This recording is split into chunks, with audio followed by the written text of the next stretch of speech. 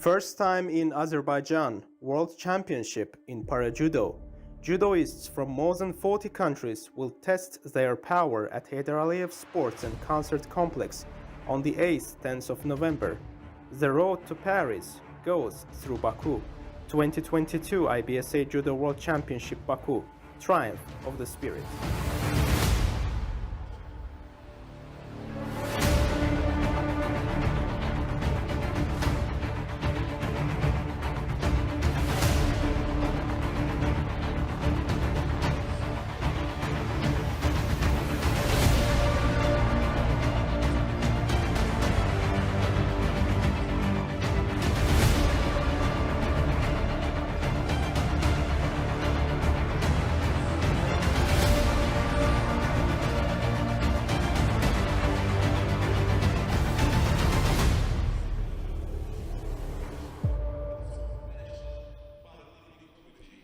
Good morning everybody and welcome to the opening day of 3 days of competition here at the World Judo IBSA Championships in Baku, Azerbaijan. My name is Esther Stam and I'm really excited to be your commentator for the next 3 days. Today we have 4 weight categories to bring to you on this first day of the World Championships. 2 women categories in a 48 and 57 kilogram category, and we have 2 men categories, the 60 and a 73 kilogram category. So for each weight category we also have 2 classification categories, which I will tell you more about during the day. I will switch between the mats. The action will take place on 3 mats today, and I will switch between the mats and tell you who is fighting there, of course. So here in Baku is the first joint event of the International Judo Federation and the IBSA, the International Blind Sports Federation of this year. And I'm really excited to be here for this World Championships. Last few days the Grand Slam here took place of the International Judo World Tour, and now it's followed by the World Championships, of course. And the International Judo Federation is supporting this tournament with the referees. So the referees here on the mat this weekend will also be active in the World Tour, and the staff is of course also committed here to help. So that's really great. I think today here we will start on mat number 3, but I will tell you a little bit more about that.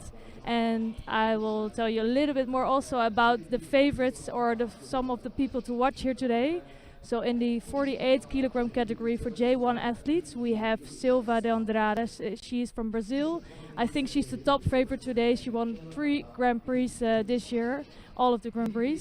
But we also have Natalia Nikolakchik. She's the European champion in the 48, but she's also the bronze medalist of the 52 kilogram category here of Tokyo. Then in the under 57 kilogram category, we have Priscilla Gagne. She was the silver medalist of the last Paralympic Games in Tokyo. So that's one of the ones to watch here. In the 48 kilogram of J2 category, we have former Paralympic champion competing here today, Sandrine Martinet.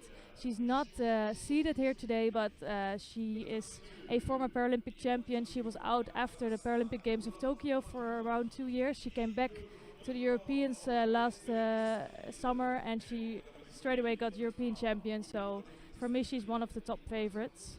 Then we have a really interesting setup in the 57 kilogram category, who we're just gonna watch now, between Zeynep Selik, and she's the current world champion and a bronze medalist of Tokyo, and she will be facing one of the other favorites here today, Ina Sik, and she's returning to the competition scene here after a few years of absence. So we're gonna start on mat number 3 here today. I'll tell you something more about the weight categories of the men later, but for now we're starting with the 57 kilogram category.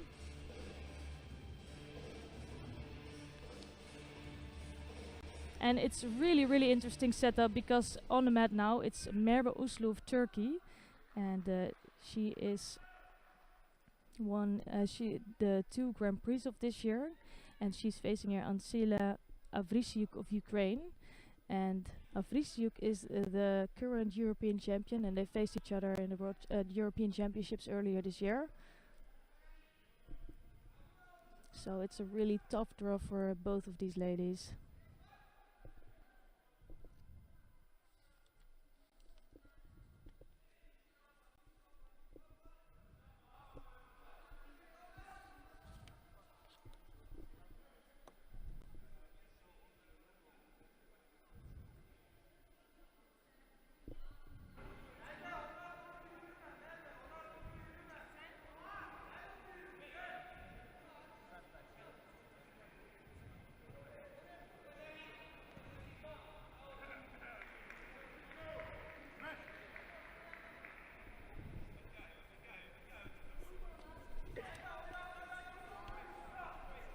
So these both women, I think they fought both in the individual and the team competition.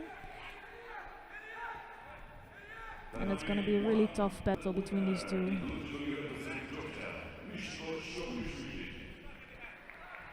Nice action of Vrisiuk now, taking backwards Uslu.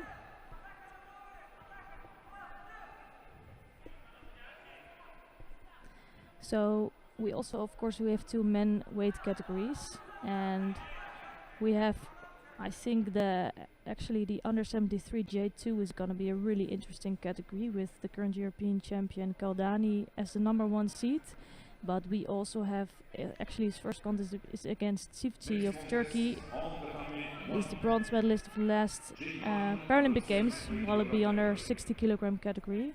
We have the world champion Ozar Yaluli of Kazakhstan. We have Abbasli of Azerbaijan. He's the bronze medalist of the Paralympic Games. We have Ibanez Benon, second at the Paralympic Games. In the 66, we have Rahimli, who is the Paralympic champion of the 81, and we have the bronze medalist of the 73 also being here, Kornas of Germany. So it's going to be a really tough 73 kilogram category here today.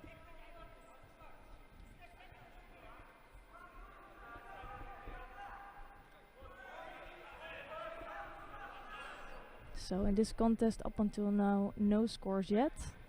I think Vrisiuk is looking like the slightly stronger one. And it's a first Judo here for Merve Uslu.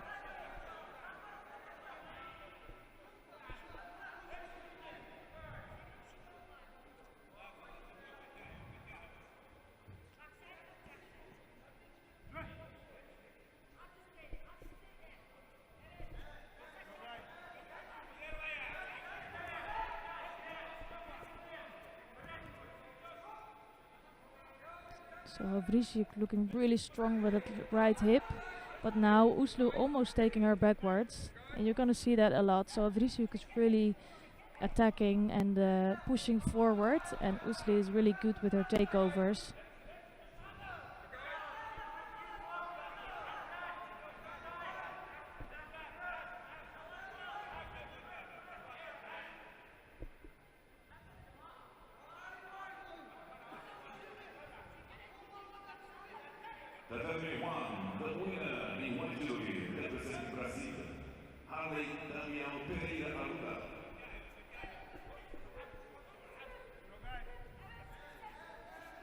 So again, it's a Vrisiuk with his right-sided grip, but this time Uslu has a really strong left-sided grip over the top of Vrisiuk, looking quite strong.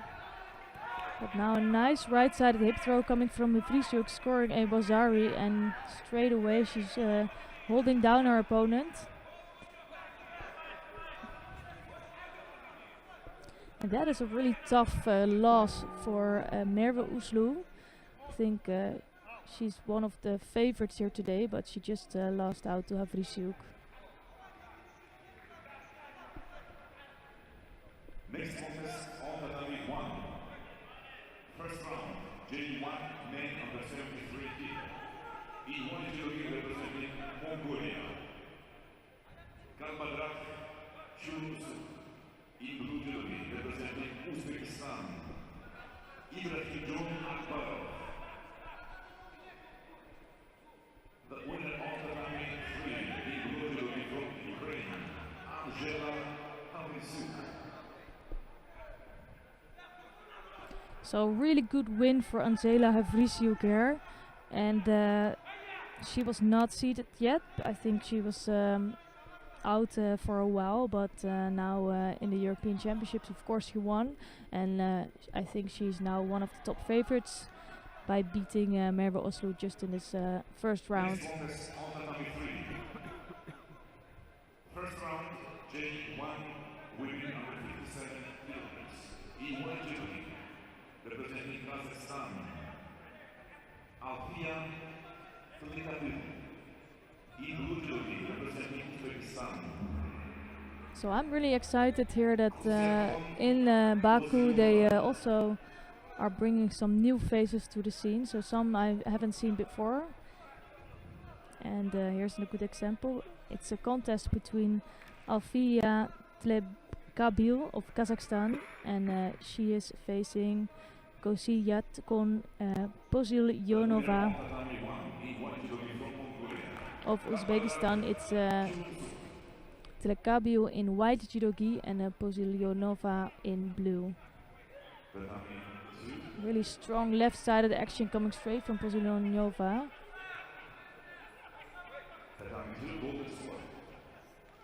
Followed up by Sutami of Tlebkabil. Representing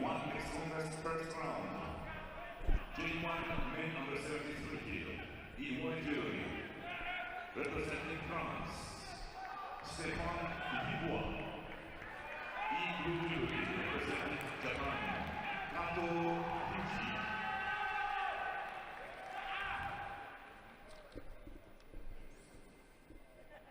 So since the beginning of this year we have a new setup for the athletes with less weight categories and a split between the visual impairment categories. So before we had B1, B2 and B3 categories, and now we just have the split between the J1 category where the athletes have the highest visual impairment and J2 for the athletes with slightly less visual impairment. So due to this new setup you will see a smaller number of athletes. Well, I think that's not entirely the case in Baku, where it's been a really good entry list, and the quality will be very high this weekend.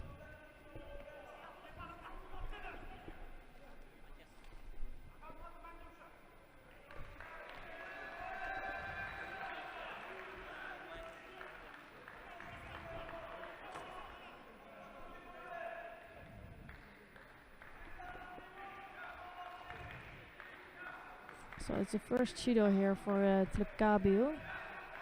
And Pozilyonova is just a little bit more active here. Again with that left hand quite strong. So Pozilyonova, she does have a really strong left-handed grip. She's just maybe a little bit shorter than Tlebkabil, so almost taken over here.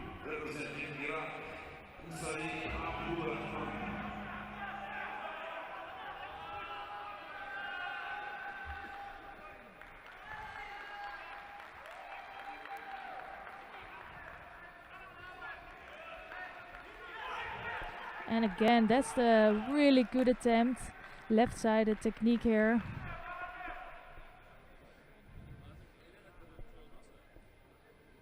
And scoring a nice ippon. Pozilyonova just won her first contest against Tlebkabil of Kazakhstan.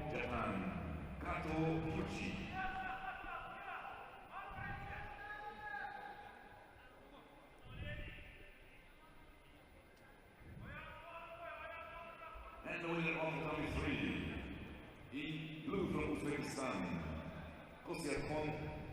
Pozilyonova.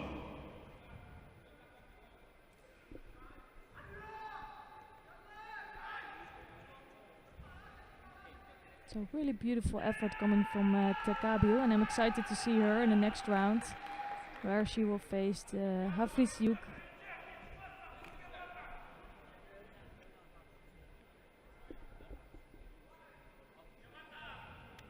So here's another really experienced athlete coming onto the mat now, Priscilla Gagne of Canada. So she is the silver medalist of the last Paralympic Games in Tokyo. She did that in the under 52 kilogram category. Of course, that category doesn't exist anymore here at Paralympic Judo. So she's fighting in the under 57 kilogram category, and she's now facing Larissa Silva of Brazil. It's Gagne in white judogi and Silva in blue.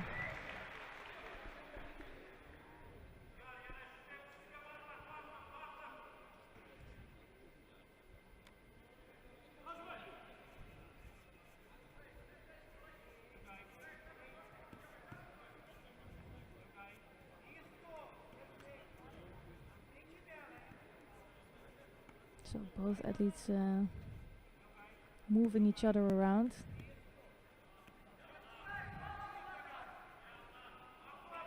taking their time to come in with the technique.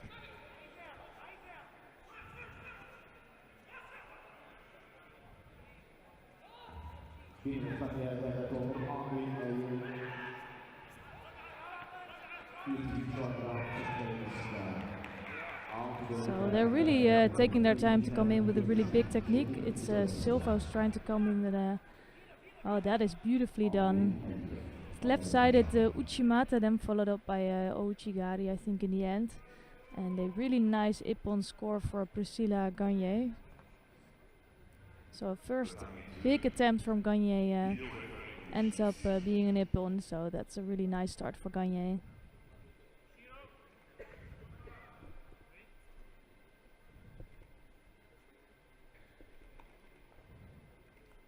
So here you can see the Uchimata. Ah, it's actually followed up by a Kochigari. So that's a really nice combination of attacks. Really beautifully done. And a first win under the belt for Gagne.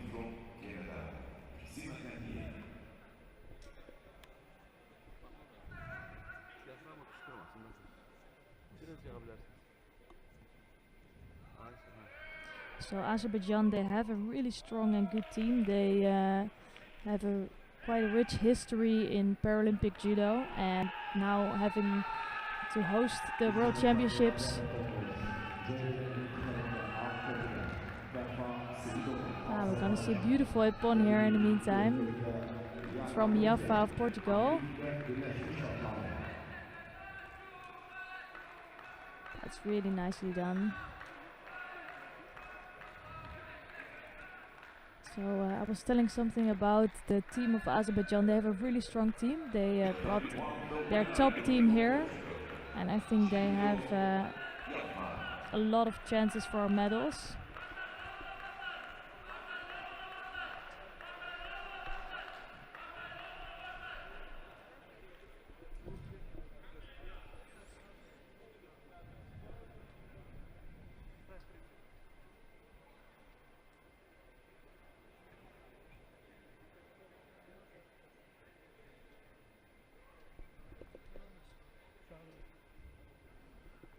So I think they're checking out where Vafa Sedova might be. So Liana Mutia is waiting here on the mat in blue judo gi.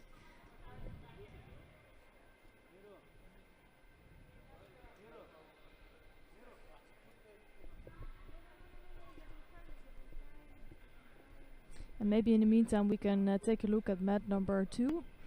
See what's going on there in the J1 under 60 kilogram category. On the mat here is Faisal Chibib of Algeria, and he's facing Kapil Parmar of India. J1 men under 60. In white from Algeria, Faisal Chibib. In blue from India, Kapil Parmar.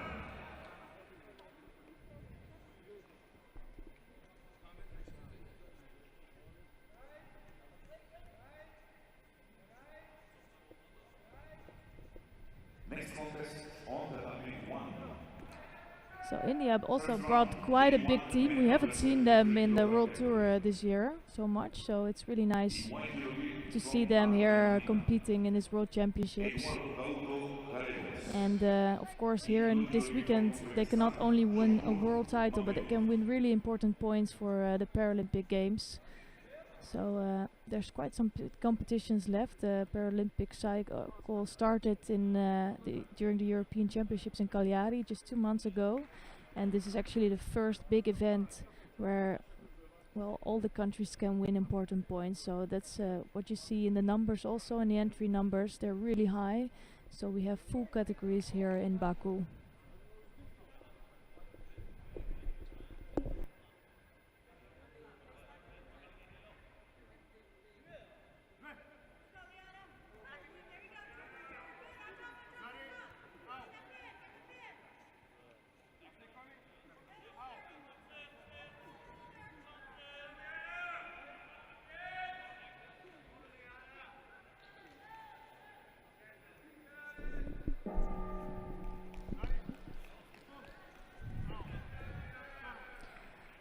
But still 3 minutes on the clock, and Parmar is looking strong.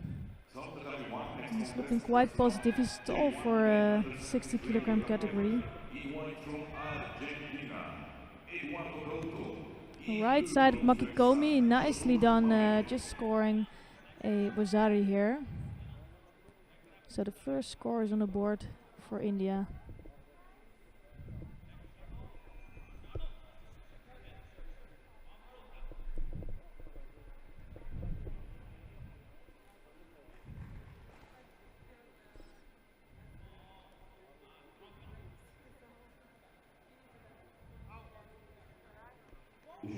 So that was really nice groundwork, and it's unfortunate for Parmar that he had to tap out on this Shimiwaza here. So Parmar looking really strong and good with his Tachiwaza. But then having to tap out on Jabib. So here you can see the action, really nice right side of Makikomi.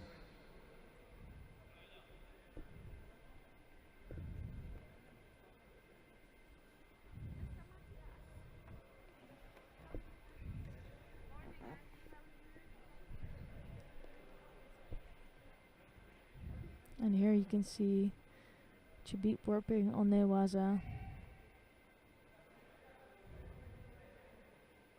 And that was on very, very fast.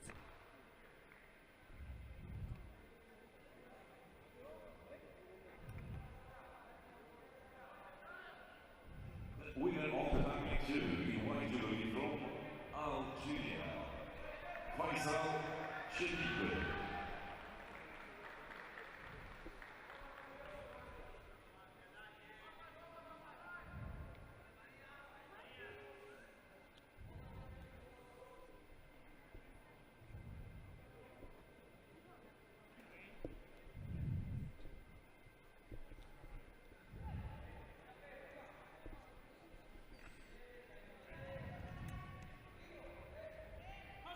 So there's some really nice contest already going on. I think the biggest difference here between IBSA Judo and IGF Judo is that they already have to grab. So let's see for some really nice attack here. And that's actually a big surprise here that Manzanero Ruiz threw over Giordano. Giordano is normally a really tough one to beat. But here Maria Manzanero Ruiz just beat her opponent quite easily. So she started off these championships really well. So as I was saying, the difference between IBSA and IGF Judo is actually not that big. The biggest difference is that they will already have their kumikata on when they start the action. And the rest, they are following the IGF rules.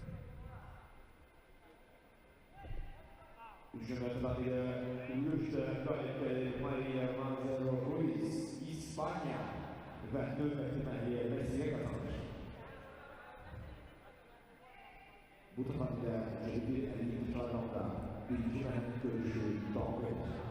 So we have 3 more rounds coming up in the 60 kilogram category for J1 athletes. And this one being between Asilan Nurdauletov of Kazakhstan and Mahtab Alam of India.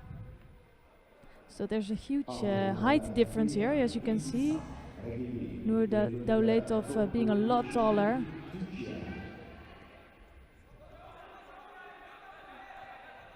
Oh, and that's quite easily finished off by Nurdauletov. First Uchimata, and Alam also he didn't really look like he have a big defense here, and just going over by a Nippon. So unfortunately for him, these championships are over in 10 seconds. Well, at least for the first contest.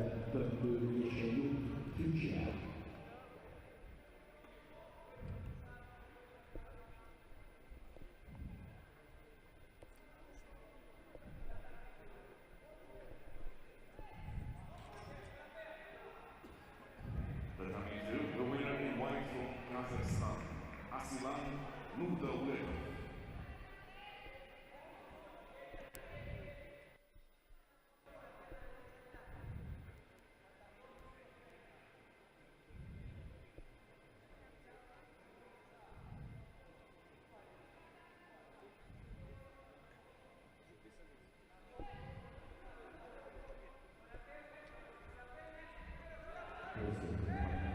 Üçlü Priya, İslam, rakibi gözlerinde döndüğü yeşil yurt, Türkiye.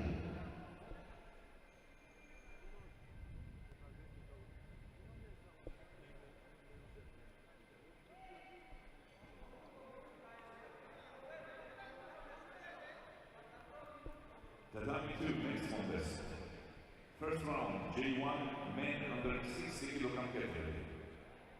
In white jewelry, representing the Republic of Korea, Kim Hyun-bin.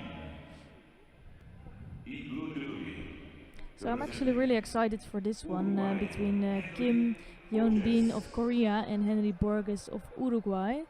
And Borges is a name we know and we have seen before. Kim, I haven't seen Koreans compete in so many competitions this year, but here they brought a full team.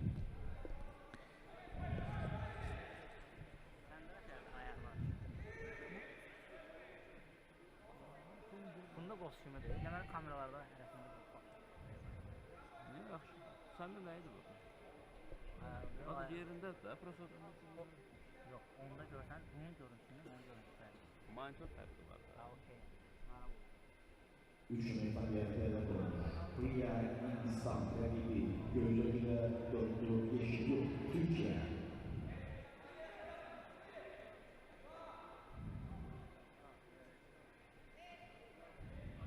So the competition here takes place on 3 mats, as you can see, and if you want to switch to another mat, you can of course do that on the IBSA YouTube channel. So all mats will be on there, and you will be able to find the draw at a contest sheet hopefully later today on IBSAjudo.org or .sport. So there you find the news. You also find the news at the IGF.org website.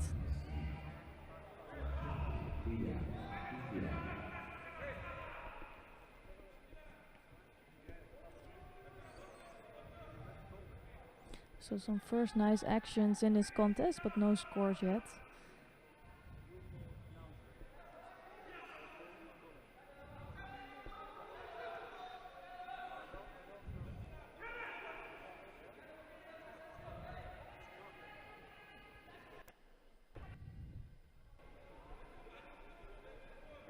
Tatami 3 representing India.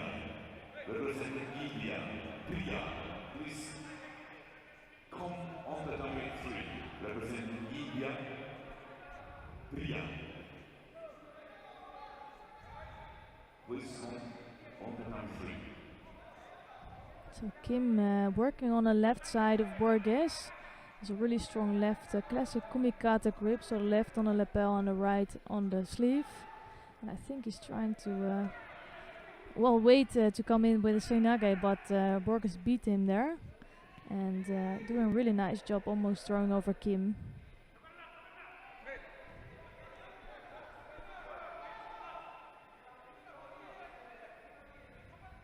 So he's under there quite nicely.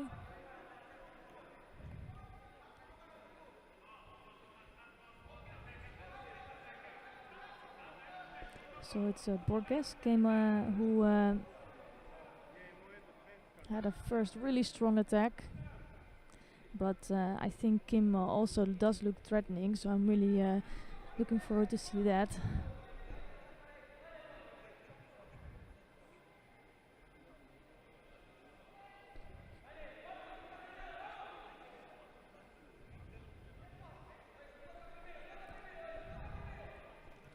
Let's see if for a second we can switch to mat number 3 and until he's tidied up again to see what's going on here in a contest between Priya of India and Dundu Yesilyurt of Turkey.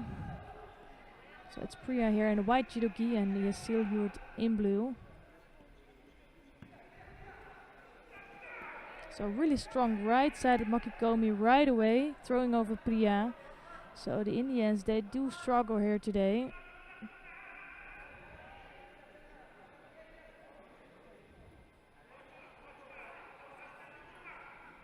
And Priya's already facing, was already behind.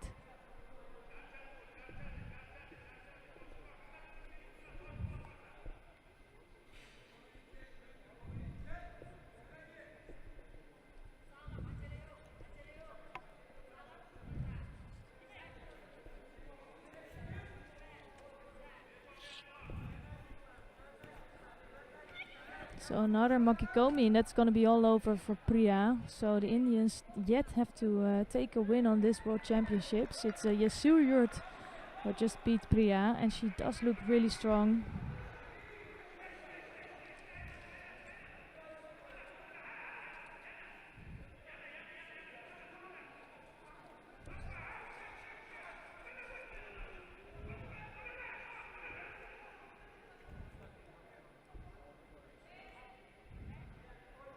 The winner of the round 3 in Judo, representing Turkey, Doğu Yeşilyurt.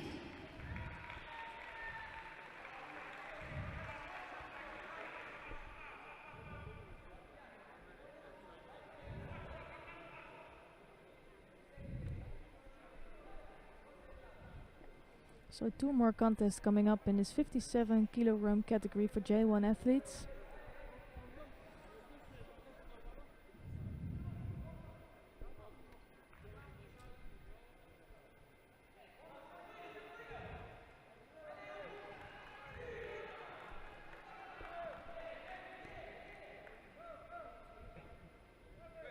The round 3 next contest.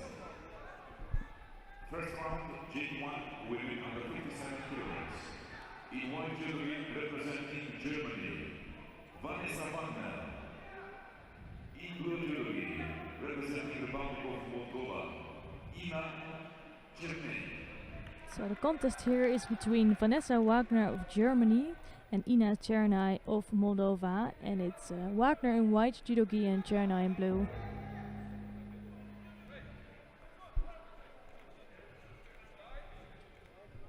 So it's a J1 category where athletes are blind or almost completely blind. So you can see that the referee will help them a little bit more to get to their space, to the place in the middle of the mat. Also, when they will enter the corners of the mat, they will give them a sign.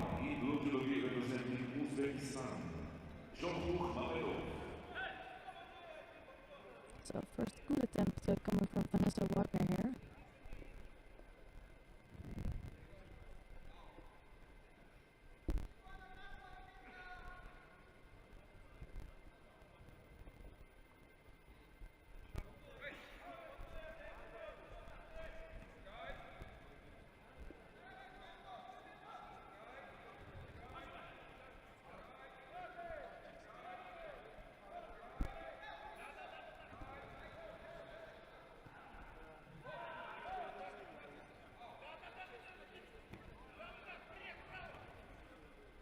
So that was an attempt coming from Ina Chernay, but it almost looked like Wagner was also coming in with the technique here.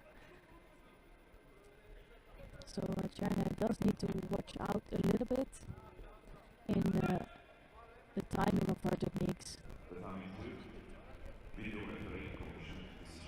And on that too, Henry Borges, which is starting off quite good. He also won his contest between him and Kim. So we will see him later today.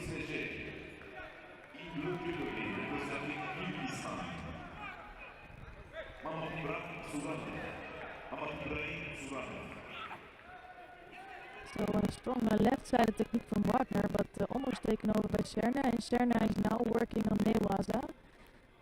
Just pushing a little bit too hard on that arm, so it was a good possibility to escape from Wagner.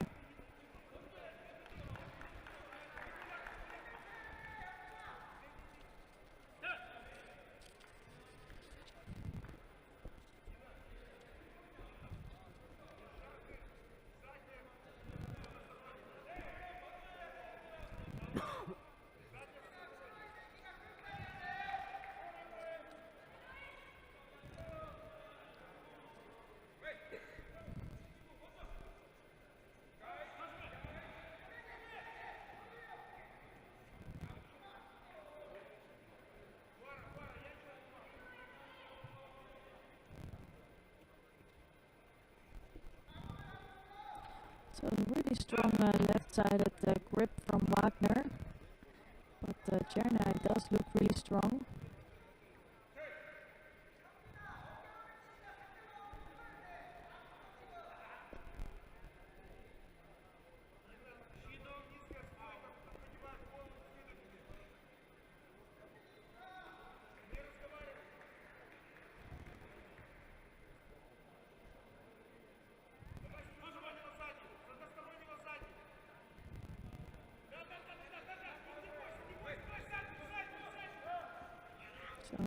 right-sided technique, and this time it does result in a score for Wagner.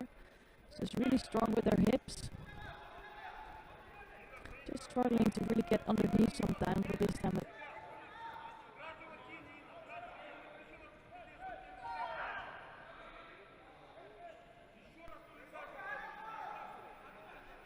so it's the Rosari lead for Wagner, and she is looking strong here.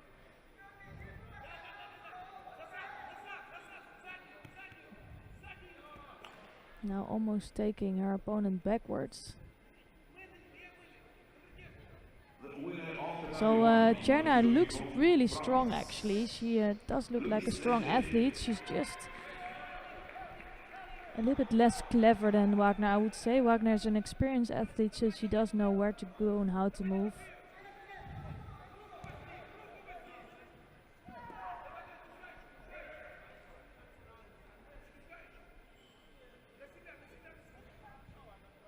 So Cherna is working in Newaza, but I think Wagner is defending on that really strongly.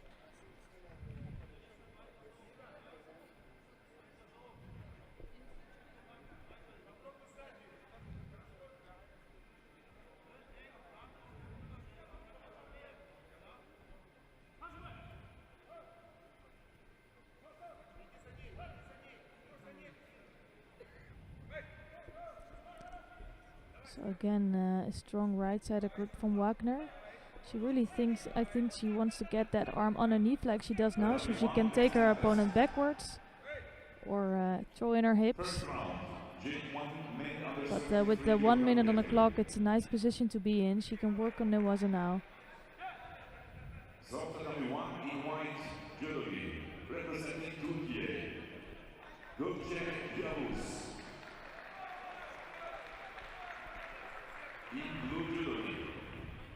Representing Kazakhstan,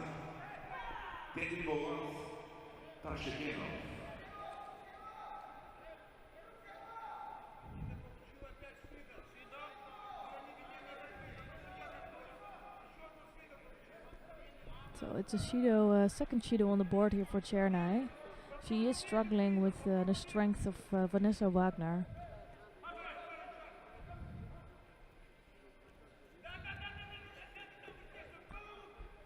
Nice right-sided Yoko to Otoshi attempt coming from Chernai. She does look like she has good moves, and she is a good athlete, but not quite there yet. She is struggling with Wagner, and Wagner leading by a Wazari score and looking all in control here.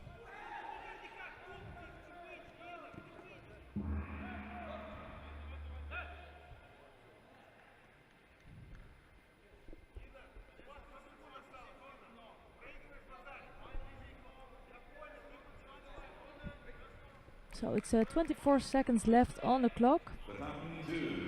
And it's Wagner leading by a Wazari score, and Chernai also having 2 Judos on the board. So she really needs to give everything to try to get a win in this contest.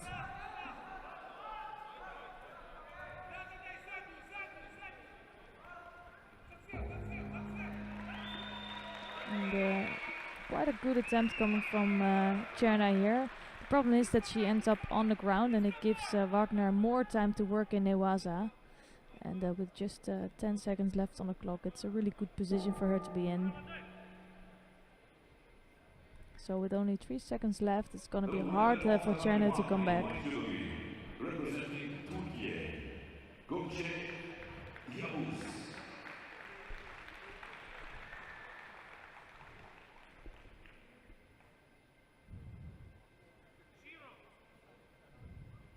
And the winner of the 23 white Judo from Germany, Vanessa Wagner.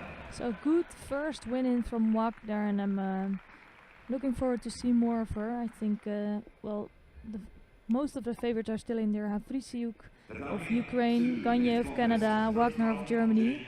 The only big favorite that went out here today is the number 1 seed, Merve Uslu of Turkey. And losing out to Havlisiuk, really unfortunate draw. Of course, she does have a chance of a rapid charge. So in IBSA Judo, if your opponent gets to the semi-final, you still have a chance of a medal, and you will enter the rapid charge contest. 3年間やってるということなんですけど、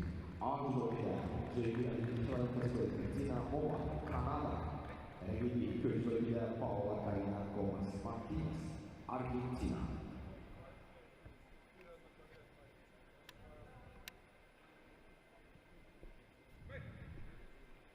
So we're gonna see another Canadian here, Christina Mowat. So it's Mowat here in a white judo gi, and she will be facing Paula Karina Gomez Martinez of Argentina. And it's Mowat in white judo gi and Gomez in blue.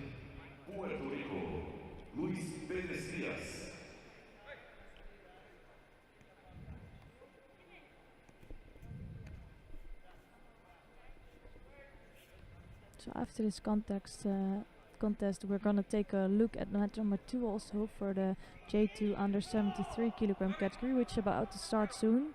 And as I told you before, it's a really packed category, and I think that's gonna be one of the most exciting categories here today.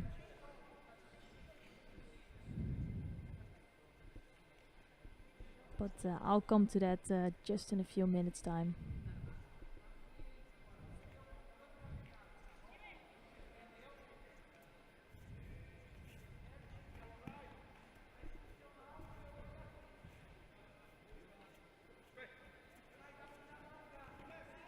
That's a nice Ippon, just really walking over Gomez here.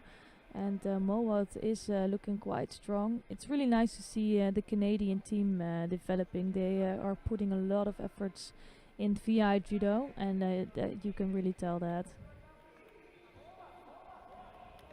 So I think it's just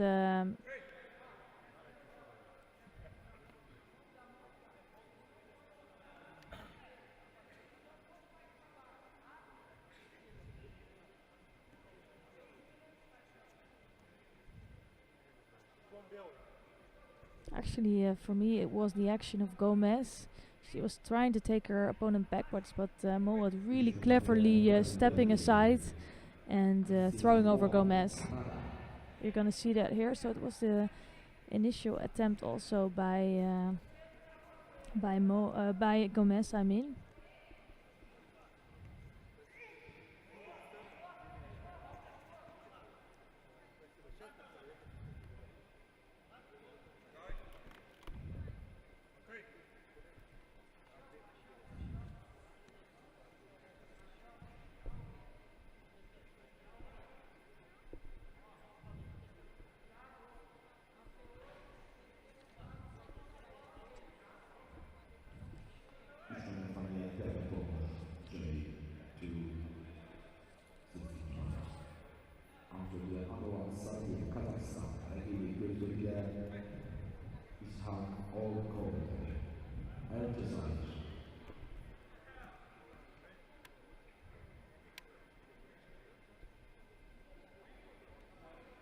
So we're gonna watch this contest in the under 60 kilogram for J2 athletes.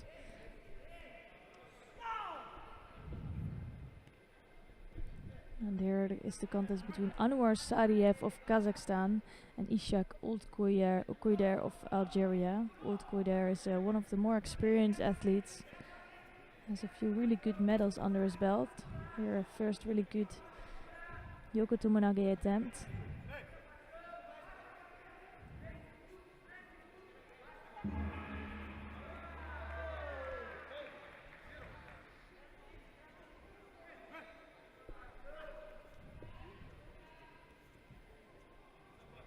So Ultkuyder is looking really sharp, quick on his feet.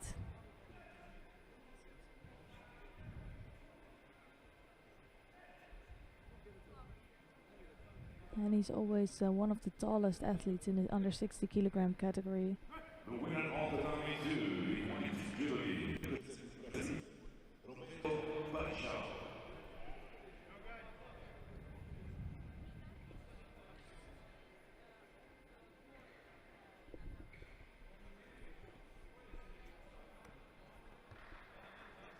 So a nice left-sided Sodi attempt coming from Sadiev, straight followed up by Ultkuyder.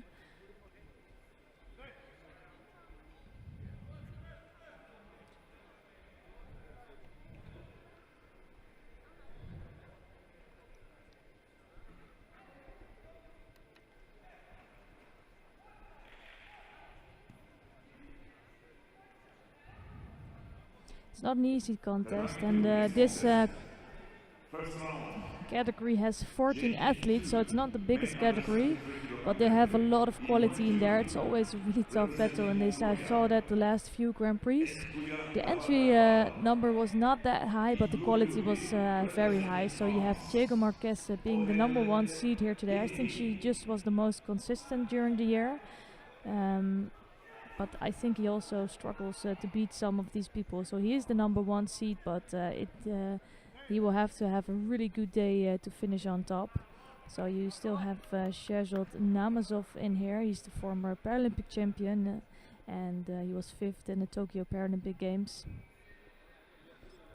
And then if I look at the contest sheet, you also have Surab Surabiani, who is always very strong.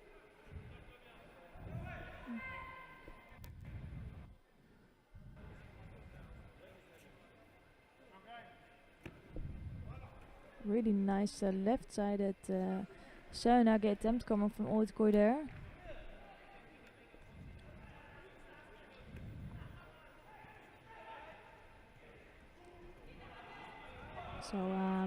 So you have Surab Surabiani, but you also have David Koravar of Ukraine, and they are facing each other in the first round. I think this weekend or this 3 days you're going to see a really few tough first rounds.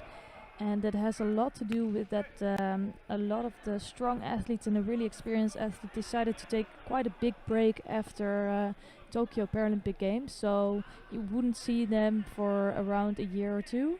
And now just recently decided to come back. But with just coming back recently, they don't have points for the world ranking, so they're not going to be seeded. And that's why you were going to see some really tough first rounds during these World Championships.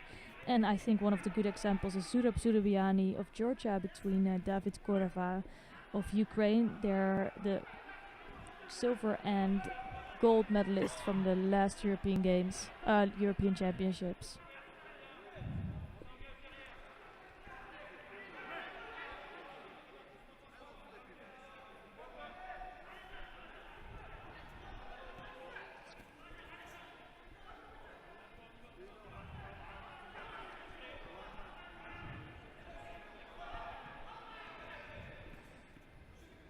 So I think Oudkoy is struggling with the height of Sariev. So Oudkoy is really a tall athlete, but he does like his low techniques, as you can see here, a Sutami attempt.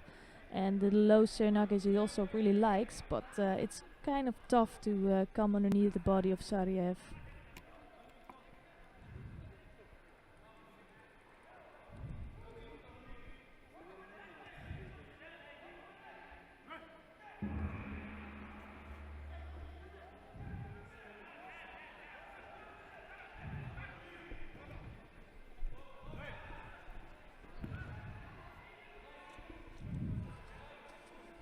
So Ishak Oudkoy there was the silver medalist of the last World Championships. He lost out to Olzas Orazalyuli, and I'm excited to see him compete in the under 73 kilogram category. So there's quite a few athletes that had to move up from 60. They normally would go to the 66, but that's not a category in the IBSA Judo, so they will move up until 73 kilogram. So good examples are Recep Sivci coming up from the 60s, Olzas Orazalyuli, and I think another really great example is Alex Bologa, who we'll see in the J1 category of the under 73 kilogram.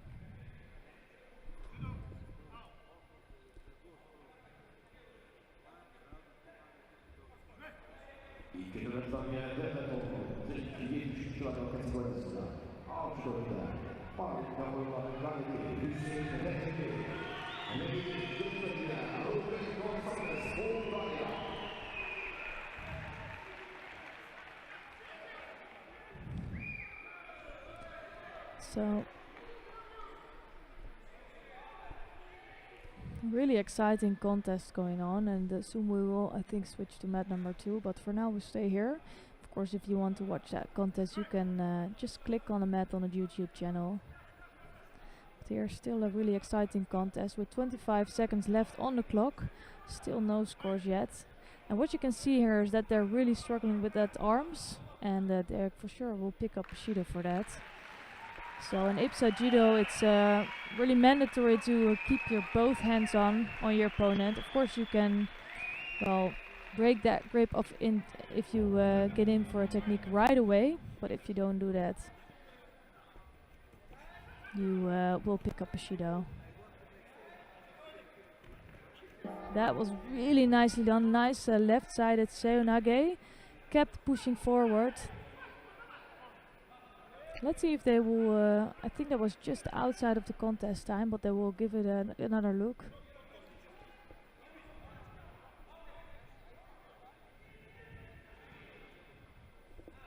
We have moved the score on penalty 1. Üçüncü tahminde İstiklal.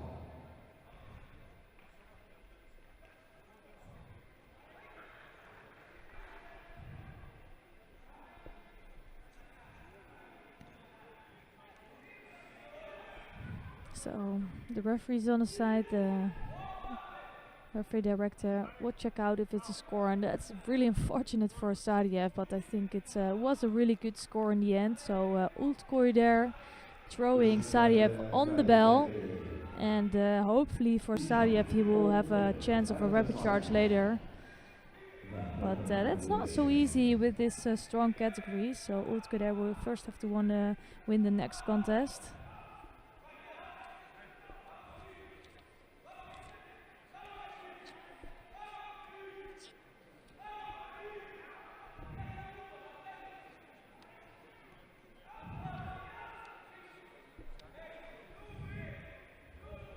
Üçüncü tahminde devlet oldu.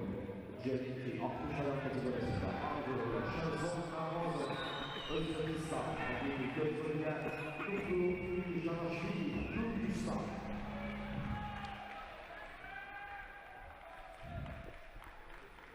So we're gonna watch another former Paralympic champion, Sherzod Namazov. You're seeing him here in white judogi, and he's facing Mirgri Janashvili of Georgia, and it's a Namazov in white and Mirgri Janashvili in blue. So Namazov is such an experienced athlete. He was a third at the last World Championships. He took a 5th place in Tokyo, which was quite disappointing for him, but in Rio he took the gold. So I'm wondering in what shape he will be today.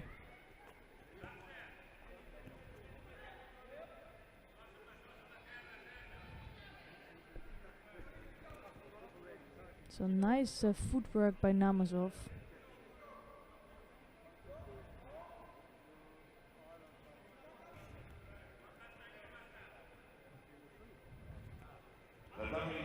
Really nice left Ochigari. You can see he has so much quality.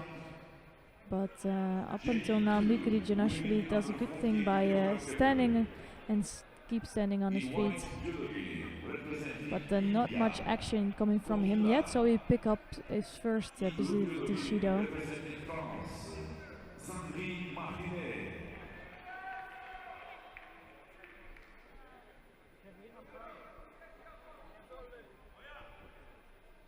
So strong left-handed grip.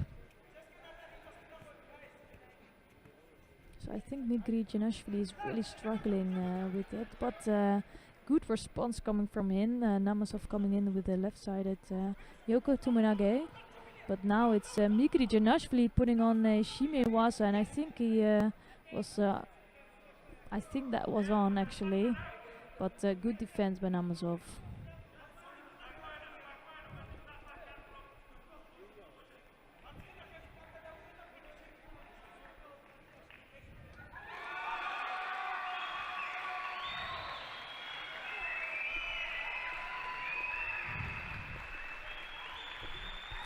So the Paralympic champion Hussein Rahimli just won his first contest on mat number 2, scoring an ippon against Roland Gonçalves.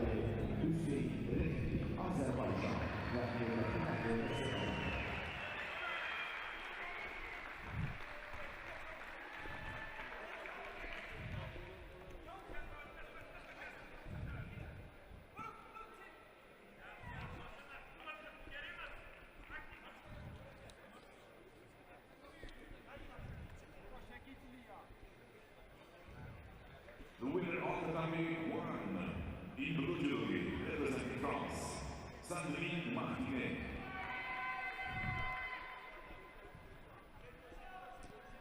So there's some really interesting contest happening on mat number 2.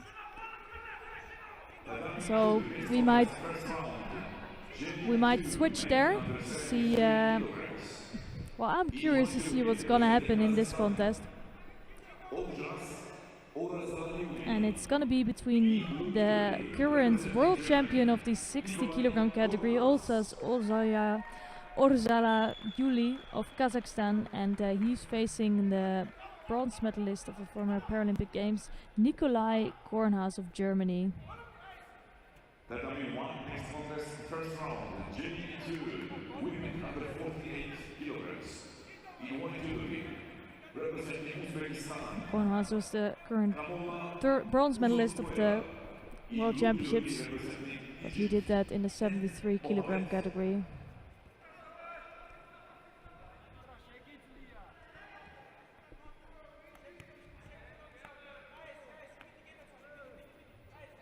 So a first attempt coming from Kornhaus.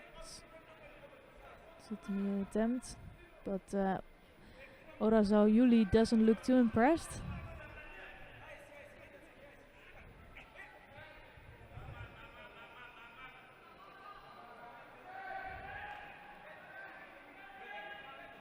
So Orazao Yuli doesn't look too small for the 73.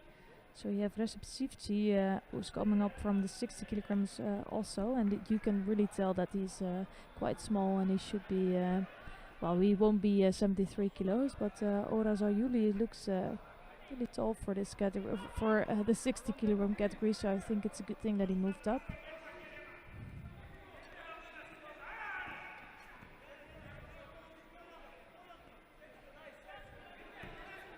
So another Yuko Tominage attempt from Kornhaus, but it was really not the right timing for that. So he completely blocked himself, so there was no really movement or reaction from his opponent.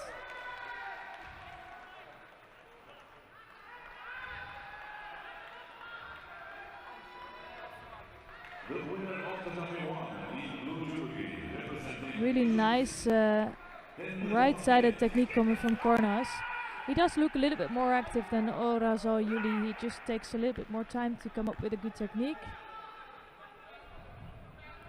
Oh, and that's a big shocker on mat number 3, where Miki Janashvili just beat Namazov.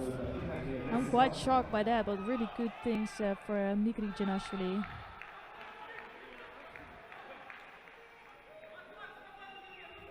So another favorite is out in this 60 kilogram category.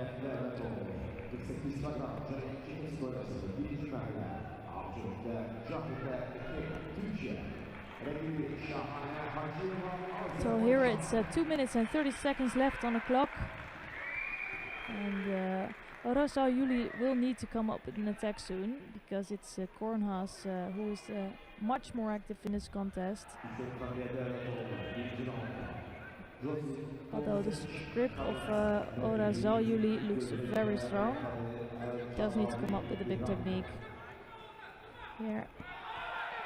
Here you can see the strength of Orazao Yuli. It's really impressive to see him fighting, well, 2 categories up comparing to the last World Championships. But he does look very strong in this contest.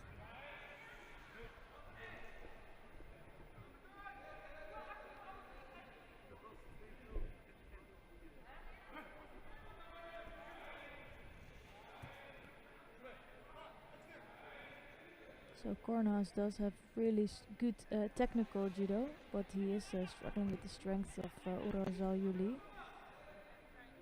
I think it's quite an even contest, no scores on the board yet, and now half the contest time is gone.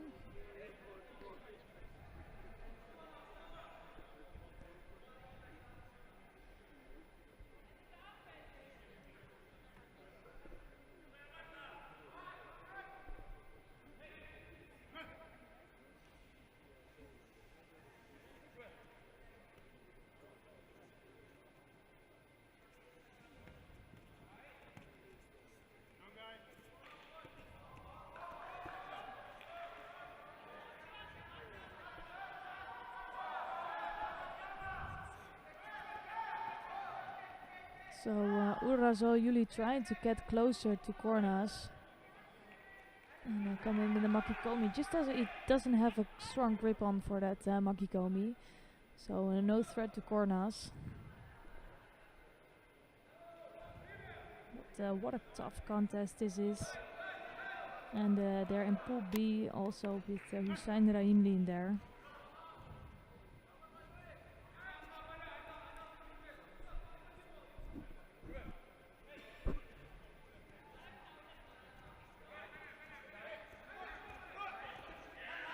So Urazo Yuli trying to fight on that right side. Ooh, that's really nicely done. And here you can see the core strength of Urazo Yuli. Wow, that was really nice stuff. And now trying to move over Kornas. He did have a really strong grip on that right arm, but a good defense from Kornas. So Kornas looking at Razari brand. Here you can see really nice footwork. But I'm really impressed with the strength of Urazo Yuli.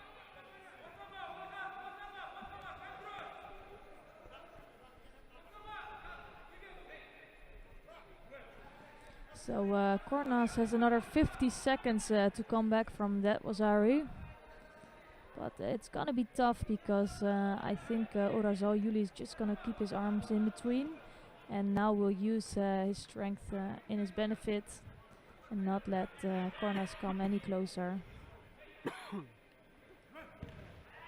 Nice right-sided technique from Urazo Yuli.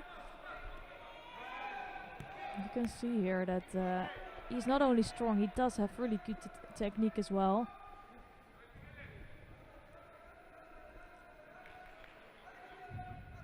So it's impressive to see him 2 categories higher than the last World Championships and beating one of the favorites. Well, didn't beat him yet, still it's 26 seconds left. Nice attempt coming from Kornas, so close to scoring here. So it's not over yet.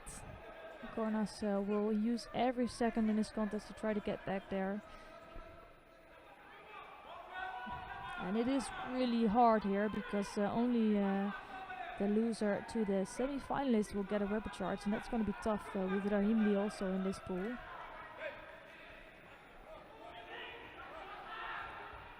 So Kornas desperately trying to do everything to get a Wazari on the board or more. But I'm not completely sure if that's possible to happen.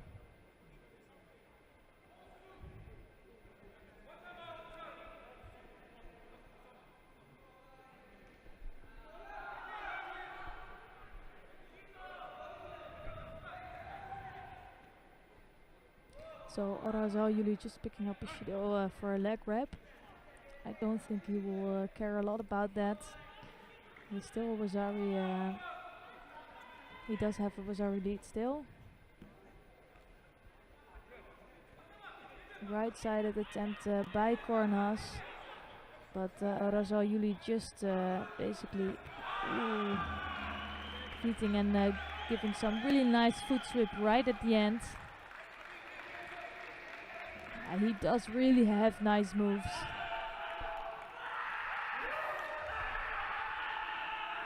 So it's a frustrating loss in the first round of this World Championships. Kornas coming back, and he's such a strong athlete, but I think he just was a little bit unlucky with the draw here as well.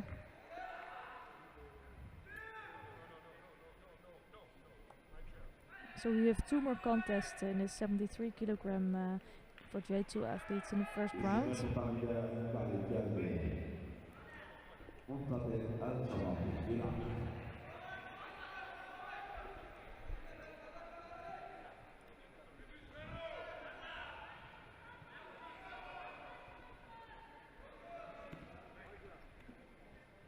The number 2 in this contest. First round, J2 men under 73 kilograms. In white jury representing France, Anatoly Roman. In blue jury representing Georgia, Bachumi Shelia. So here we're gonna see the contest between Anatoly Rubin of France, and he will be facing Bachuki Sheli of Georgia. It's Rubin in white judogi and Sheli on blue, and Sheli, of course, is competing with another really strong Georgian. It's Georgi Kaldani. He's the #1 seeder today, the current European champion, and also winning a few Grand Prix in the past.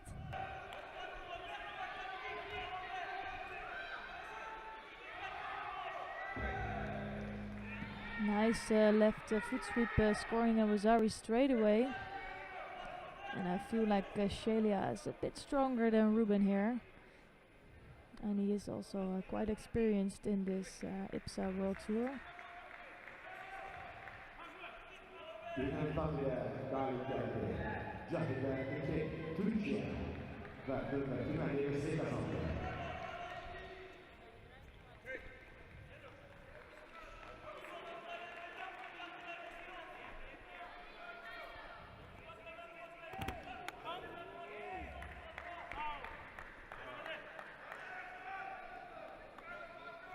So let's check out, wow, that's a really beautiful ippon by Gavilan Lorenzo of Spain.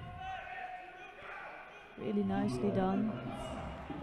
So we will be happy with that win, and another really big ippon coming from Bachuki Shelia here. And Ruben not so experienced, but I think the French team, they want to have a big team present here today. Here you can see just a really nice takeover by Shelia. So of course, being the host of the next Paralympic Games, they will have a qualifying spot in each weight category.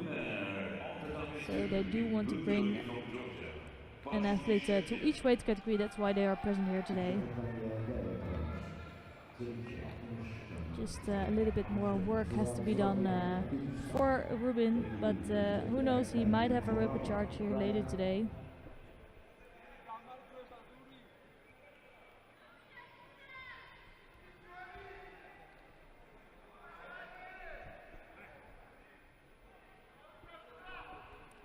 So for this last first round contest in the 73 kilogram of J2 athletes, we're gonna see a contest between Kim Dong-hoon of Korea and Osvaldas Baraikis of Lithuania. Tatami 2, next contest, first round, J2 men under 73 kilo. In white judogi representing the Republic of Korea, Kim Dong-hoon. In blue judogi representing Lithuania, Osvaldas Baraikis. So we've seen Kim Dong-hoon in Antalya earlier this year.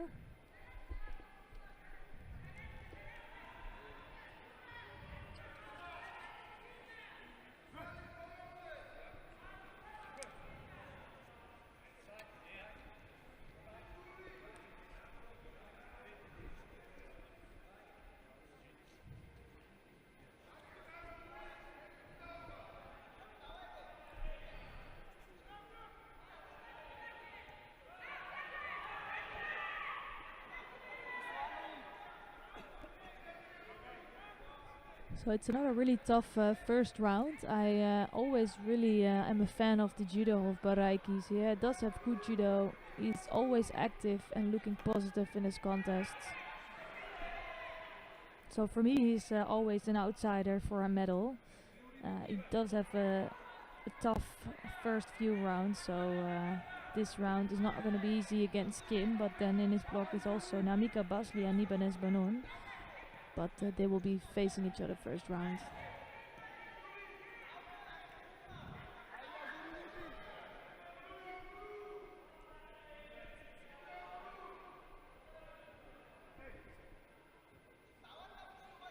So Kim just is picking up a Shido for wandering off the mat area.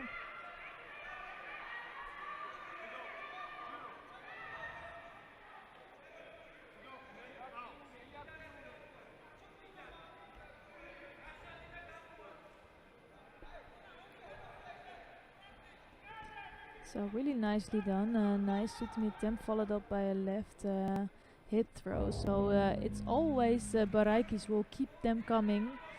He keeps attacking all the time, and that's really tough on his opponents.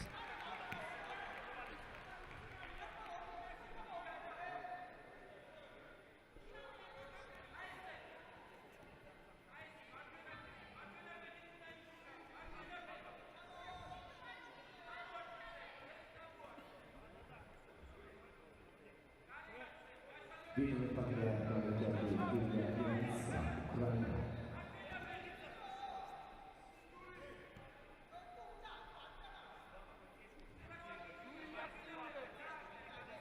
So right-sided technique coming from Kim, but he is struggling with Baraikis moving around so much. He doesn't get the good timing for this technique.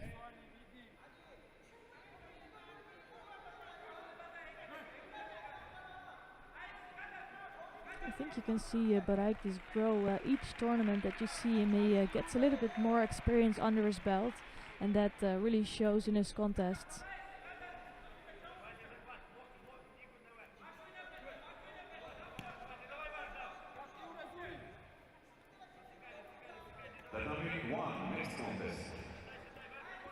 So here you can see Baraikis grabbing that left side on the top, so he's gonna try to come in with some sort of with some sort of sutmi, as you can see here. You can see him prepare that, so I think Kim must have felt that as well. But really nice technique. I'm curious if that was not enough for a score. I don't think we're in the right angle, but I think the referees decided that it was not enough for a score. But it is a second Judo here now on the board for Kim.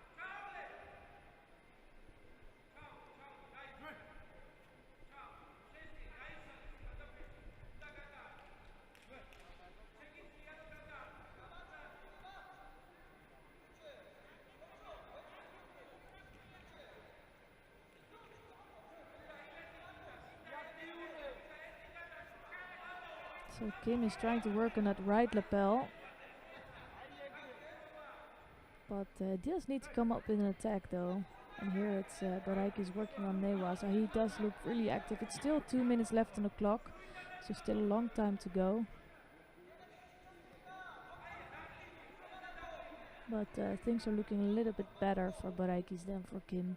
The number one, the winner in one judo from Chinese So here, wow, that was really nicely done from Lee. So the Indian team is struggling today, but it's really nice to see him here on the mat during these World Championships, and it's a good time to get more experience in. And this is basically the kickoff for their Paralympic cycle.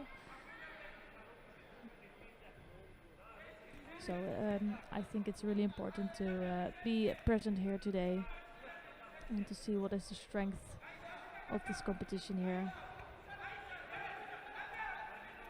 Ooh, that was really nicely blocked by Baraikis. So right-sided Seonage attempt coming from Kim, but nicely blocked and almost taken over by Baraikis.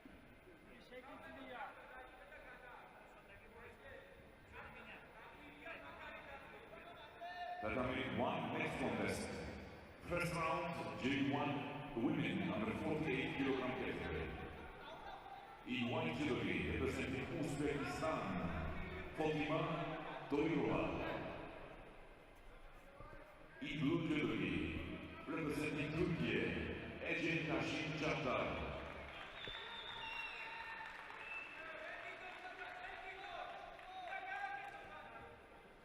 So it's 1 minute and 33 seconds left. And Baraikis looks like the stronger one, but it's really not over. Kim just needs one good moment to come in with the low Seonage. So with his right hand on the lapel, you can see him trying to find some space for that right side at Seonage or Morote Seonage.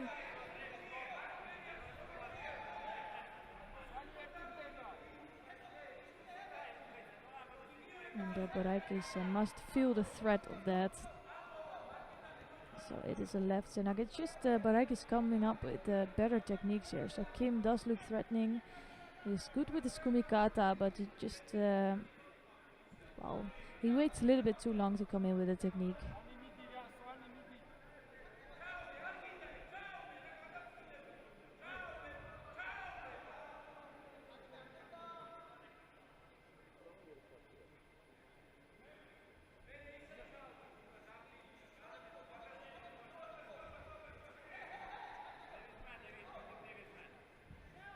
So a nice way of thinking, just to follow up something with a with some ashiwaza, some leg work from Kim, just not getting close to his opponent.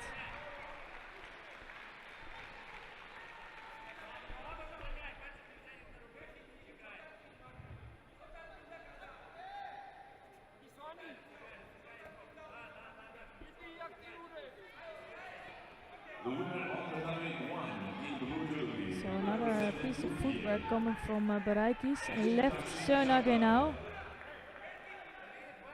And I think Kim really needs to start watching out to not pick up a third Judo.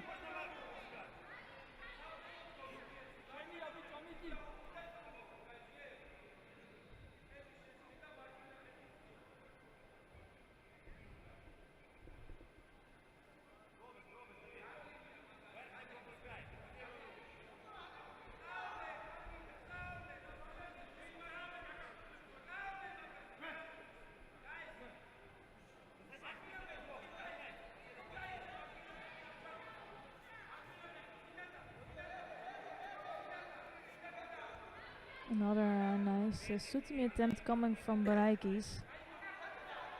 So he doesn't come up with any scores yet in this contest, but he's the one that looks far more dangerous.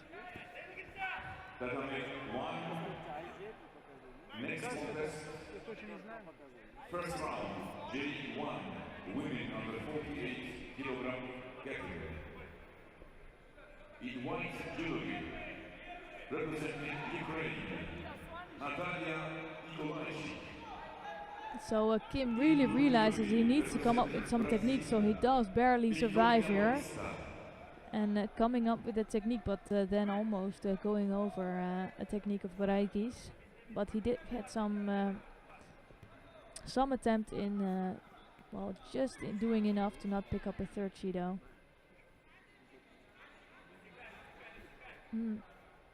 That's quite interesting.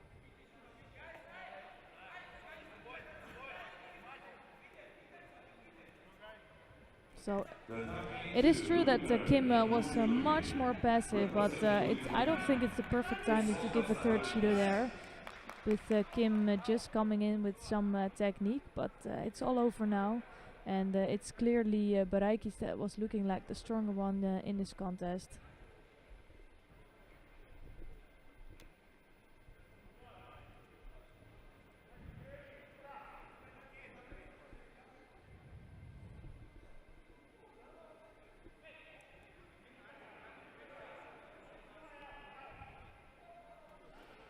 So we're gonna take a look. I would just see that they might be checking a Wazari score here.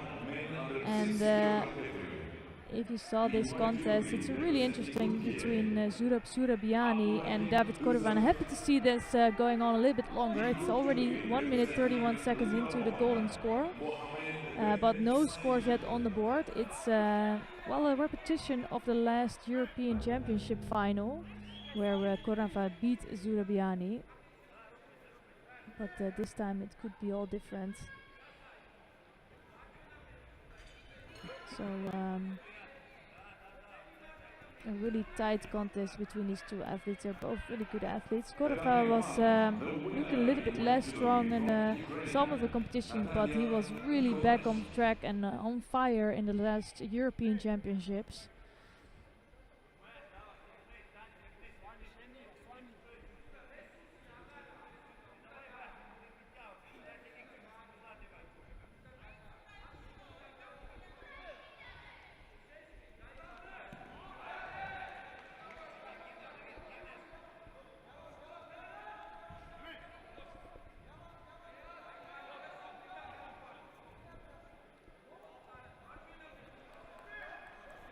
That only one next contest. Second round, J1 men under 73 kilogram category. In white judo, representing Romania. So both are really taking their time, but the advantage here is for Korova. He doesn't need to do as much as Surabiani, so if they both pick up a Shido, it will be an automatic win for Korova, and I think he knows that. So it's Surabiani that really needs to attack here. Oh, and this looks really dangerous, and it's all over for Surabiani, and this is what's making Korova such a dangerous opponent and dangerous athlete. He's really good in Tachi and Awaza.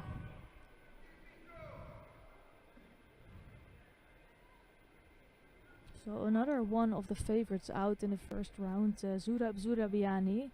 Of course, he does have a chance to come back to this competition if Korova continues to win, and will enter the semifinals.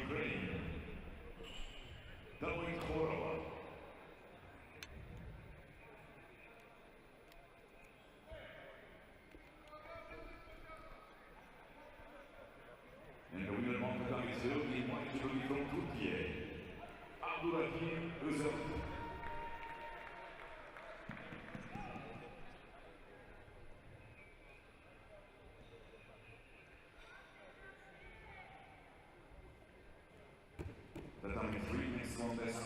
So on mat number 1, we just seeing that Alexander Bologa just won his first contest within 15 seconds against Judo Brishvili.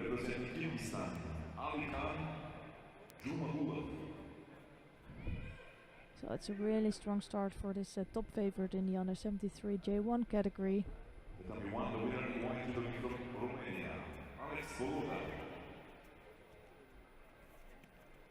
But here we're going to see the contest between Yoon Baku of France and Aligan Zumagulov of Kyrgyzstan. And it's Baku in white judogi and Zumagulov in blue.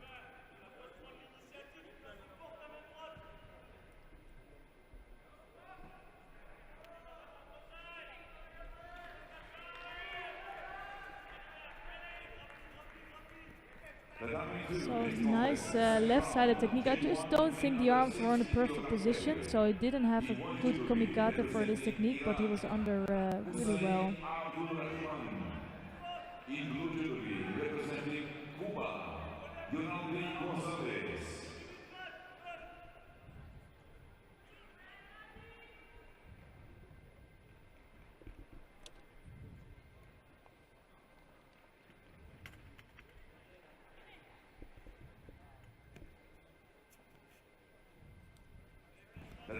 Next contest, second round. J1 men under 73 kilogram category. In one jury representing Brazil, Daniel Pereira Aruda. In blue jury representing Mongolia, Kapadar Jumursu.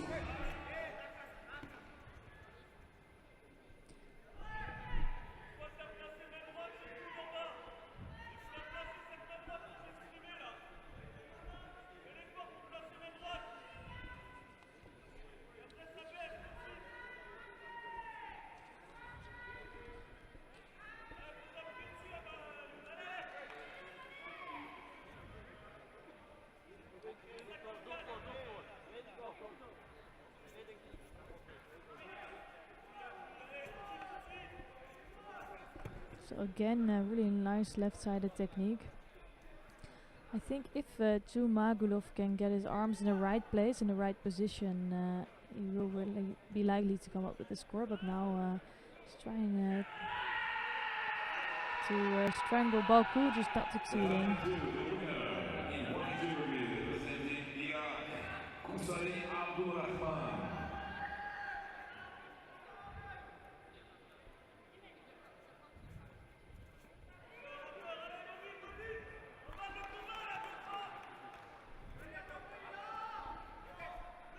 So trying to take his opponent backwards, Zumagulov.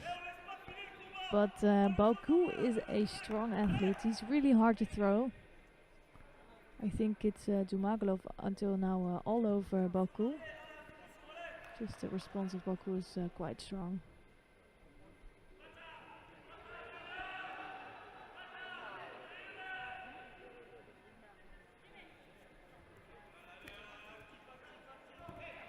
Right side at Uchimata attempt coming from Baku here.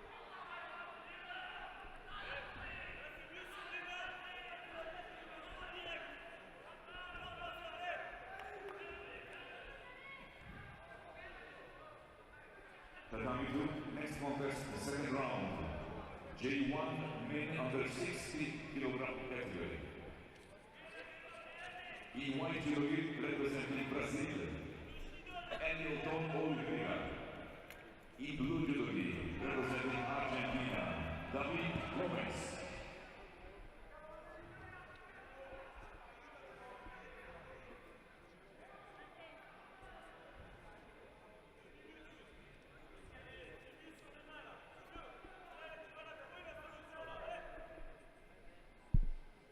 So Baku already having 2 Shidos on the board after 2 minutes.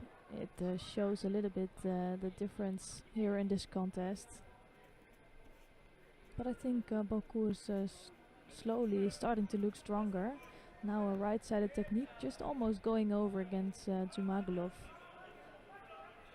But I don't think this contest is over yet.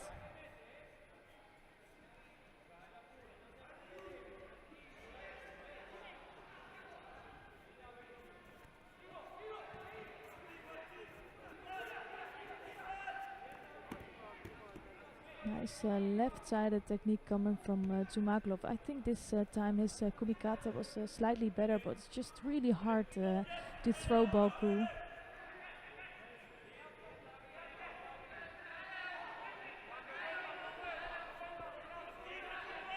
So Baku does have a strong right-sided hand, and he can really use his height against Zumagulov.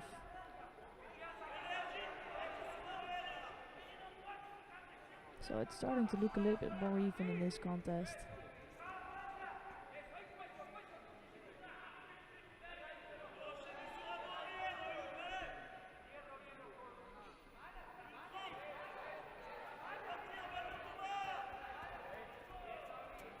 So again, right side at Uchimata. Just not strong enough on his legs, Baku, so he does fall over. And I think he's in a little bit of danger of being taken over, but it's good that he's attacking with his 2 Shidos on the board.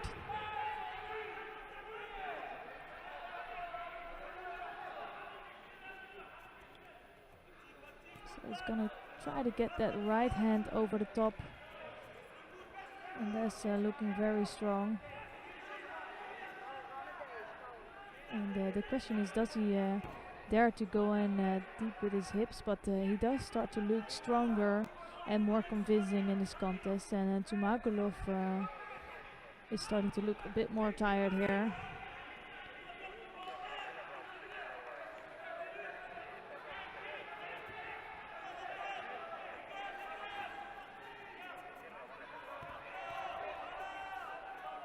So Baku is really going for it, and he pushes Zumagulov to look more and more defensive. So I wouldn't be surprised if Zumagulov now will pick up a Shido for passivity.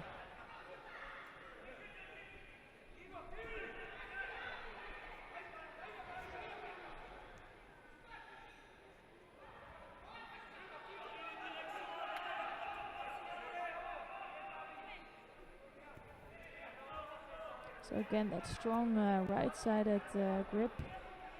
Now it's another attempt coming from Zumagulov, but they don't look as strong as anymore as in the first half of this contest.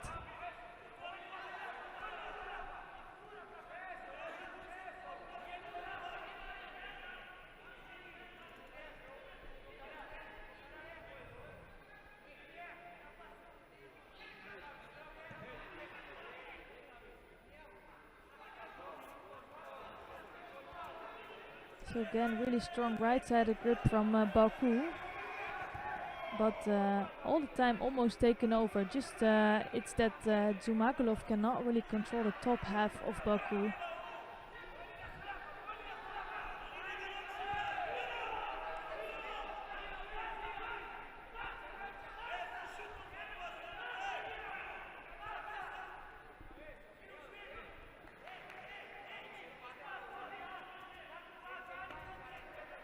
So again, strong right-handed grip. Just needs to watch out to not be taken over completely by Zumagulov.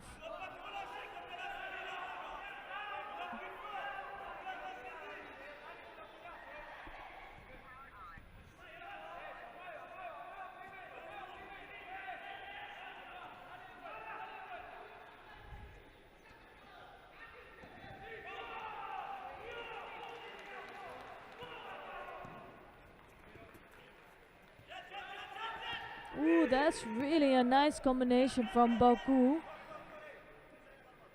And it shows a lot about the stamina of Baku. He was really struggling in the first half of this contest and started to look stronger during the second half, and now scores with a really nice combination. And he will go through to the next round.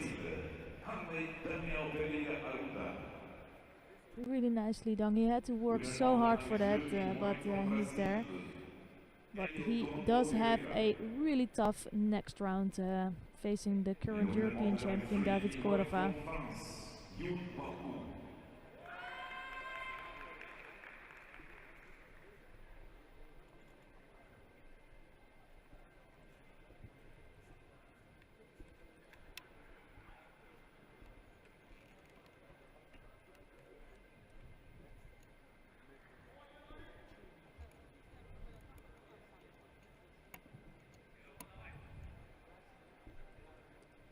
Tatami 2, next contest. Second round, J1 men under 60 kilogram category. In white judogi from Portugal, Miguel Vieira. In blue judogi from Algeria, Faisal Shedid. So we're gonna watch some contests of the under 57 kilogram J2 category, with also a nice leaf field category. And here we actually have the former bronze medalist of the Rio Paralympic Games, Hirose Junko of Japan. And she is in white judogi here, and she is facing Gushan of India. And it's Gushan in blue judogi here. Men under 73 kilogram category. In white from Kazakhstan, Yergali Shamen. In blue judogi representing Japan, Tato Yuji.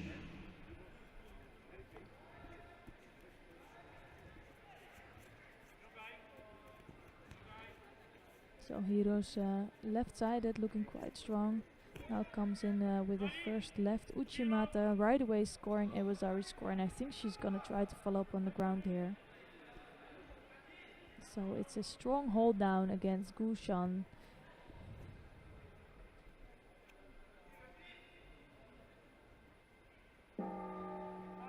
And she only needed to hold that down for 10 seconds, but it's enough for a win here.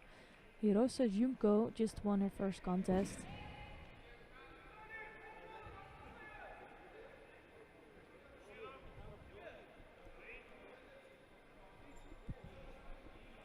The winner of the Tatami 3 in white judogi from Japan, Hirose Junko. So it's a tough next contest for Hirose. So she had a nice warm up here, but next round she has to face the current world champion Zeynep Seylik of Turkey.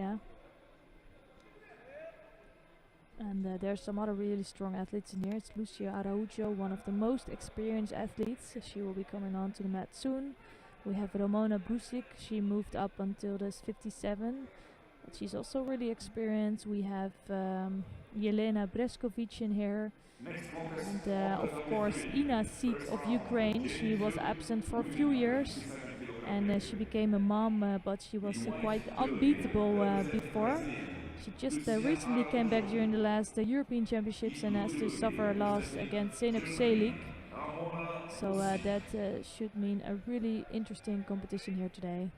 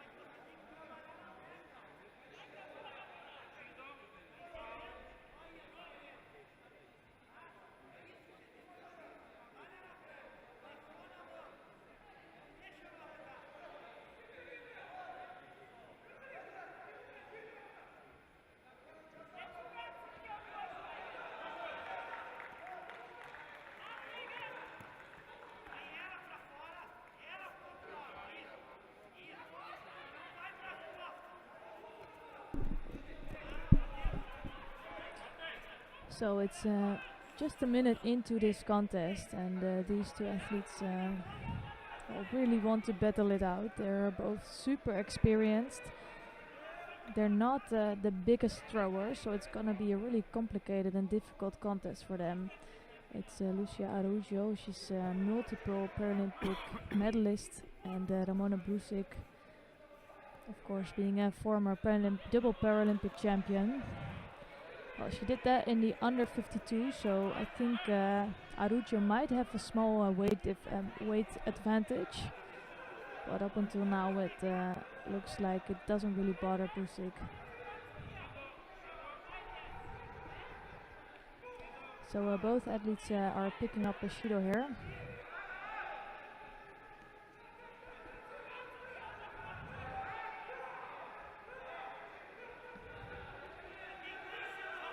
So the athlete takes time to come up with a good kumikata.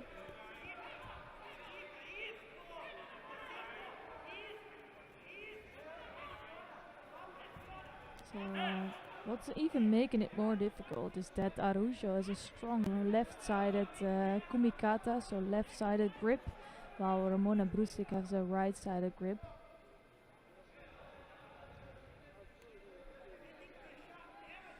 And Araujo will always wait quite a long time before coming up with the technique.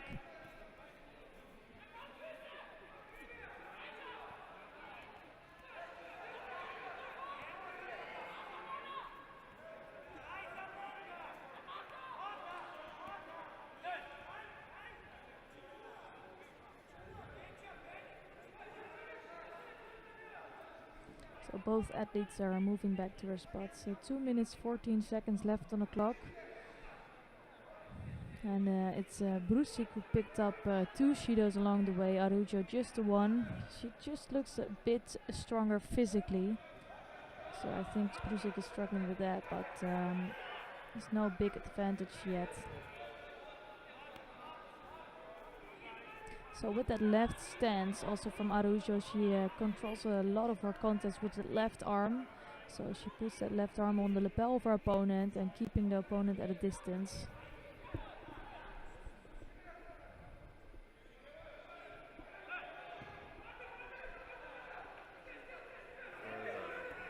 So it's 13 athletes here today in the 57 kilogram category.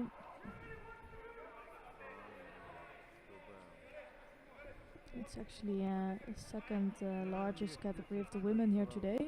The J1 57 kilogram is the biggest one with 16 athletes here.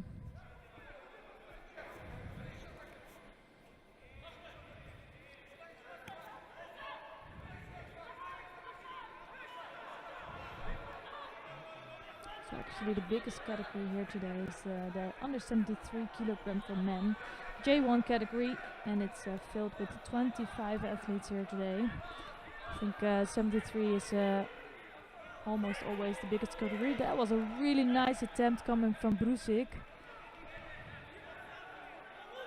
And they're gonna check out if that was enough for Wazari's score here. Ooh, I'm sure they're gonna check if it was in or outside the mat, this technique. Could be that was just outside of the mat area. That will be unfortunate for Brusic because it was a really nice score here.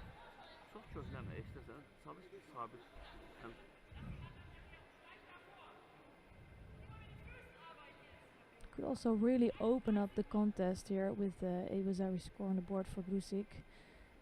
But yeah, they're gonna award that Wazari to Brusic. Really nice technique. So also a good timing, 1 minute and 27 seconds left on the clock. But she does still have that 2 Judos on the board as well. So the only thing she needs to do is keep upright, don't make any false attacks, and make sure that third Judo doesn't come on the board.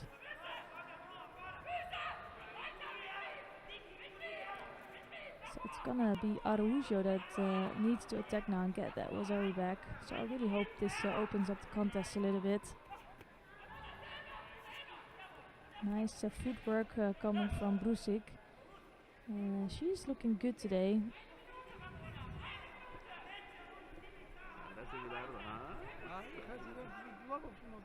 So it's 1 minute and 8 seconds left. Can Brusik hold on to that Wazari lead, or will it be too much for her? Under 60 kilogram category, EY Judo, representing Islamic Republic of Iran.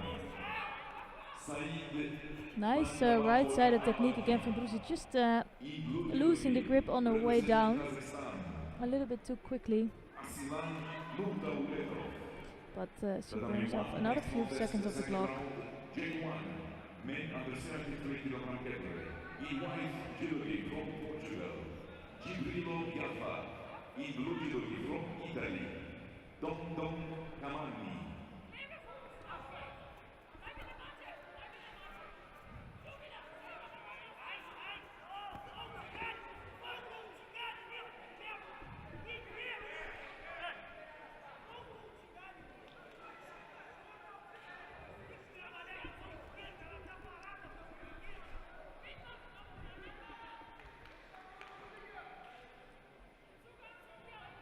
So it's still the Wazari lead for Brusik. And Araujo trying to move around her opponent, but she does need a lot of time to come in with a good technique.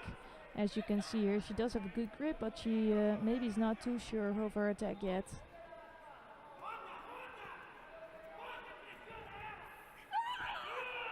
Ooh, that is a Wazari score as well.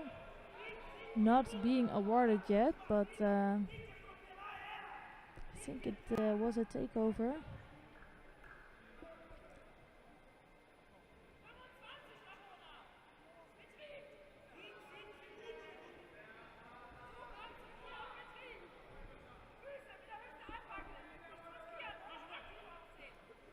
So not enough for a score, so I think Brusik came away quite lucky there.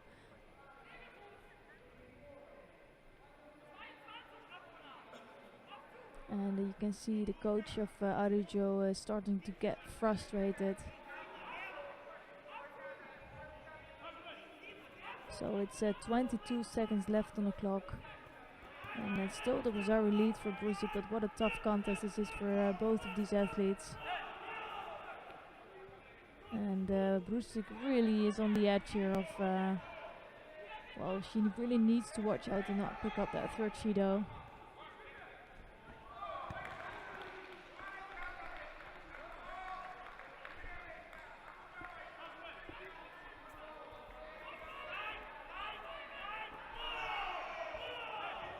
So now Araujo is really taking much more tempo. Representing Islamic Republic of Iran,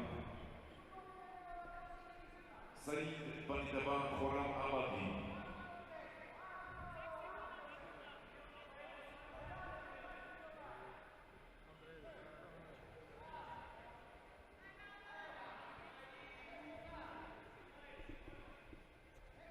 So they are gonna give that third Judo to Ramona Brusik, and that is frustrating, but it is true that she was a little bit more passive, and she knew that she was already on the two Judos. And let's check out a really nice technique here. Wow, that is really beautifully done. No defense here anymore.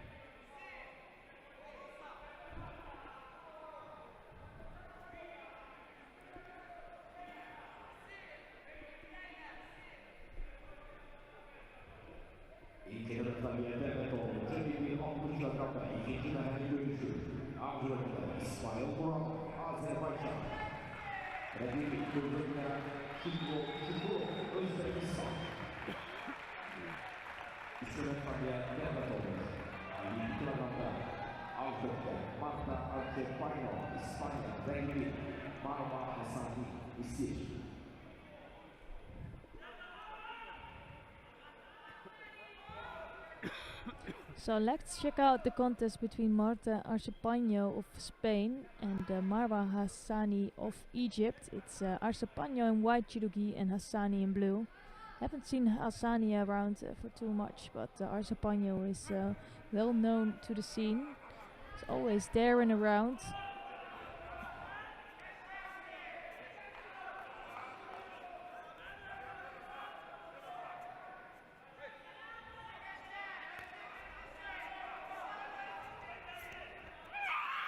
Nice right-sided Makikomi, completely throwing over Hassani. Well done by Arsipanyo.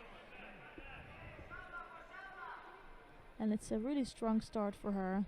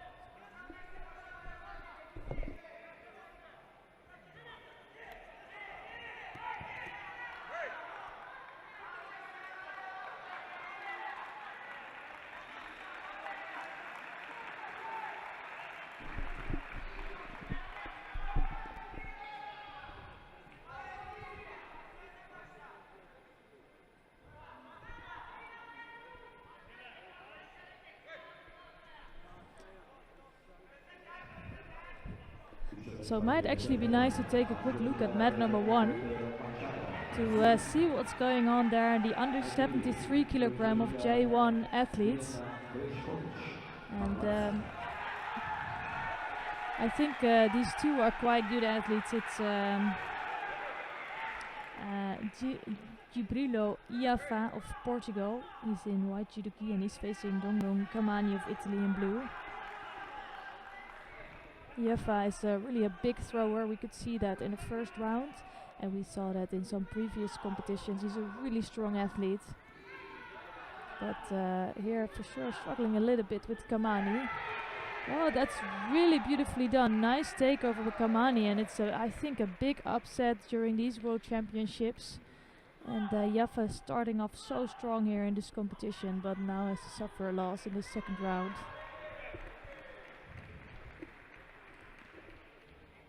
So, really nicely done by Kamani.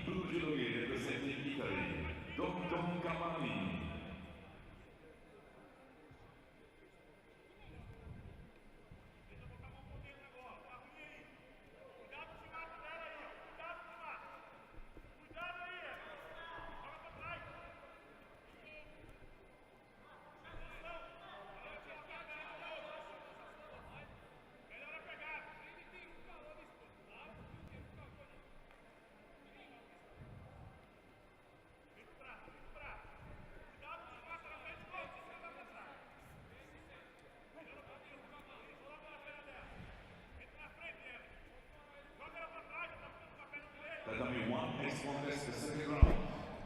J1, men under 73 kilogram category.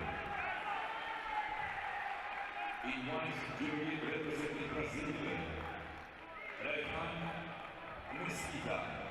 In blue judogi representing Uzbekistan, Shokruh Mamedov. So another interesting battle between these two athletes. It's Raihan Mesquita Pontes, the winner of the Grand Prix in Sao Paulo, representing Brazil. And he's in white judo gear, and he is facing Shokruh Mamedov of Uzbekistan in blue. So Mesquita Pontes picking up some good medals this year, and he was looking very strong in the last Grand Prix in Brazil. But today is really another category here. I think it's a really strong category with Bologa in there. Gio Briccioli, who just lost out to Bologa, but some other really strong athletes.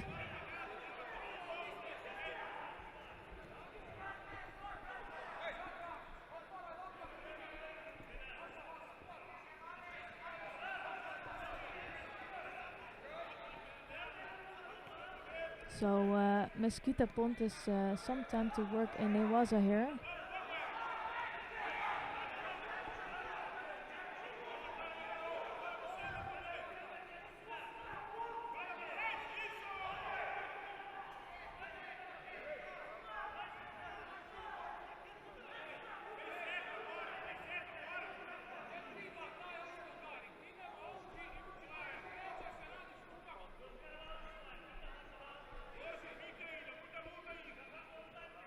So right after the Hajime, Mesquita Pontes coming in with the right side at Tseunage. Oh, that was really nicely done, making good use of the movement of his opponent. So he shows why he's a really strong athlete. So Mamedov really pushing forward, and Mesquita make perfect use of that, coming in with a nice Tumanage attempt. And completely throwing over Mamedov here.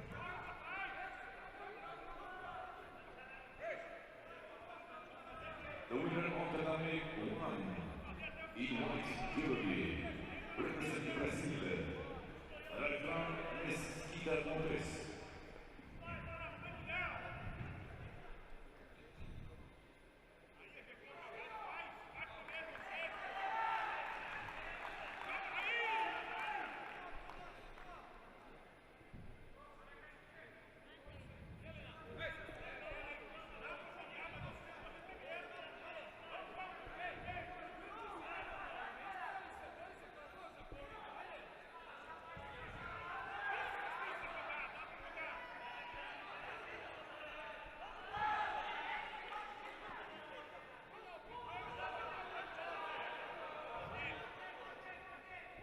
Tatami 1, next contest, the second round. J1, men under 73 kilogram category. In white jewelry, representing France, Louis Leger. In blue jewelry, representing Egypt, Rashad Abouhodim.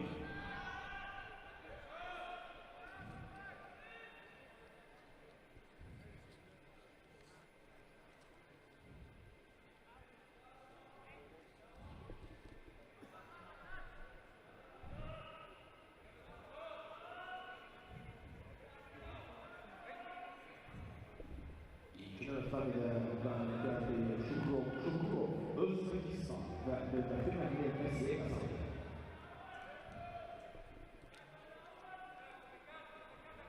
So here Bereskovic just won her first contest.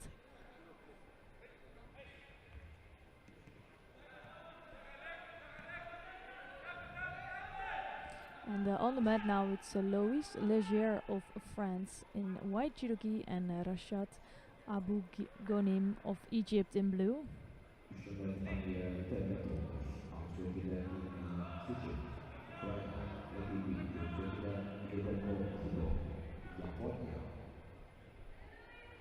And if you want to keep watching this contest, of course you can do that by clicking on the mat, but we're going to take a look at mat number 3. And here we're going to see the contest of a former Paralympic champion, Ina Sik, and she is facing Kudo Hiroko of Japan. It's Sik of Ukraine in white judogi and Kudo in blue.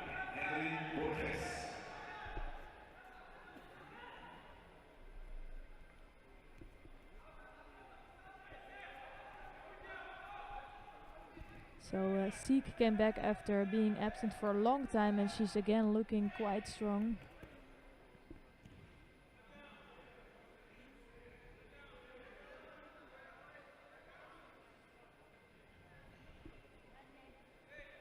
So she just recently came back during the last European Championships in Cagliari in September, and picking up a silver medal there on her return.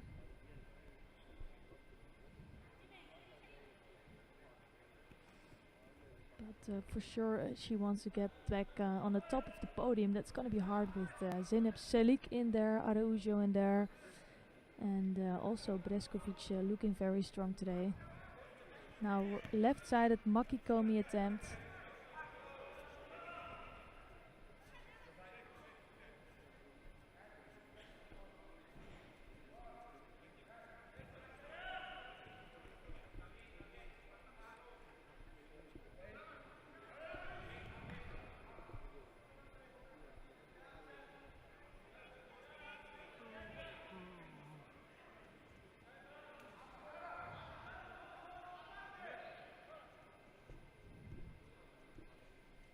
Also Kudo Hiroko is coming back onto the tour since she became 7th place in the Paralympic Games in Tokyo. But here I think this is a really nice strong technique. Left Makikomi from Sik. She is really strong with that.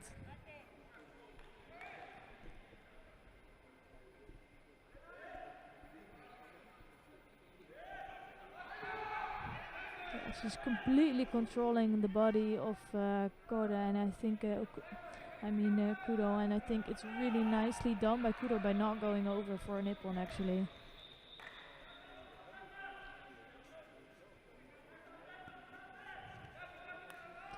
So you know with Inatsik she's gonna try to do that again, so the thing you have to do with her is trying to control that arms.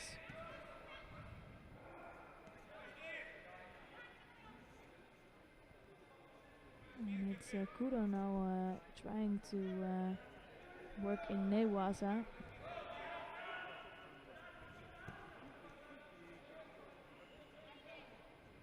Just doesn't get enough time on the ground by the referee. There was not enough progress anymore on the groundwork.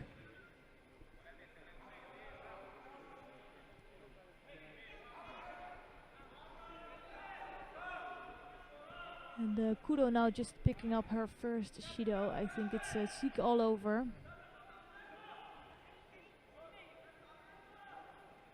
So it's really important to control that left arm of Seek, because she will try to come over the top with that left arm, but this time scoring a beautiful Ouchigari, so she doesn't need that arm over the top. She can also throw huge Ouchigaris, as you can see here. Beautifully done, and good first win in for Inatsik.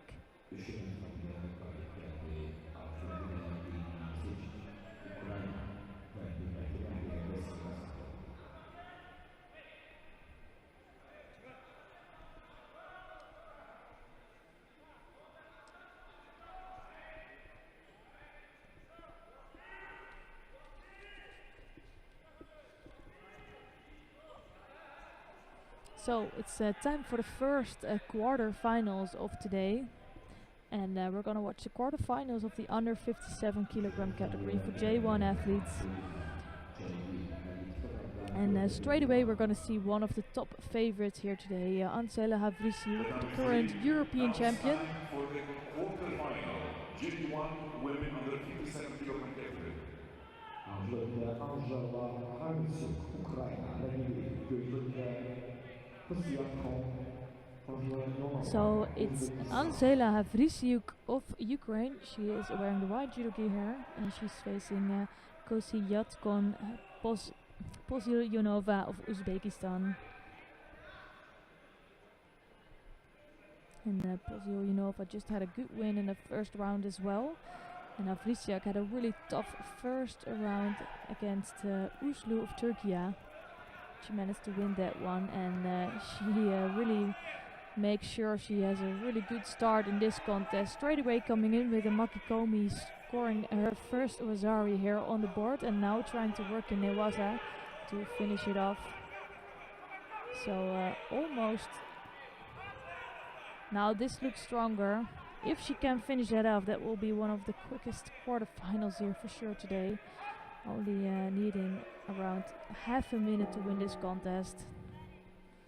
So she qualifies for the semi-finals here today.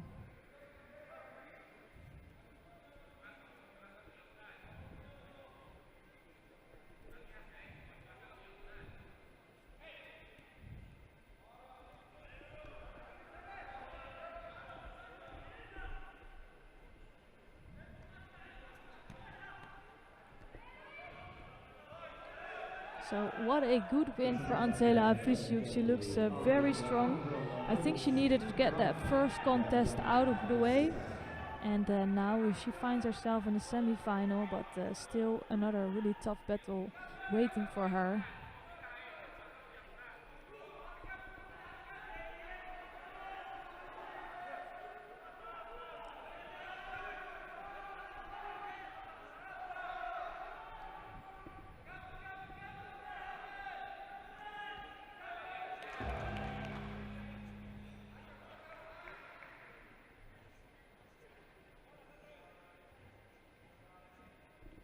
The number 3 next quarterfinal, J1 women under 57 kilogram category.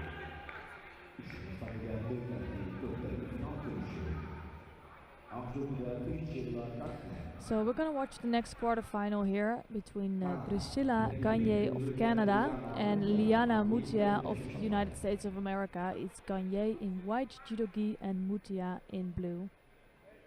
The winner of the Taiwan in Judo from Egypt, Rashad Al-Ghonim. So I think Gagne might be the slight favorite here based on her experience. But of course that doesn't say everything. Each contest is a new competition. And it's Mutia, he comes up with the first technique here, right-sided Seonage attempt.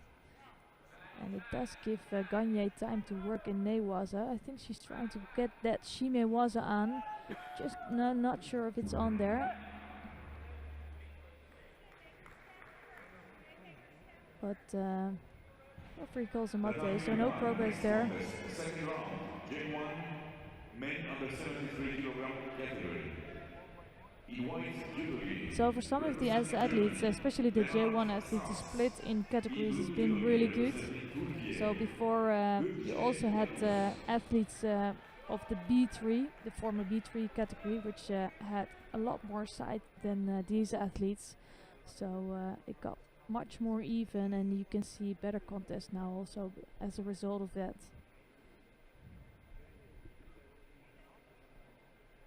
And again, it's Gagne trying to work in Newaza, and this could be a better angle for her.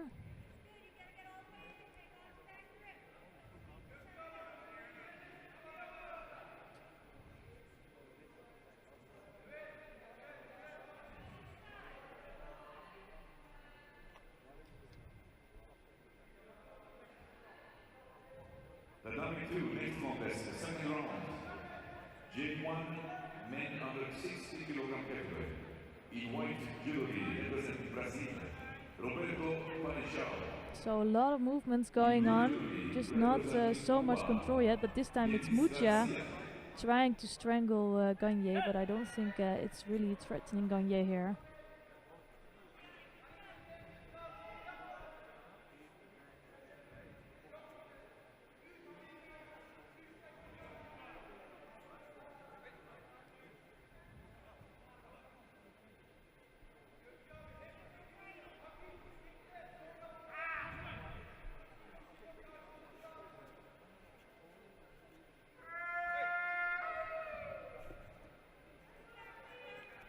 So strong left-sided technique by Gagne, but just doesn't manage to hold on to that kumikata. So if she can manage to hold on to her grip, I think she will be much more dangerous to Mutia.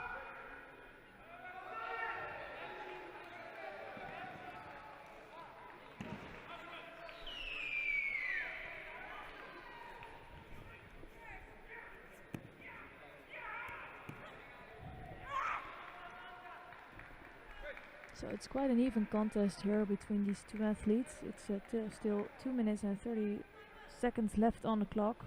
The winner of the W1 in white judo from Germany, Leonard Sanz.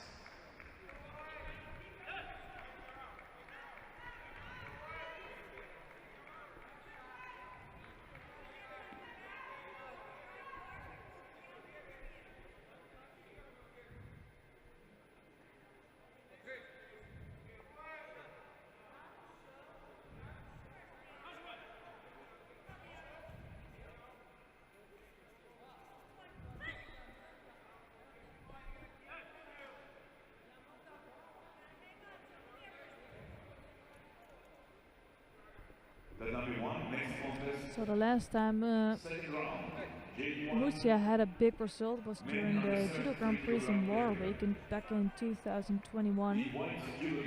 So quite a while ago. And she did that in the under 63 kilogram category, but I think she looks quite good for the 57 category. Now almost throwing over Gagne here. Gagne just barely could move her body in on the other side of Mutia's body so that she wouldn't go over. But it is a really hard contest for Gagne here. Now trying to work on the feet. I think Muccia is looking quite strong. Well, Gagne moved up from the 52. It's Muccia who moved down from 63 kilogram category. Both meeting each other in the 57s.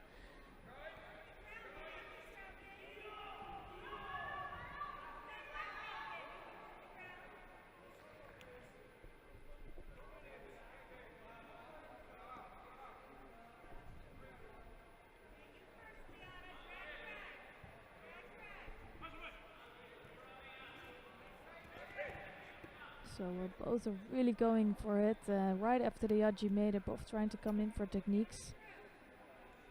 But no real dangerous technique yet. I think Muccia has been the most dangerous during this contest up until now.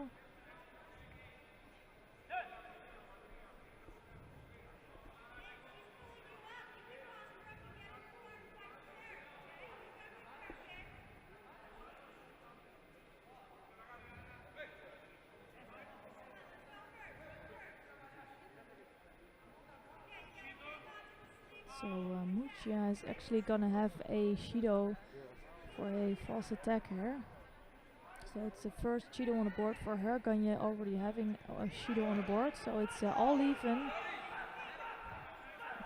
And let's see who can make the first technique. So that's a really nice takeover actually. I think Muccia was mistaken there to come in with that right Seinega. She lost the grip too quickly, and it's Gagne that could push her over quite easily. So it's a good Rosari lead now for Gagne. And Gagne takes her time to work in Newaza. I think it's really the smart thing to do. So here you could see a nice lead done, taking Muccia backwards.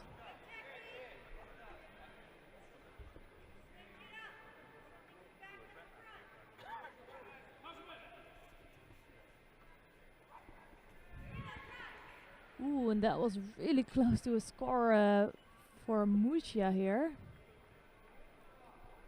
So nice technique here coming from Muccia. But the unfortunate thing for her is that she gives Gagne time to work in Newaza here. Now trying to strangle her opponent, Gagne. I think this time it looks quite strong, so she's really trying to work on that. And it's taking really important time off the clock. So it's 22 seconds left there.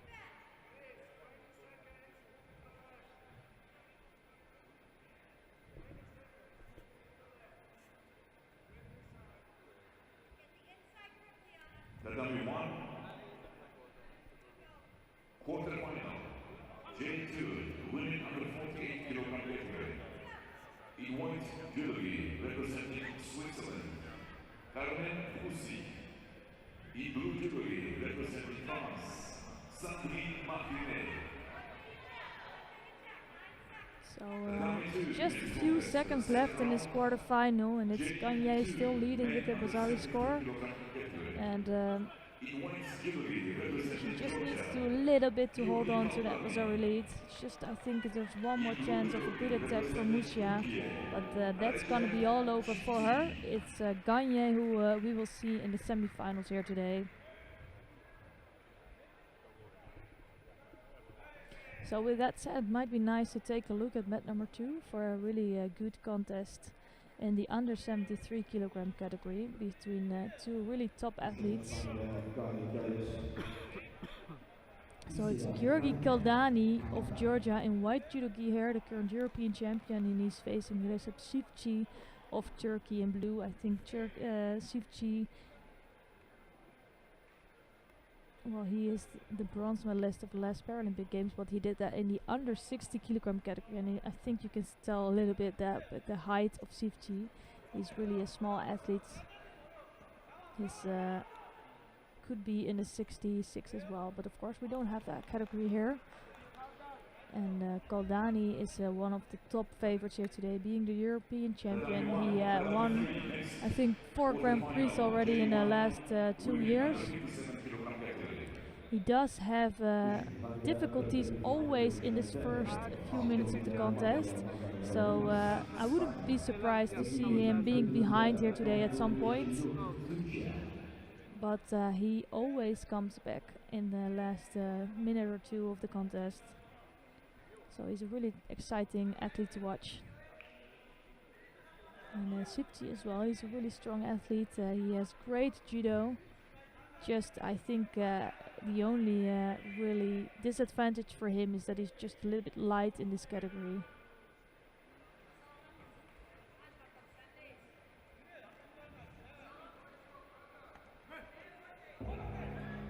And here you can see the strength of Kaldani. He's just, well, physically bigger and stronger than Sivci.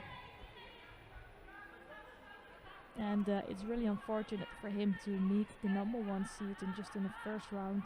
Or it's the second round, but he had a bye in the first round. So in his first contest for him during the World Championships. The winner in blue jewelry, representing France, Sandrine Martinet. Martinet goes to the semifinal. Music of Switzerland in their judge.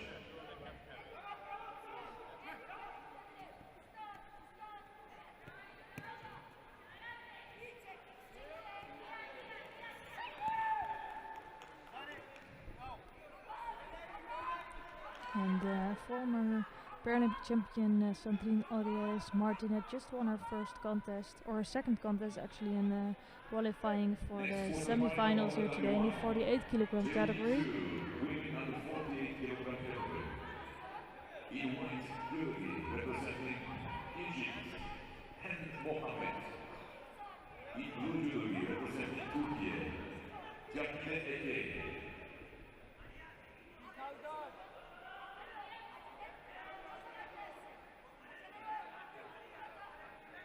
So, still no scores here on the board.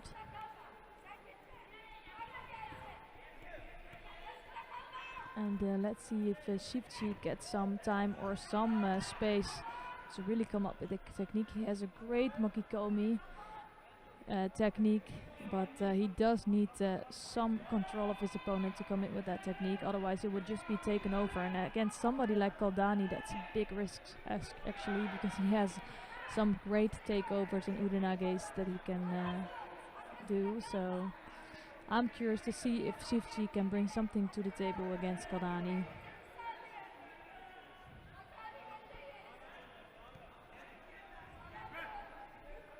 So a strong left-handed grip.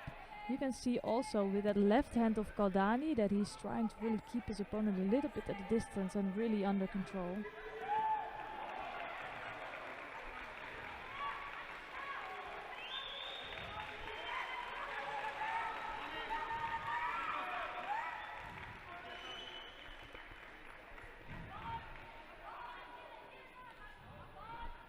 The winner of the quarterfinal in blue jewelry from Turkey, Jacqueline Eke.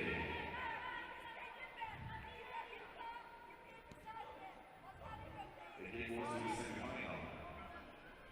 Mohammed of Egypt in their judge.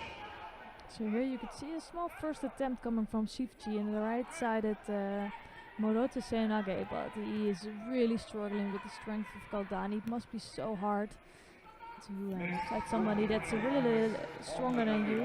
I think that's a little bit harsh for Sivci actually. He had a good attempt. I think that's really harsh. And it does show that Kaldani is a lot stronger than he's really well, basically controlling his opponent, but Sivci really made a good effort there to come in with a proper technique. I don't think that was a false attack there.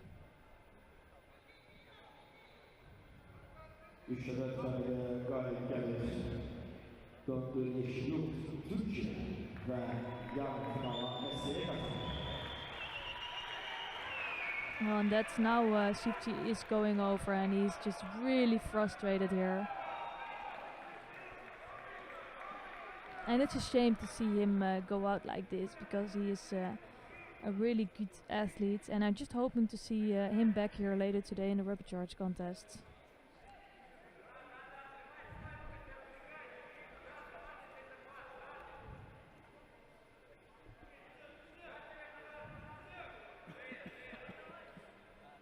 Tatami 3, next contest, quarterfinal, J1, women under 57 kilogram category. Üçüncü tabiyle daha yukarıda final görüşü. Altıncı Vanessa Van, Almanya. Rakibi gözünde Christina Moa, Kanada. The winner of Tatami 2, in white, Judo from Georgia, Yuri Albani.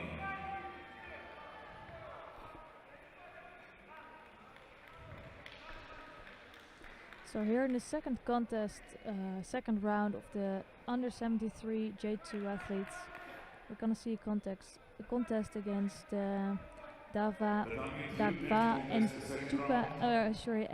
Tuya of Mongolia and Wahid Yedi of Iran. Representing Islamic Republic of Iran, Wahid Yedi.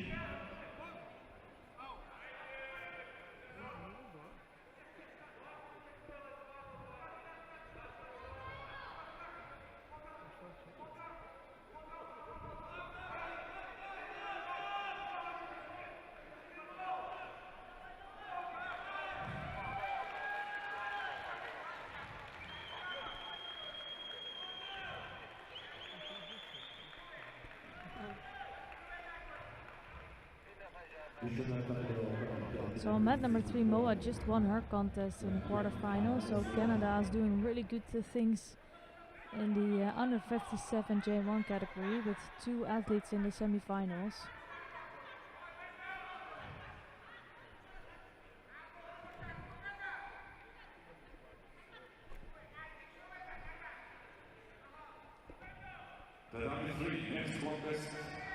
So if you want to keep watching this contest, you can by clicking on the YouTube channel. But we're going to take a look at mat number 3 to see what's happening there in the quarterfinals of the under 60 kilogram J2 category. And a really interesting contest coming up between Diego Marquez of Brazil, is the #1 seed here today, and Ishak Ultkoider of Algeria, who just won his first contest against Sariev. And it could be an advantage actually for Ultkoider because he got his nerves out of the way. He had a really tough first contest and he's all prepared to face Diego Marquez. And it's interesting that Marquez is the #1 seed here today. He just did a lot of competition, had some really good results. But I don't think he's the clear favorite today like some other #1 seeds. Nevertheless, he's a really strong athlete and he will be hard to beat today.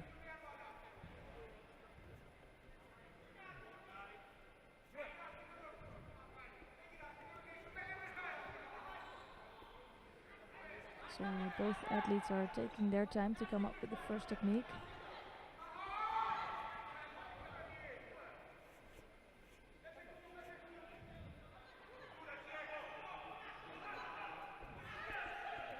First Uchimata attempt coming from Marquez, but you could see he could not really control or bend the top half of the body of Ultkoider. So not really dangerous, but he has a good first technique in. That's always nice to have that in the first half a minute of this contest.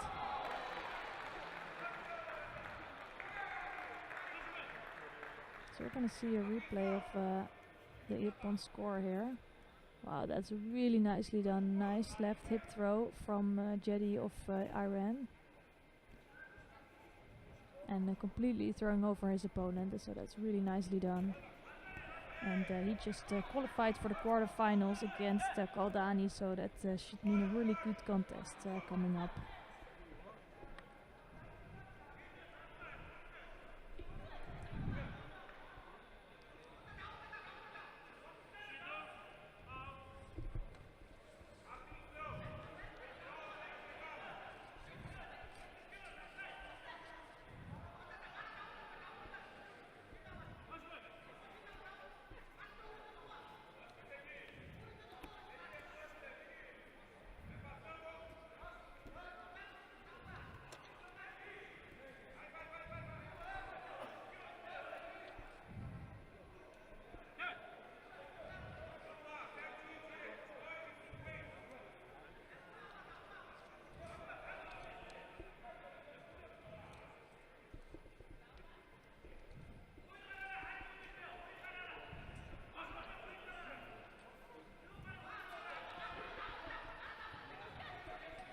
just the one Shido on the board for Uitkoider here.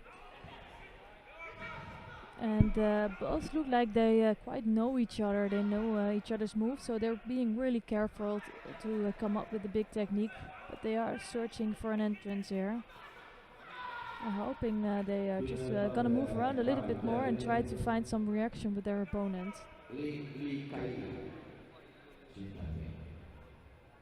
So it's also right against the left-sided grip.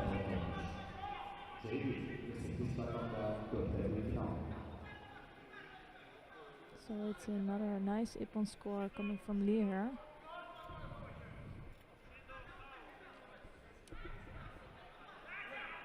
So she just qualified for the semi-finals, and it's nice to see her. She's from Chinese Taipei. And we will see her later today.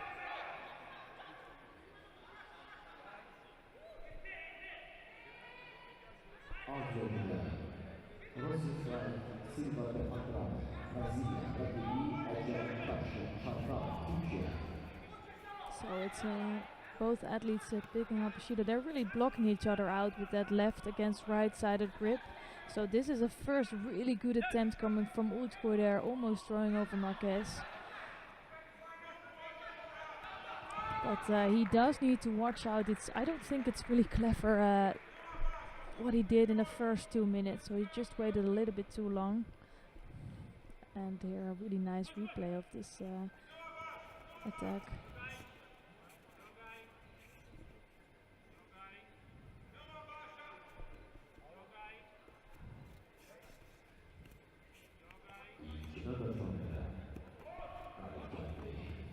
And that is a really good Missouri score here.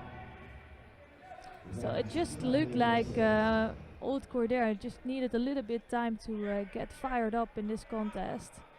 Was being really careful, and the problem is that he now just picked up 2 Shidos along the way, so he does have a Missouri lead. But he cannot afford to have another Shido on the board. So things like this he needs to avoid. So he cannot have a fast attack, for example.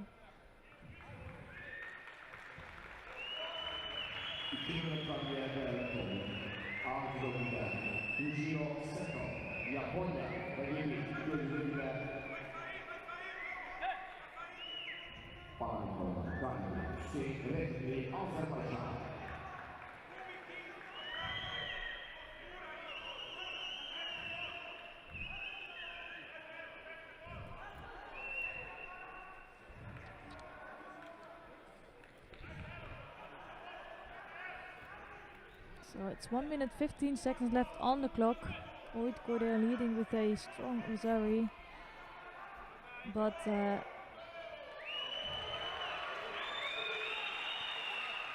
he has well, he is in danger with the 2 Shidos on the board.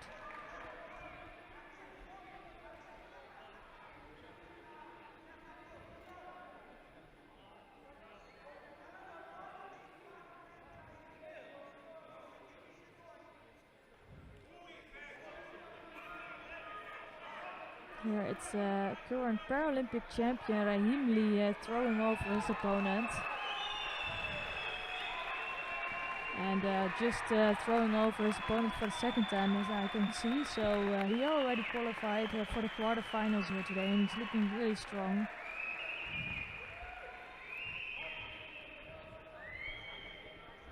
So for sure we will take a look at him just a little bit later today.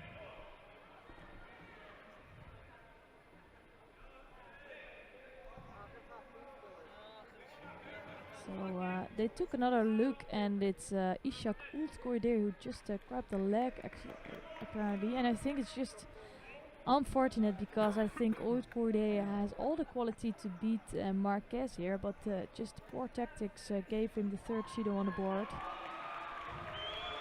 And it's Marquez, number 1 seed, who continues to go through to the next round. He's looking good, and let's see where it will take him.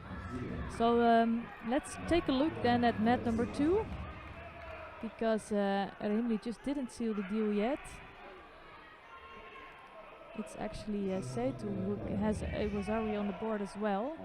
So it's a Wazari for each athlete. It's Seto Yujiro of Japan in the white judo gi. Here you can see the attempt. Really nicely done by Seto. He is facing the current Paralympic champion, Hussein Rahimli.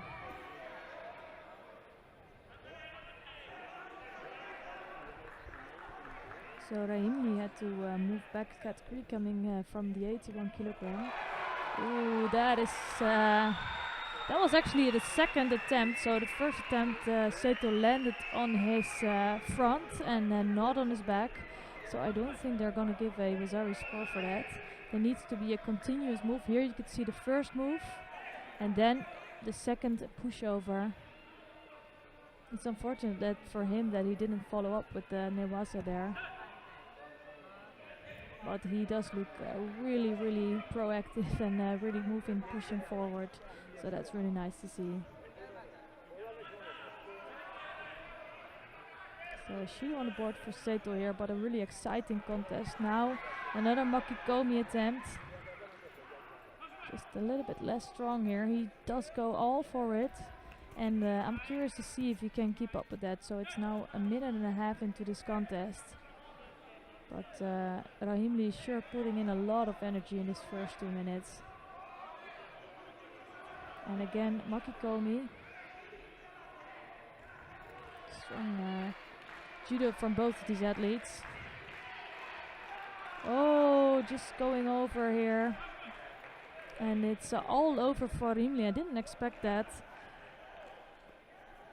So here you could see it just didn't have enough control, and that's the disadvantage if you do the same technique all the time.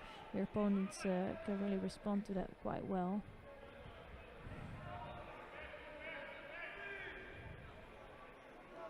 So we're not going to see Rahimli in the next round. It's going to be Seto Jiro of Japan.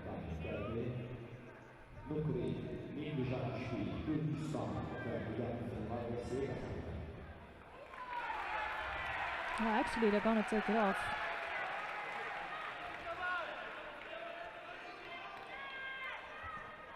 So they did take that off. Now he's all over. That's so unfortunate, but great for Rahimli here. Just proving why he's a Paralympic champion. He does come back from that really strongly.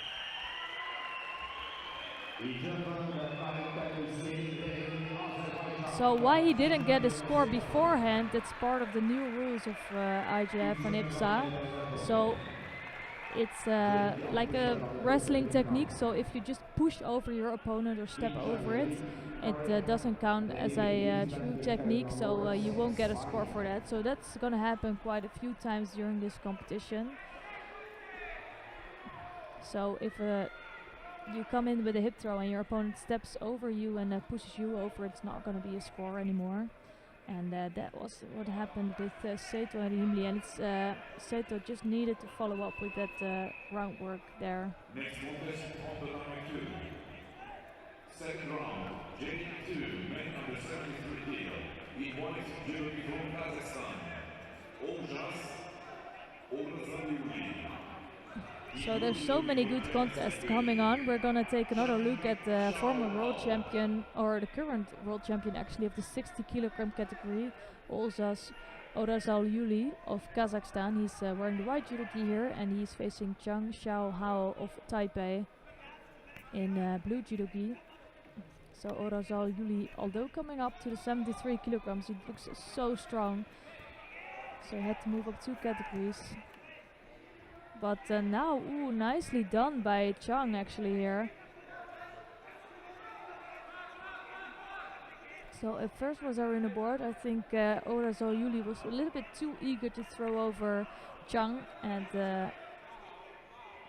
yeah, really, really nicely done by Chang actually here.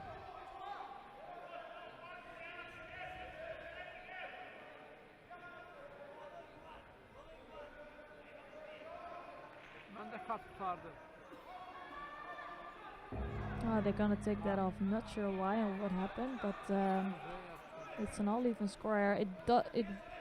I still think it was a really nice move of Chang here actually. And here Orozo Juli is trying to move over and coming in with the right side at Makikomi. Just doesn't have enough control on the top half. So he looks so eager, but he needs to watch out to not be a little bit too sloppy there. Again, a good technique coming from Chang. Well, this contest is actually all over with the attacks coming from both athletes.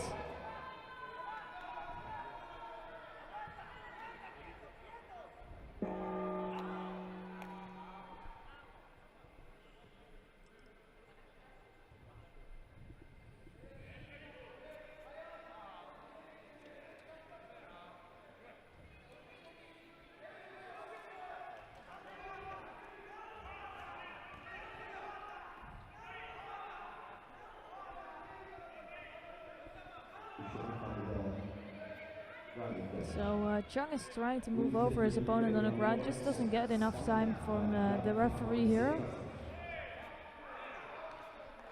And in the meantime, on the other mat, it's Gavilan Lorenzo who just won his quarterfinal against Lee. So well done by Gavilan Lorenzo, and it's one of the top favorites struggling in another quarterfinal. It's Silva de Andrade of Brazil. She's facing Tassim Kavda. Ah, that's really nicely done by Orozo Juli. Now it is one. Just needs to hold on to that Osaikami. But I think he's almost escaping there. Yeah, it's not enough for a Nippon, but he still has a good Missouri lead here. Really nicely done. Nice right side at Makikomi. And he might be one of the top surprises here today. Showing up in the under 73 kilogram after moving up 2 weight categories.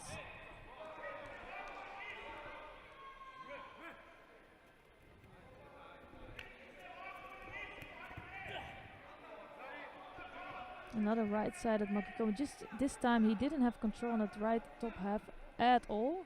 And that is quite dangerous for, well, if you face someone like Chang, who is really good with his response.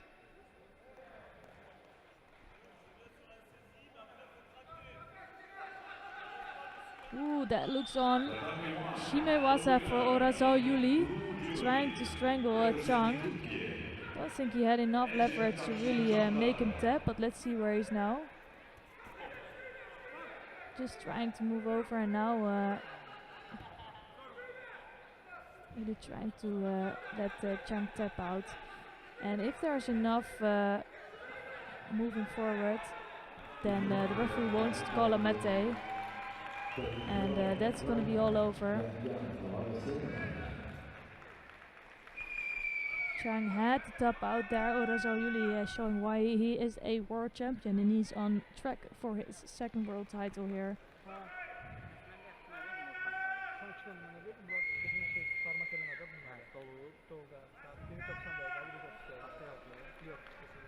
Next, contest on the number 3 quarterfinal. So I'm gonna take a super short break, but of course enjoy the next few contests. Maybe it's nice to switch to mat number 3 to look at the quarterfinals of the under 57 kilogram category, because that's gonna be some really nice work in there. And now on the mat it's Zeynep Selik of Turkey, and she is facing Hirose Junko of Japan. It's Selik in white judogi and Hirose in blue, and Selik of course with the red patch being the current world champion. Enjoy this contest.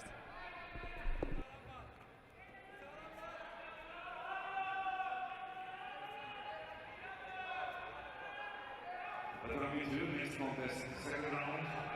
J2 men under 73 kg. In white from Kazakhstan, Azamat Nokushev. In blue from Ukraine, Rufat Mahomedov.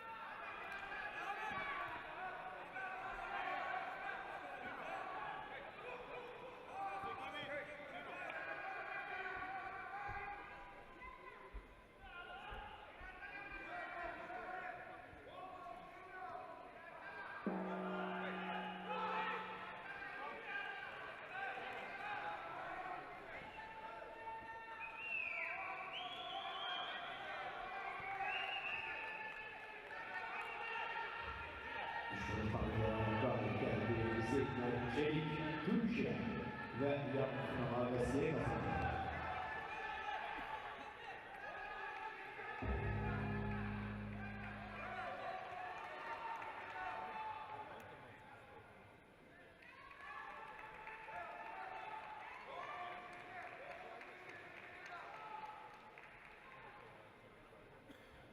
Tatami 3, next quarterfinal, J2, women under 57 kilogram category. Üçlerden yerden oldu. Rusya, Araujo, Brezilya, rakibi Malta, Azerbaycan, İspanya.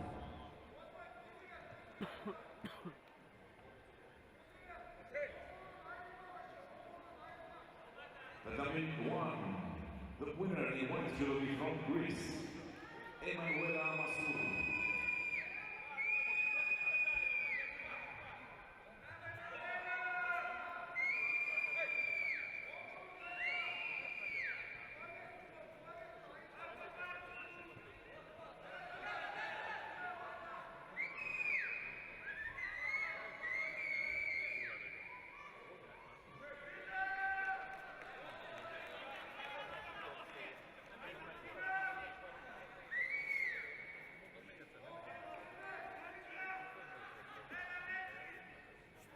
Next quarterfinal on Tatami 1, J1 women under 48 kilogram category.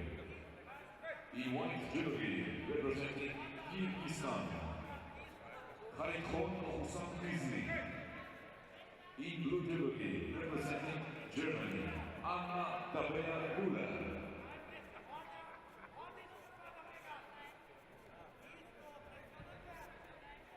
Parmak edeyim. Gel bak görsünler ne var. Onu kiriden sar bakalım. Hayır.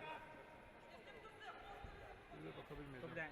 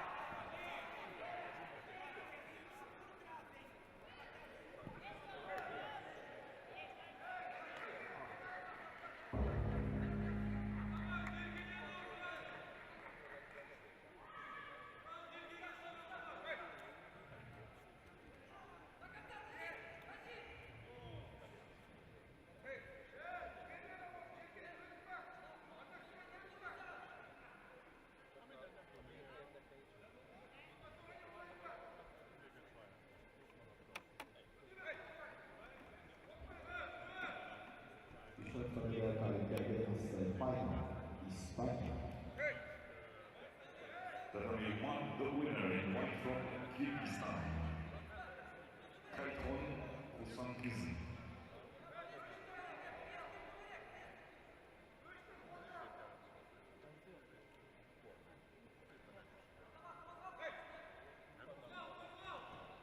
Tatami 3, next contest, quarterfinal J2, women under 57. 52 kilogramda güçlü Tatarlı'ya devlet onlukta bir final görüşü. Taylan Ardedosvan, Kazakistan. Rakibi Gözlü'yle Jelena Breskovic, Horvatya.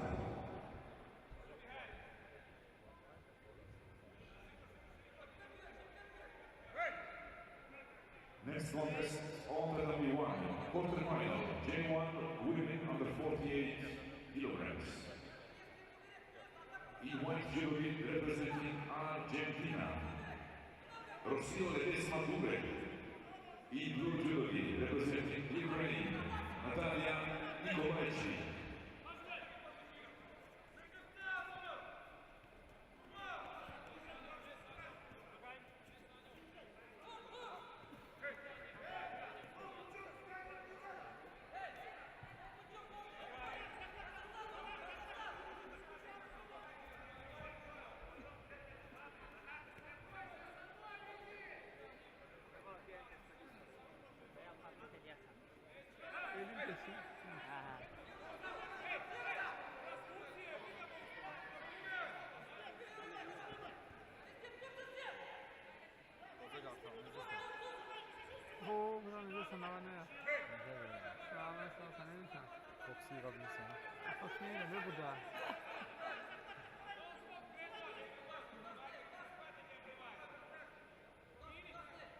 Binnen tabide kayıtlı Natalya Kalaycı, Ukrayna.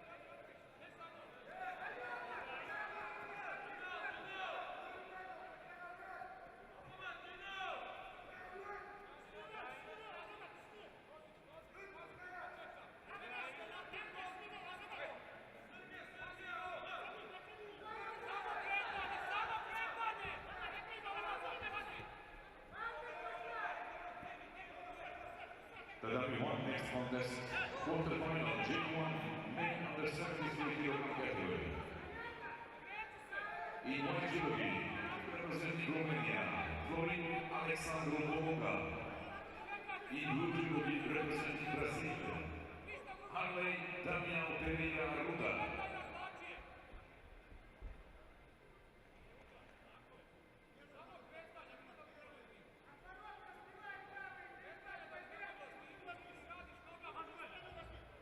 Tatami 2, the winner in blue judo from Ukraine, Rufat Makomedov.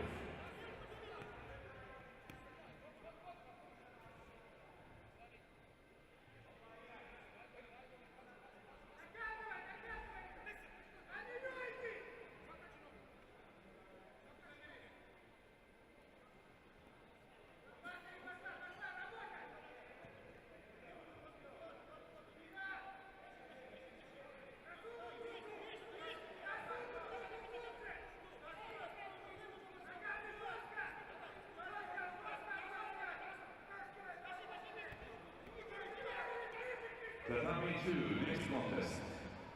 Second round, J2 men under 73 kg category. In white judo, representing Germany, Benabel Hanse. In blue judo, representing Georgia, Bachuki Shemya.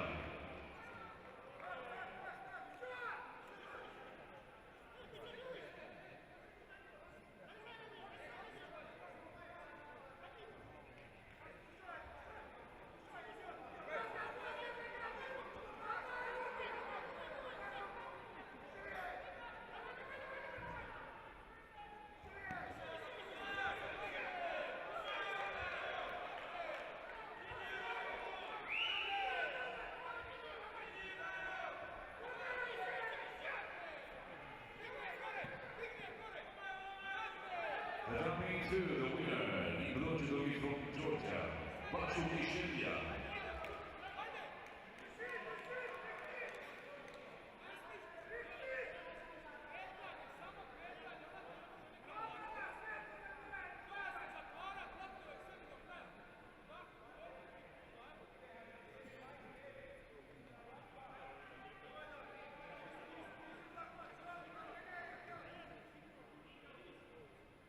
İlkinin tabiyette evet oldu. J2 3. ayak kategori 2. ayak Nami Abbası Azerbaycan. Rakibi Seçeri Banis Bakan İspanya.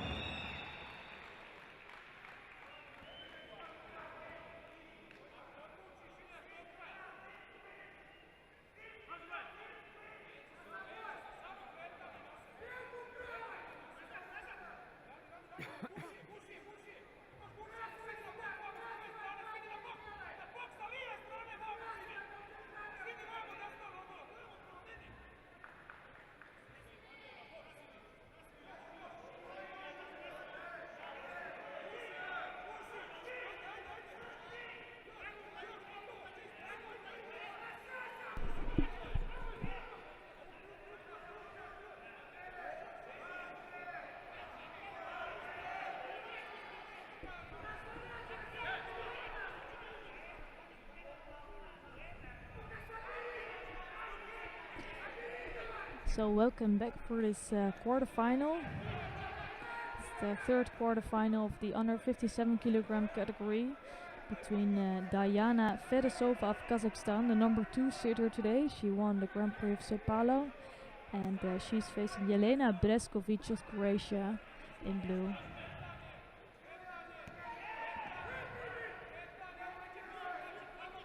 So it's 20 seconds left on the clock. It's been a tough contest between these two athletes. It's Fedosova who has a Judo on the board.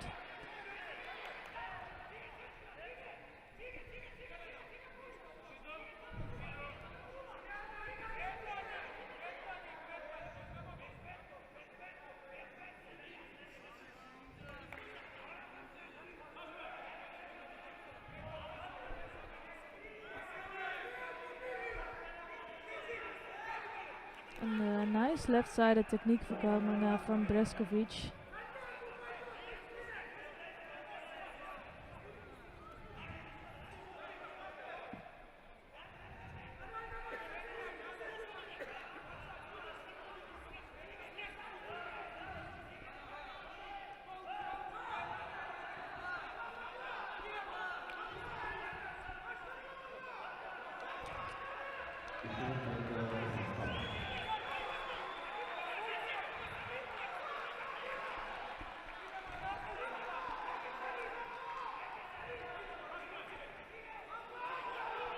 So Breskovic looking very attacking, looking positive. It's probably the reason why Fedosova already has the 2 reserves on the board. She's really struggling. You can tell that she's tired and struggling to stay upright. And she will need to do that in order to really keep that third Judo from not coming.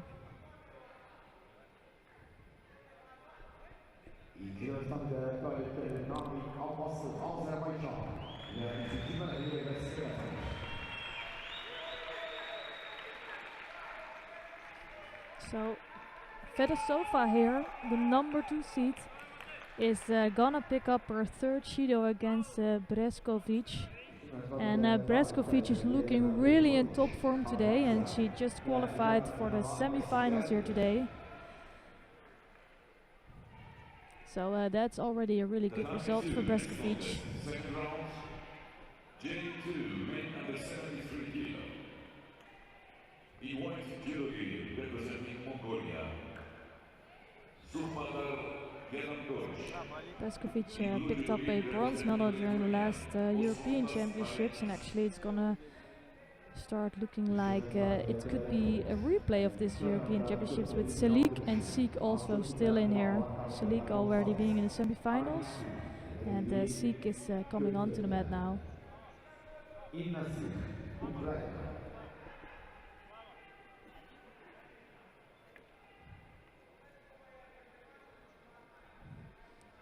So coming onto the mat in this last quarterfinal is Laura Candela Gonzalez of Argentina. She's wearing the white judo gi here, and she's facing Ina Sik of Ukraine. It's Gonzalez in white judo gi and Sik in blue. And it's gonna be hard for Gonzalez to beat somebody like Sik.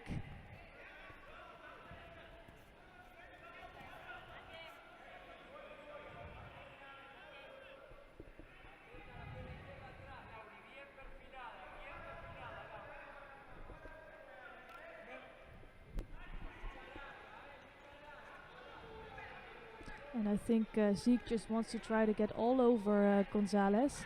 And that's also her struggle against somebody like Selik, who she might face later on in the tournament. So as she comes all on top, it's Selik that's really good in takeovers. So that's her danger, that he comes up a little bit too fast. And she does take some risk there.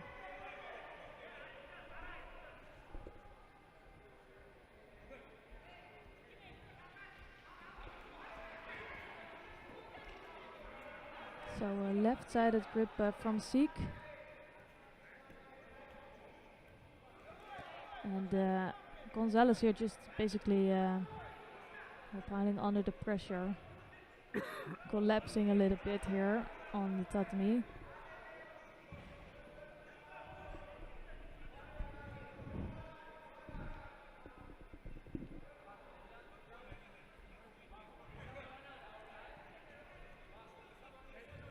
So Gonzalez just picked up her first judo for that attack.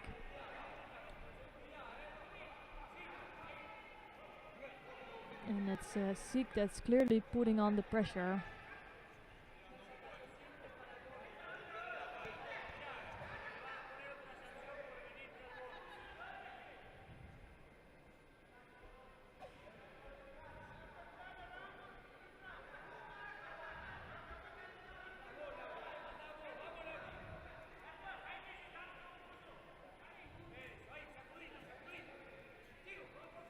So a left-sided attempt coming from Gonzalez, but just doesn't seem like she's strong enough to really get Sik into any danger, and it gives Sik now time to work in Newaza. I think you can tell a little bit that Sik was out for the past 2-3 years, or I think 3 years, that she sometimes lacks a little bit of timing still. She looks really strong, but she could get a little bit more experience in the next couple of competitions. But it's nice to see her back, and even after being absent for like 3-4 years, she's still one of the ones to beat here.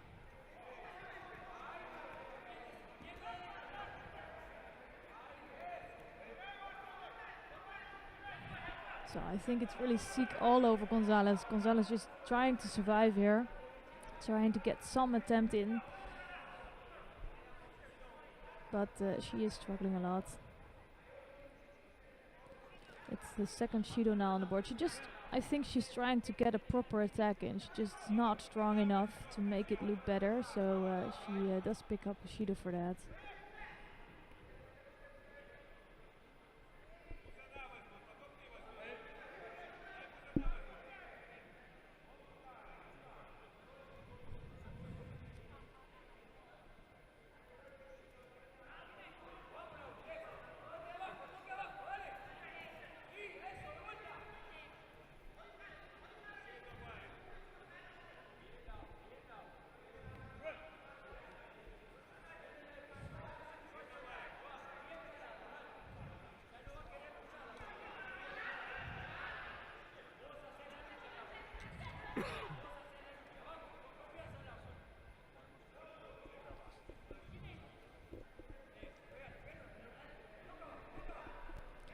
So it's Sik that's trying to find some entrance for an attack, and she does find an entrance here, just not strong enough to score a Wazari here, but getting closer to the score.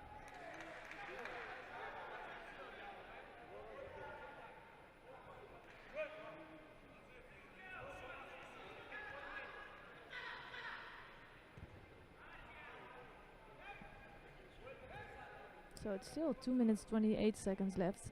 Both have been quite active, and Sik has been so attacking that it looks like it's already longer. Here another attempt coming from Gonzalez, but just not really going anywhere. And now it looked like Sik had some control there, but really good response from Gonzalez.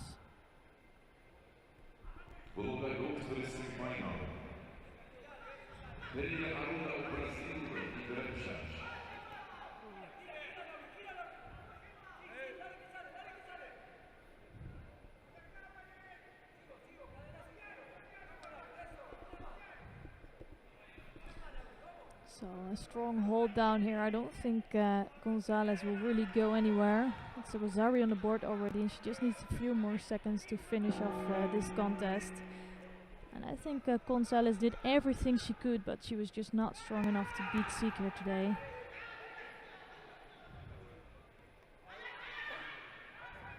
Next quarterfinal, under number 1, J1 men under 73 kg.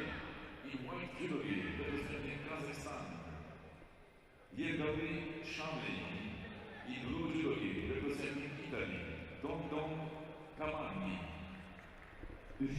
So let's take a look at the quarterfinals at mat number 1 of the under 73 kilogram for J1 athletes. Also, it's a really strong category. It's the biggest category today, with 25 athletes in here. top favorite here today is Florin Alexandru Bologa of Romania. He's really unbeatable this year. He just has a silver medal, I think, in Sao Paulo because he didn't fight the final there actually. So won all of his contests besides that one. And today he also won all of his contests, and he is in the semi-final now already, just beating Pereira in the last round. And his opponent will be one of these two athletes. It's Yergelis Shame of Kazakhstan in white judo gear here, and Dongdong Kamani of Italy in blue. Kamani actually did a really was a surprising win in the last round against Iafa, and Shami I think is one of the really strong athletes. He's physically always really strong. But let's see who comes out on top of this in this contest.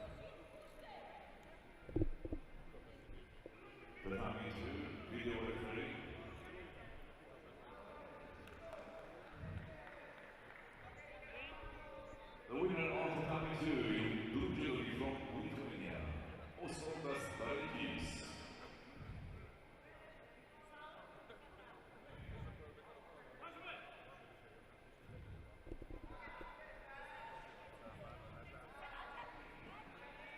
Oh, really nicely done. So first the Ochigari coming from Kamani, but really good response from Shame coming in with the left-sided technique.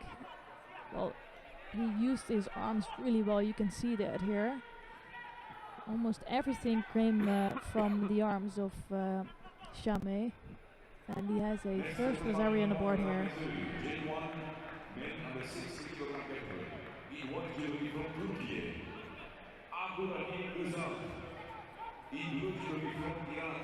And another, he's so strong with that, he can move his body really well, Shame, and he looks physically strong as ever.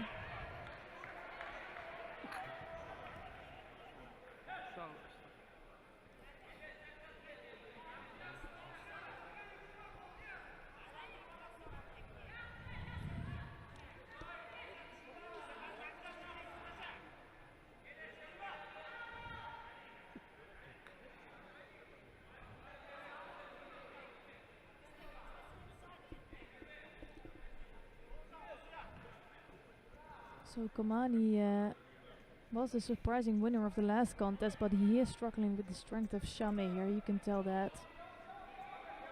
He does have really good judo, but he just needs to come closer to Shame here.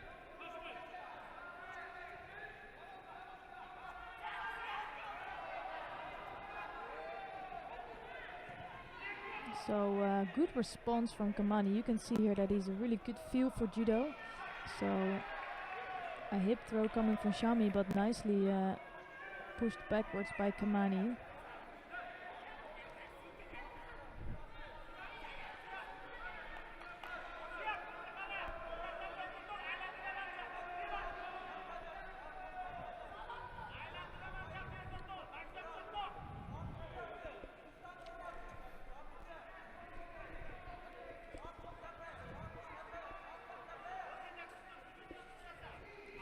So right-sided Seonagi, you can see he's less physically just less strong than Shame, but he does have really good judo. So I'm interested to see if his judo can basically beat the strength of Shame. And let's check out a. That was just really clever from Merve Uslu of Turkey.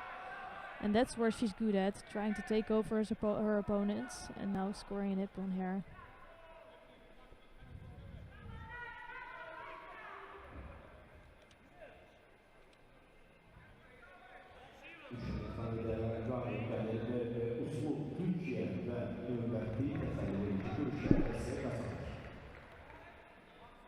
So Shame, but just a little bit less than half the contest time gone. Still has a reserve lead on the board.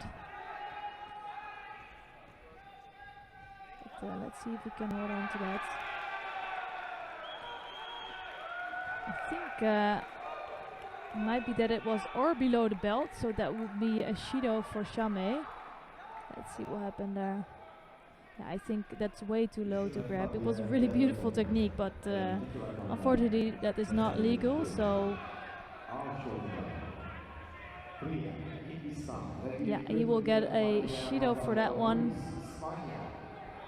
And it could be that the coach is in the wrong angle, so he would think maybe that it was a apron. But clear from this side, that was too low. So Kamani still has a shot of beating Chame.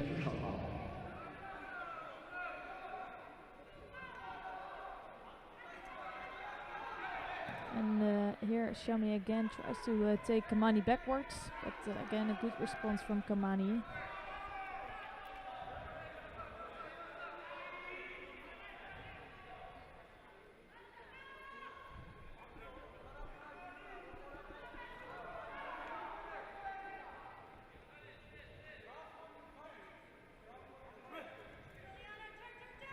And Kamani doing everything to move around his opponents. Ooh, this is a really strong grip from Chame. Just not fast enough to do something with that, but he had a really strong grip. And it's always so interesting to see that strength is not everything in judo. Here it's again Kamani trying to come up with the technique. It is really important though, and Chame does not only have strength, he also has strong judo. Here we're gonna see another ippon coming from Muxia. Nice right-sided seonagit and perfectly executed here.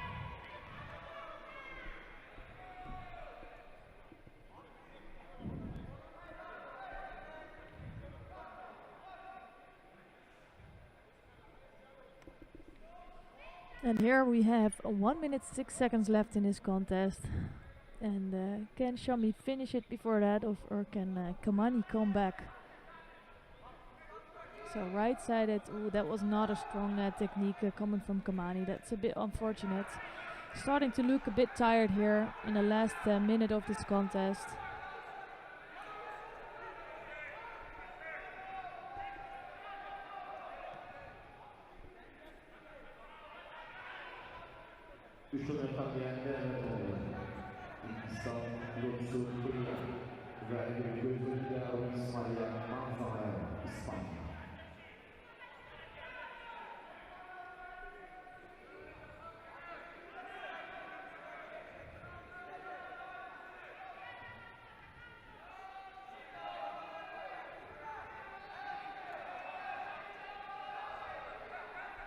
So Kamani really trying to move around his opponent, just needs to find an entrance, but with the left hand of Chame, Chame is controlling Kamani quite nicely, so you will see the left hand of Chame placed a little bit lower on the back of Kamani, and with that hand he basically can keep in at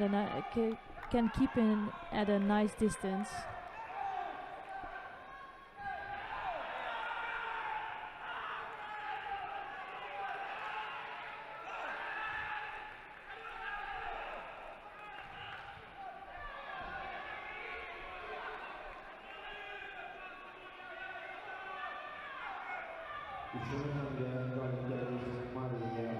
And it's another low senage attempt, just lacking again a little bit of strength.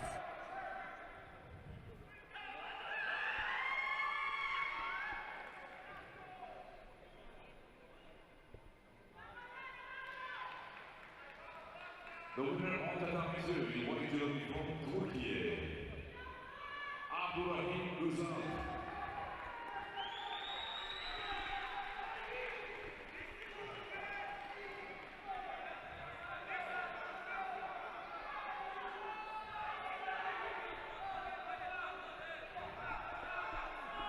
So it's only 10 seconds left. Chame just needs control on the ground. And I think he's gonna manage here.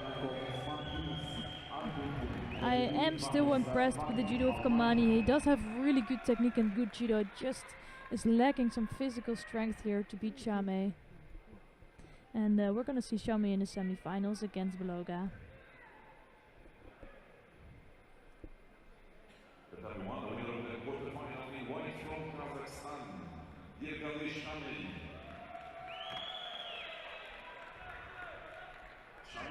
the semifinal. Comanding of Italy, Tatami to next quarterfinal, J1 men under 60 kg category. E1 from Brazil, Hamilton Oliveira. E-blue from Portugal, Miguel Vieira.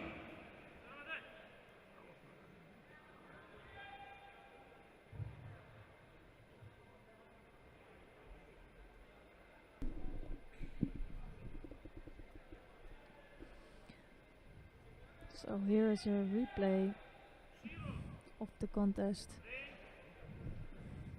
between I think Sinai mat number 3 of so this is a replay of Gomez, Martinez and Wagner. It's unfortunate for Wagner, she One next contest, quarterfinal, J1 men under 73 kg category. E1 Judo representing Brazil, Raifan Mesquita Pontes. E-blue Judo representing Egypt, Rashad Abouhonim. So Wagner is normally a bit strong in the competitions, but she didn't have her best day here. But with that said, we're gonna watch the quarterfinal of mat number 1 in the J1 under 73 kg category. And it's the number 2 seed in white judogi here, Raifan Mesquita Pontes of Brazil. And he is facing Rashad Abouhonim of Egypt.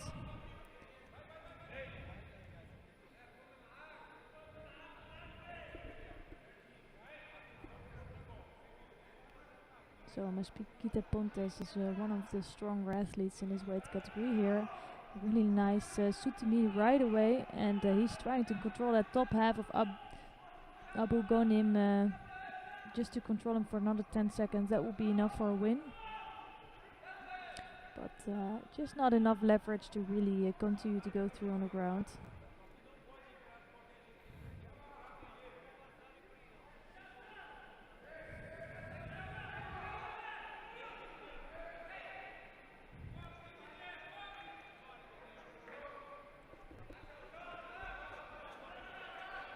So really nicely done. So it's yeah, Abouhonim who just barely holds on there and makes sure it doesn't lose by a nippon. So it's a Wazari lead for Mesquita Pontes now. And we're gonna see a nice replay. Ah, that's really beautifully done by Namazov.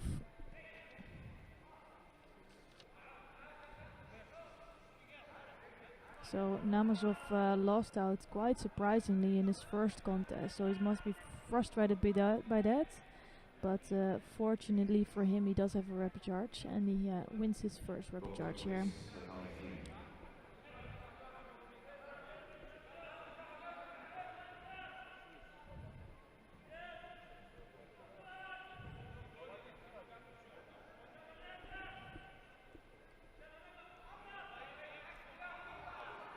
This looks like a good grip coming from Mesquita. But he is almost in trouble here in Waza, and it's Abouhonim trying to work on the ground.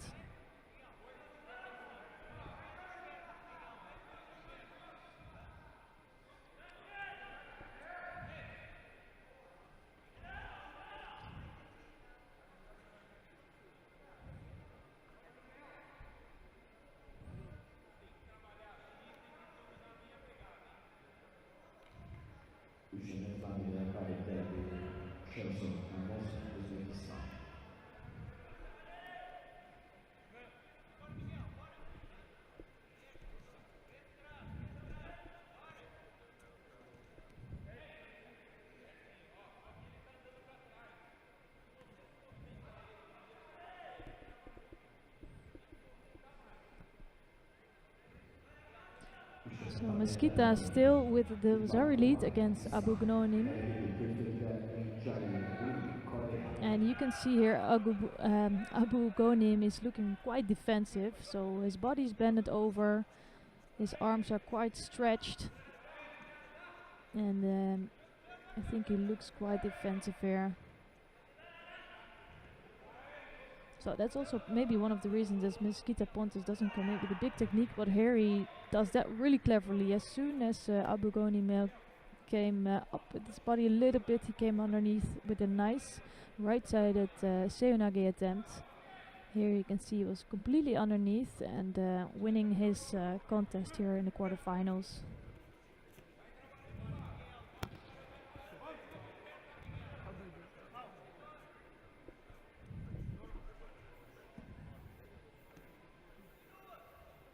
So that's really beautifully done there on mat number 3 by Lee Min-jae.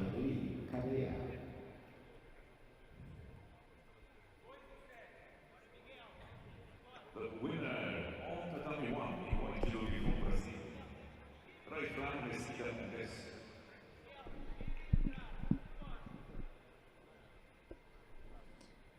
So for the last quarterfinal in the under 73 J1 category, we're gonna watch an interesting battle between two athletes, and let's wait a little bit until they come onto the mat. And then we have another few quarterfinals on mat number 2. So first we're gonna watch this one. J1 men under 73 kilograms. In White Judo from Germany, Leonard Sass. In Blue Judo from Puerto Rico, Luis Perez Diaz.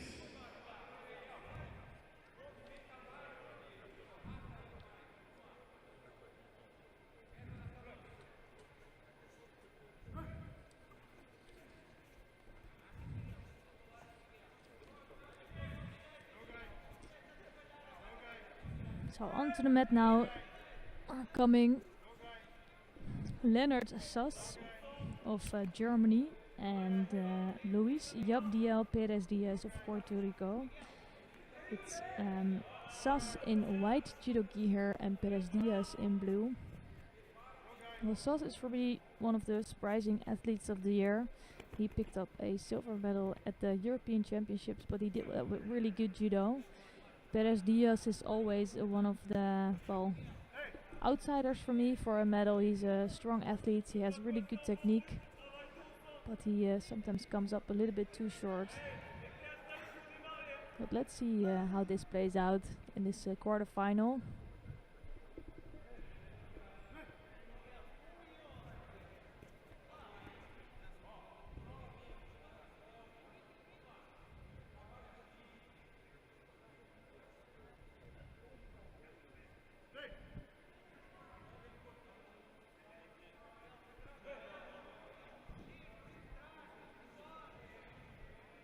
So both athletes have had a classic kumikata grip, I would say. Now they're on to the sleeves. And no attacks yet.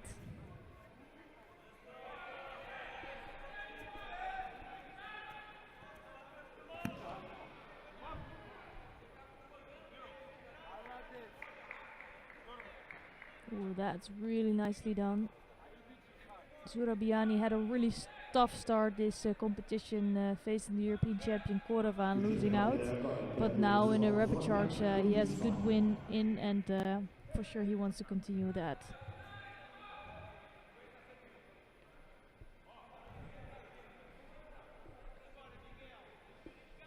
So here, after 1 minute down, still the first attack needs to be done by either of these athletes, and I'm really hoping that something is gonna happen soon. They're basically just controlling each other, but no real attacks in. I think that has something to do with the gripping of Perez Diaz, actually. So Perez Diaz is good in blocking his opponent and really controlling those grips, and it makes it really hard for the opponents to attack. You can see here that with his left arm he's really controlling that arm of Sass, and Sass will really need that right-sided arm to come up with a good attack.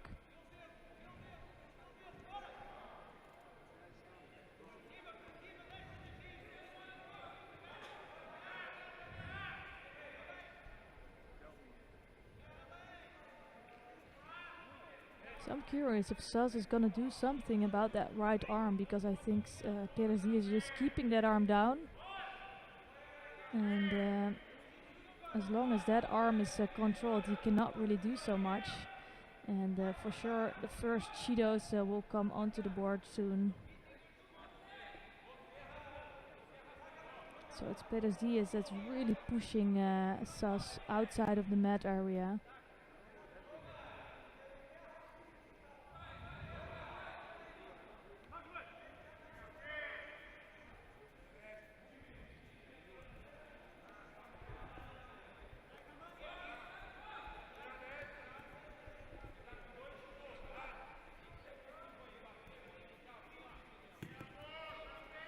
So both athletes into the center again. From my perspective, they can both use a Judo to get them fired up a little bit.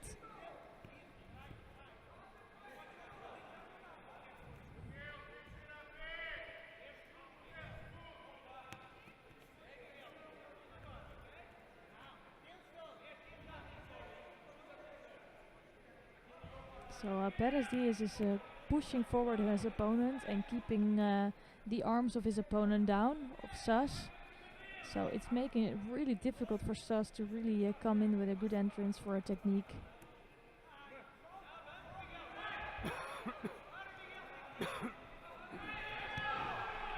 So they are really blocking each other out. This is a first good attempt coming from Sas. And it could be the opening of the contest, because now Sas really experienced the response of Perez Diaz. And if we never felt that it can be quite scary to come in with a big technique.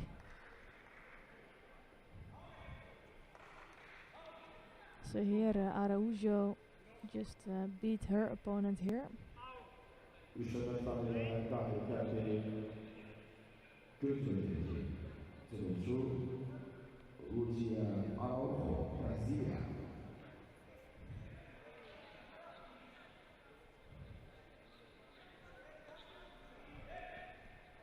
So here you see it really opened up the contest, nicely done by Sas.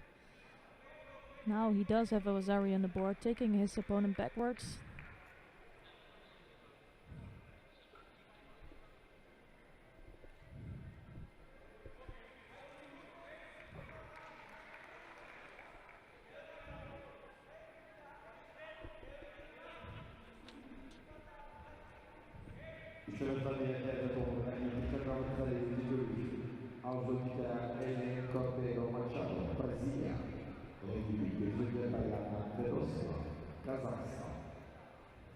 So it's 1 minute left on the clock. The time to this contest, quarterfinal, J1 men under 60 kilograms. In Judo, representing Islamic Republic of Iran. And now Sas can basically relax a little bit. Well, you can never relax in Judo, of course, but he does have a really good Wazari lead. And there hasn't been one attack coming from Perez Diaz. So Perez Diaz will really need to change his game if he wants to win this contest.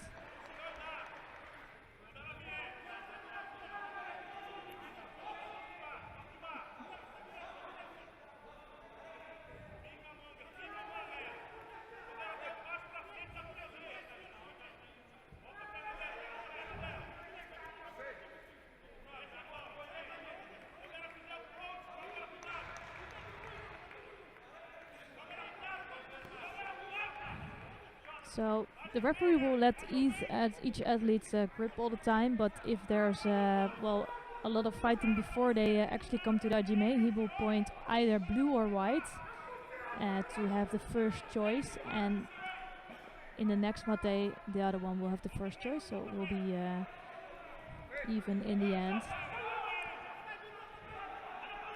And if they really refuse to get to a good grip, they will both pick up a Judo, or the one that's really avoiding the grip will pick up a Judo. So this way we are making sure that it's an even fight and both athletes are good with their grips. So here Leonard Sas is doing everything to keep his opponent on the ground with only a few seconds left. It's a good choice from him, and I think that's gonna be it.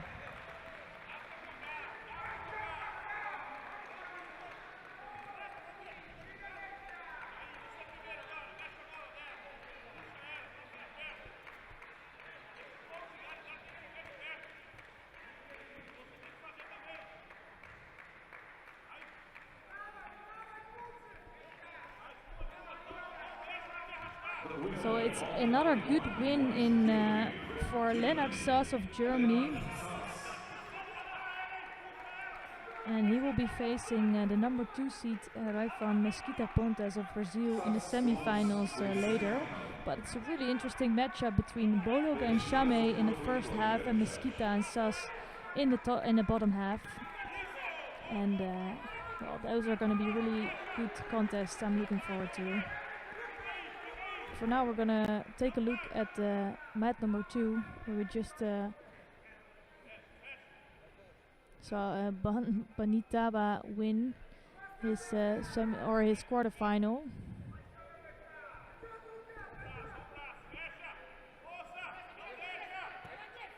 Here we're gonna see the replay. That's some sort of Yoko Toshi movement. Really just making good use of the opponent. It's a really nice timing. His leg was in a perfect position, throwing over Shukurov of Uzbekistan.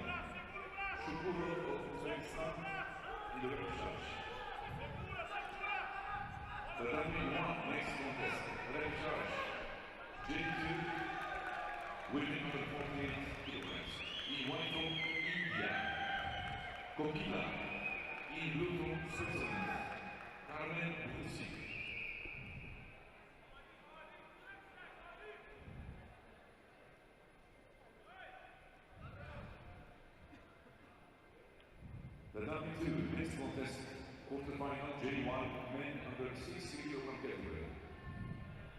Judo from Venezuela, Marcos Denis Blanco, Judo from Brazil, Roberto Nunes Paixão. Üçüncü madalya geldi Diana Vedosova, Kazakhstan. So there's a few athletes that really lift up their game since there is a split between the categories, and I think Marcos Blanco is a good example of him. He won his first Grand Prix this year in Sao Paulo.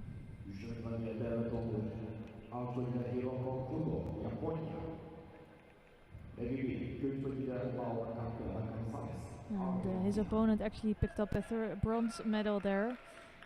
And Roberto Nunes Paixão is also a really good opponent. So it's Marcos Blanco in white judo gi here facing Roberto Nunes Paixão of Brazil in blue. And this is where Blanco is really good at those low Yoko Toshis. And now trying to work in the ground.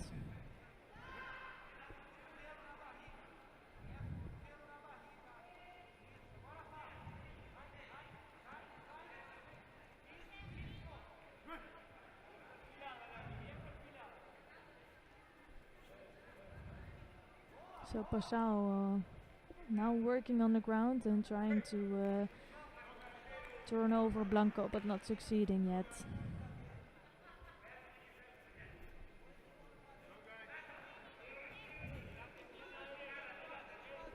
So actually it's almost time also for the semi-finals, so as soon as those start we will switch mat to mat number 3, but for now we'll stick to this mat to see the quarterfinals between Blanco and Paixão. It's the last quarterfinal of the under 60 kilogram category for J1 athletes, before moving to the under 73 kilogram for J2 athletes.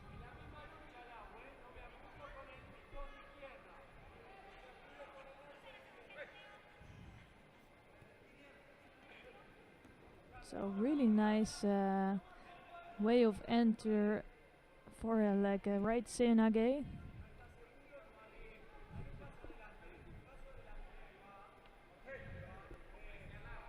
Good response by Passau though, so it's no scores yet on the board. I think Blanco has already had some dangerous attacks in.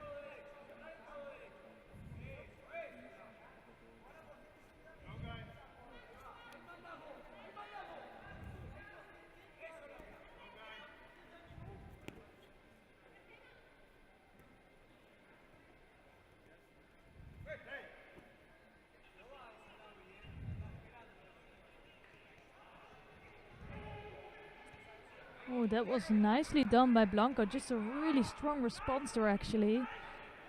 And that is, I think that was one of his biggest opportunities for a winner in this contest. Holding down Passau, but just for a few seconds there, not enough for a Wazari score. Here you can see it was a Sutemi attempt by Passau, but really strong response from Blanco. Actually straight into a hold down, but Passau managed to get out.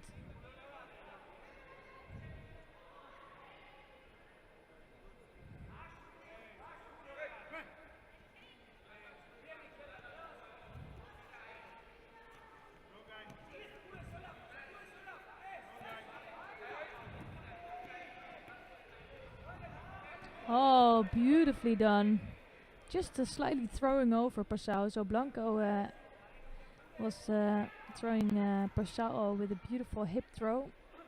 And Passau just slightly overturned. So it's a Wazari score on the board now.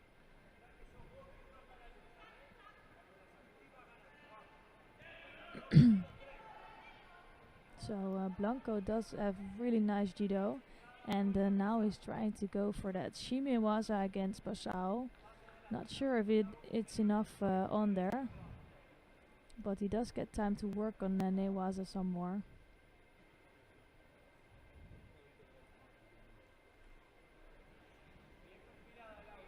That looks really strong.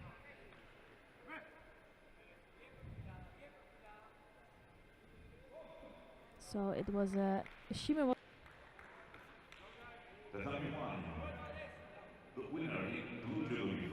Oh, looking really strong here today, and he will be facing Banitaba of Iran in the next round, which will be the semifinals here. The winner of the quarterfinal in white from Venezuela, Blanco. Blanco goes to the semifinal. Brazil, Final medalya devlet oldu. 48 kilogramda devlet görüşü Şahane Hacı, Azerbaycan. Rakibi Muhammed Misir.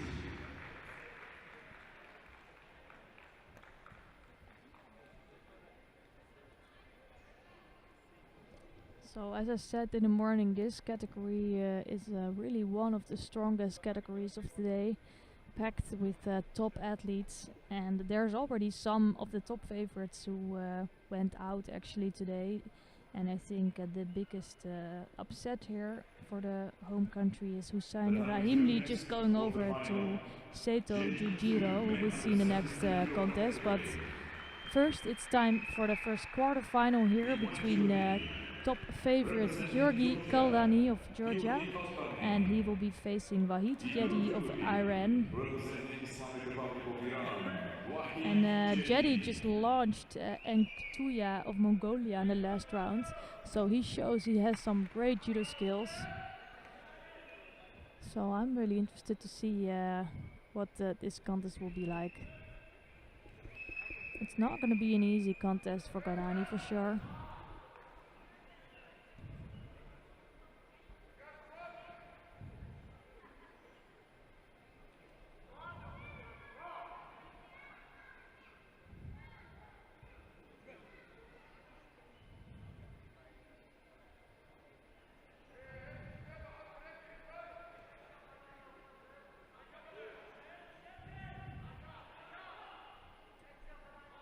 So it's a left against left grip, you can see that quite clearly. So both are looking for a left-sided technique probably. And let's see if they can do something with their feet. Kaldani is really strong with his Ashiwaza, so he can do some great foot sweeps. We've seen that in the last couple of tournaments. Ooh, that is really nice left-sided entrance. But then Kaldani comes up with a good technique. I'm not sure if that was enough for a score, but I wouldn't be surprised if they would award that with a Wasabi score.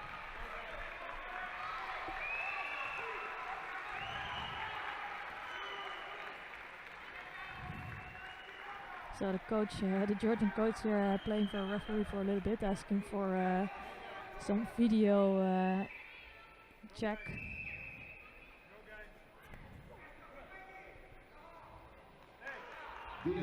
But I think both athletes are warned here that they can, well, they're both really big throwers. And nice set side movement coming from Kaldani. He can really move two ways. Here again with his feet working really nicely. But it's not going to be an easy contest for both of them.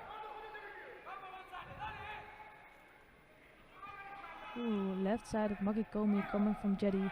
It looks like Kaldani is just a little bit stronger than Jetty. Not a big difference, but you can tell by the way Kaldani responds to the techniques of Jetty.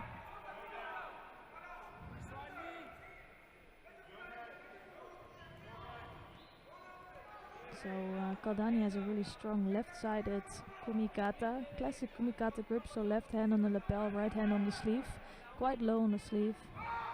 And another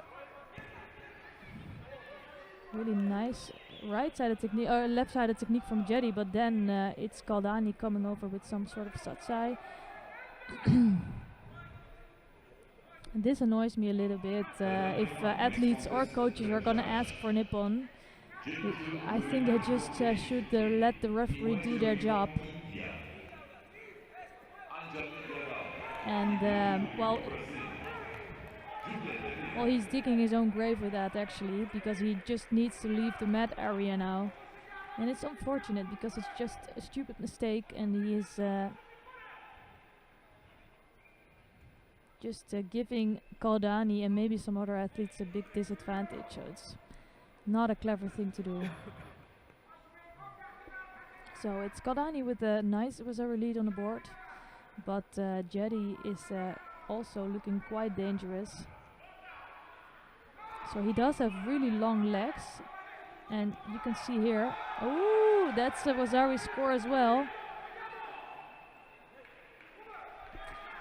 So Jetty is so dangerous with that left left leg of him. He's really clever with that. Already hooking Kaldani for a few times now.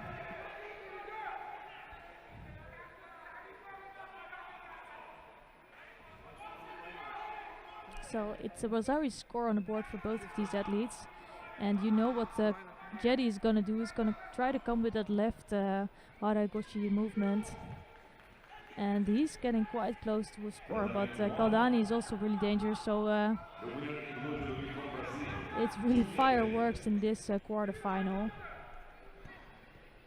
And now a nice technique coming from Kaldani, but no scores on the board.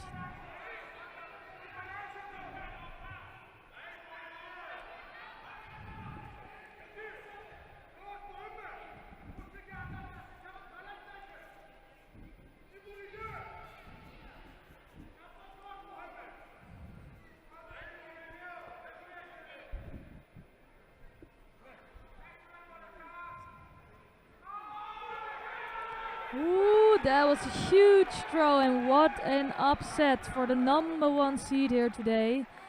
That is really frustrating for Kaldani. He was in top shape the whole year actually, but now in this quarterfinal he's losing to Vahid Jetty of Iran. So Kaldani we're gonna see in the rapid charge contest today, and that is a frustrating loss for him for sure, because I think he really wanted to become a world champion here today, but it's not gonna happen for him. It's Jetty still in the race.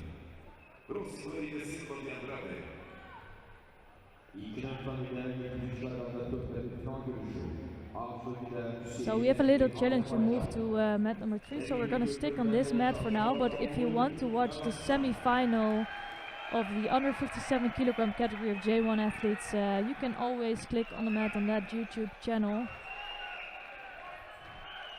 I will try to keep you updated a little bit on this channel, but for now we're gonna see another quarterfinal. Oh yeah, I just said Rahimli lost out because, but he didn't in the end. He won with a big ippon against Seto. I forgot about that. But this is, for me, it's one of the top matches today between Hussein Rahimli of Azerbaijan, the current Paralympic champion, and Olzas Orazalyuli, the current world champion of the under 60 kilogram category. So really nice hip throw by Rahimli. He has a great hip movement, and Orazalyuli actually has that too. But it's really interesting to see if Rahimli is coming back from the 81, of course, and Orazalyuli, well, in a couple of years, but he moved up from the 60 kilogram category. So they were really miles apart and now fighting in the same category.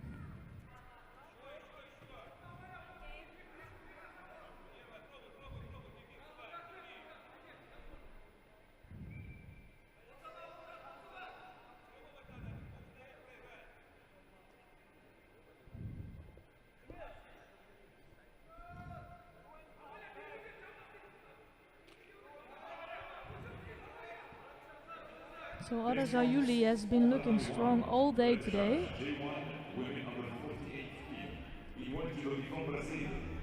Here it's a Tumanege attempt coming from Rahimli, so Rahimli is the one that's attacking in this contest. But I think we can still expect something from Orazalyuli.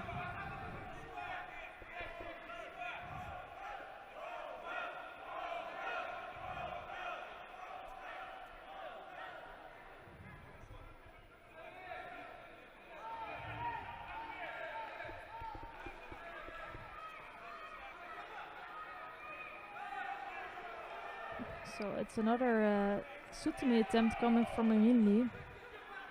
I think Orazalyuli is just taking the time to come up with a really good technique. He looks so in control, now trying to work on the ground, but it's Rahimli that actually is controlling the legs now of Orazalyuli. So that was an interesting situation there, but in the end, well, no advantage for either of them, and it's no scores on the board yet, no shields on the board. It's a really attractive contest between these two athletes. It's Wallace said that it's just Orazalyuli who's picking up his first Judo. I think that's completely right. He just doesn't put any attacks in up until now, but that might change soon.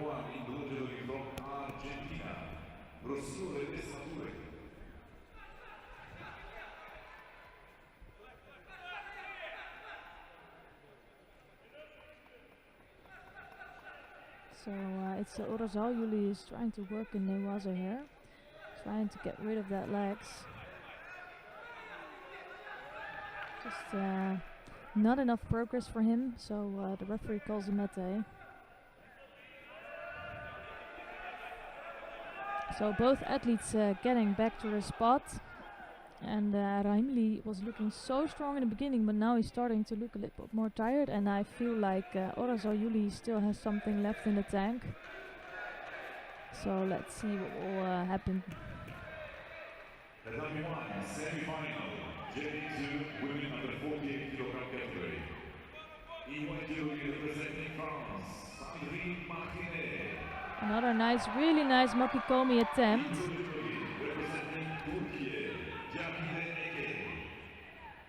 And it's stopped by Orazalyuli, but he does really need to attack.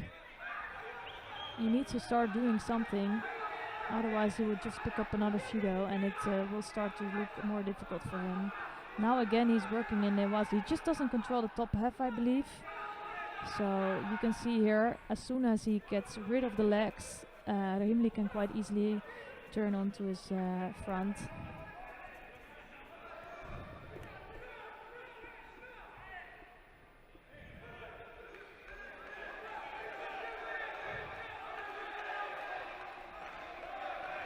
So here you have it, the second Judo on the board for Orazal Yuli.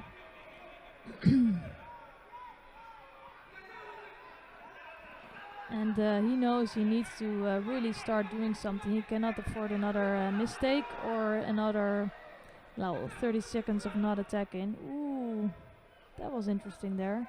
Or maybe it was on the chin, so that the referee called a quick mate.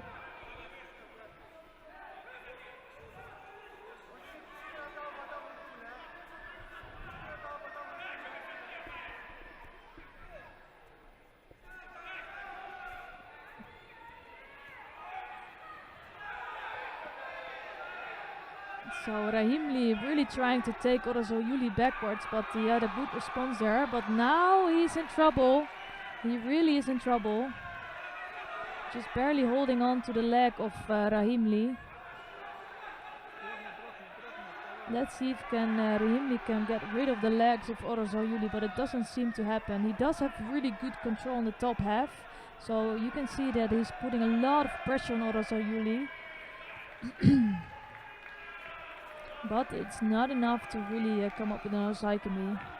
38 seconds left on the clock and a really exciting contest here. And on mat number 1 it's been Ariadis Martinet who just beat Kahit Eke of Turkey. Ooh, almost taken over Rahimli here, Orazal Yuli.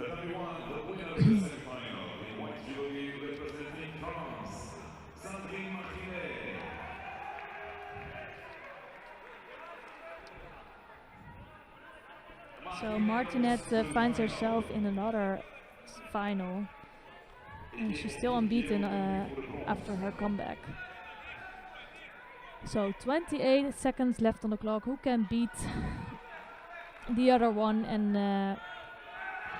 ooh, that is enough. That's a Wazari score. Orazal Yuli throws over Rahim Lee with a really nice hip throw. I'm not surprised that it's coming because he showed to be so strong in the last contest, and he gets plenty of time here to try to work on the ground, and it's really unfortunate for Rahim Lee that he's in this position. But it's all over for Rahim Lee.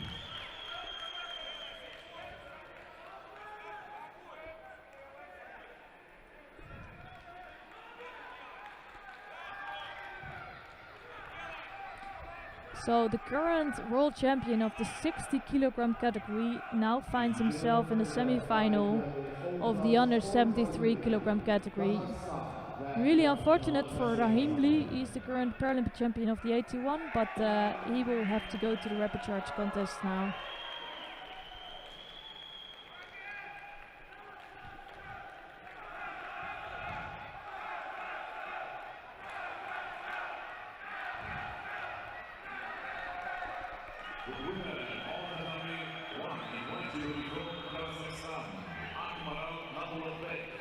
And on mat number 3, it's Priscilla Gagne who just beat the number. Oh no, she's not number 1 sheet, but she was one of the top favorites. And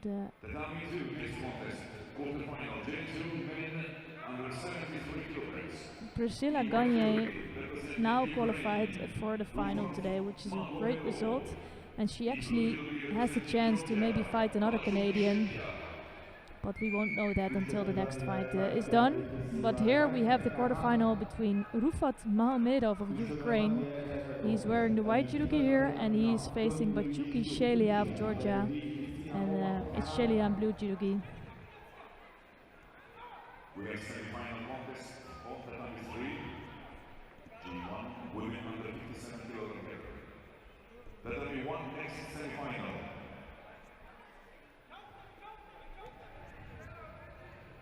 J1, women under 48 kilogram category. E1 category, representing Turkey, Ece Taşim Çavdar.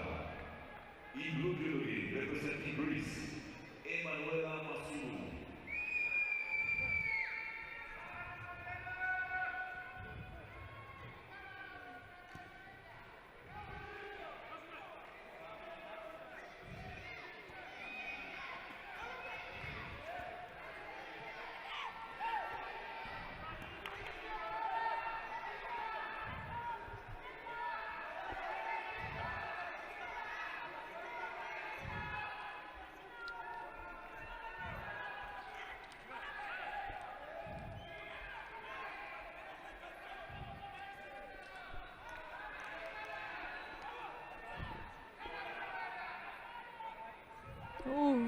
beautifully done. That's amazing. For me, that's one of the big scores of today.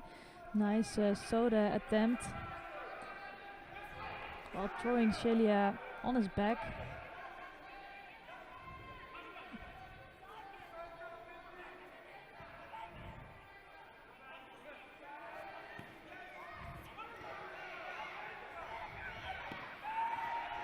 Oh, and that's almost Shelia throwing Mahomedov now on his back. So Mahomedov's leading with the Bazari, but this is really not over yet. They are both really open athletes, so they're open to fight. They're really moving forward. They're attacking all the time, so it should mean for some good scores.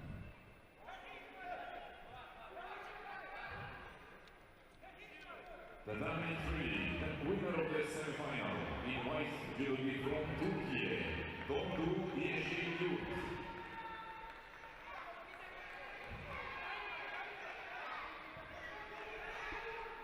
Yeşilyurt goes to the final. So Dondu Yeşilyurt of Turkey just won her semifinals, and we're gonna see her against Priscilla Gagne later today in the final of the under 57 kilogram category for J1.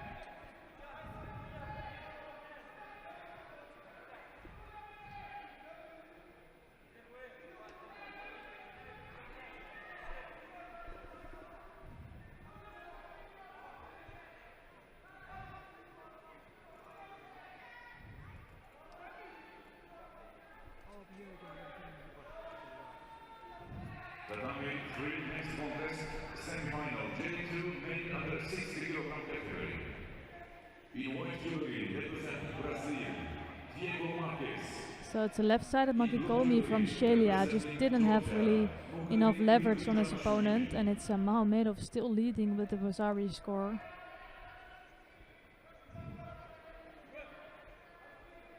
And for Shelia it might be a big opportunity here today with Kodani losing out his last contest. But in order for him to turn it into something real, he needs to win this contest, and I think here he was almost throwing over Mahomedov.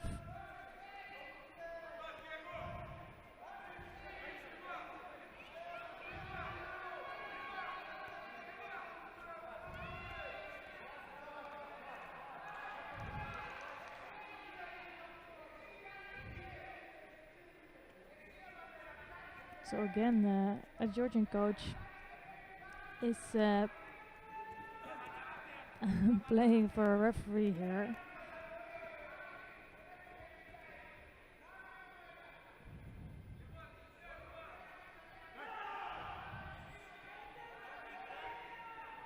It's just really basic rules. It's you cannot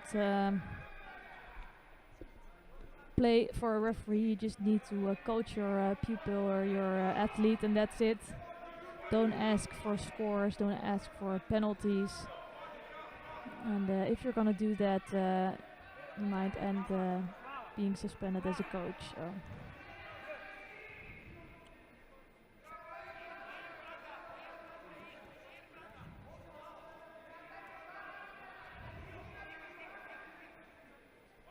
Left-sided Makikomi, again so close to scoring here. And he was close already twice in this contest.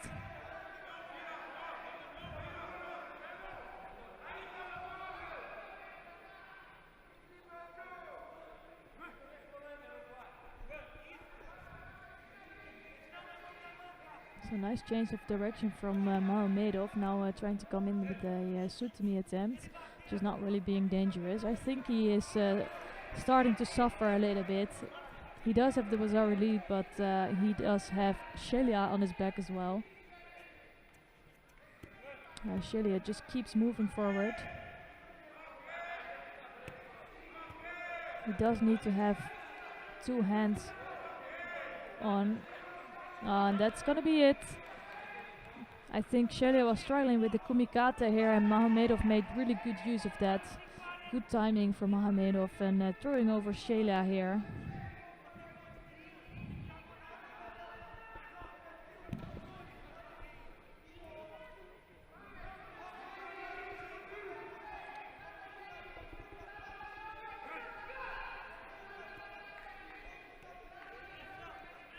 So it might be nice now to switch to mat number 3 to see the semi-final between Thiago Marques of Brazil and Migri Janashvili of Georgia. So it's Marques in white, I must say, and Migra Janashvili in blue. Marques is the number 1 seed here today, but it's Migri Janashvili who already beat Namazov, a former Paralympic champion, and he also beat Al-Shabawi in the last round. So he is looking really strong today. And Marques also is doing good things here today by beating Ultkoi there.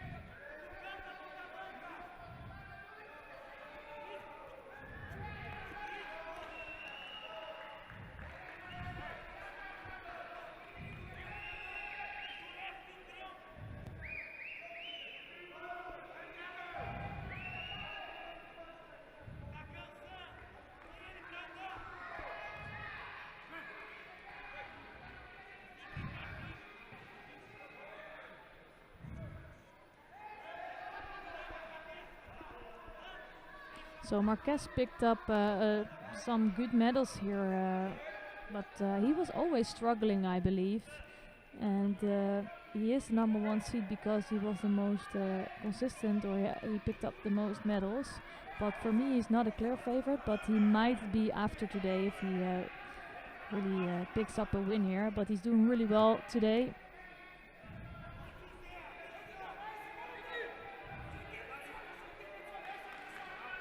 But it's Migri Janashvili here now scoring a first Rosari.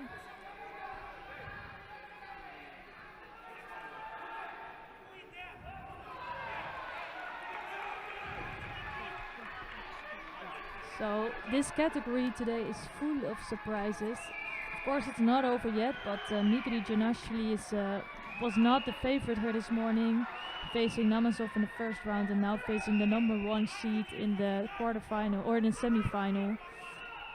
And if he manages to win this one, he's unseeded and finds his way to the final here today.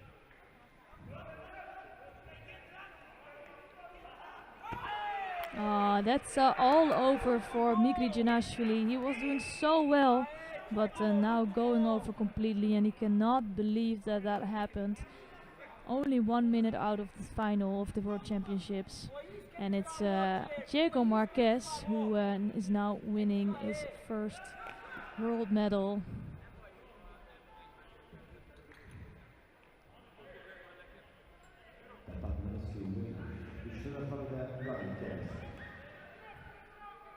Thiago Marques, Brasilia. İkinci sırada Galatasaray, Ecem Tasım Çanta, Türkiye.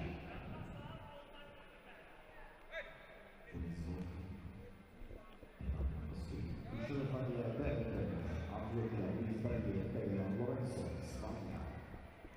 Ready, gözünde tabii Zebaba, Ukrayna.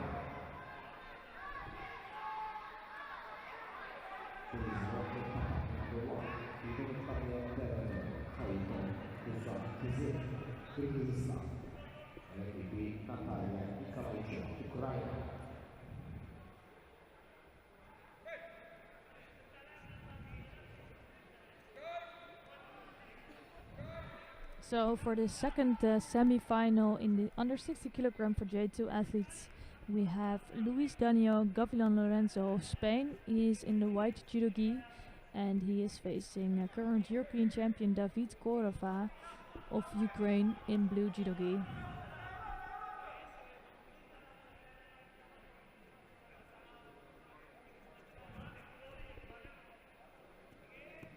First Sutami attempt coming from Gavilan.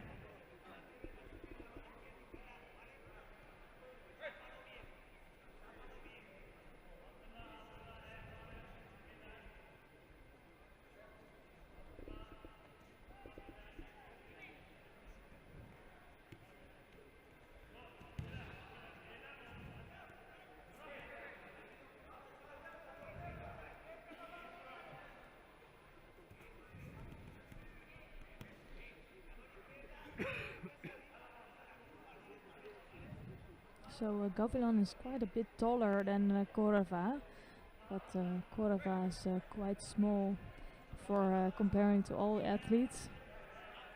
But he is a really good and strong athlete. I think the Spanish, they are really clever with their tactics. So will they come up with some low techniques, some low sutemis, and they'll make it hard for their opponents to attack.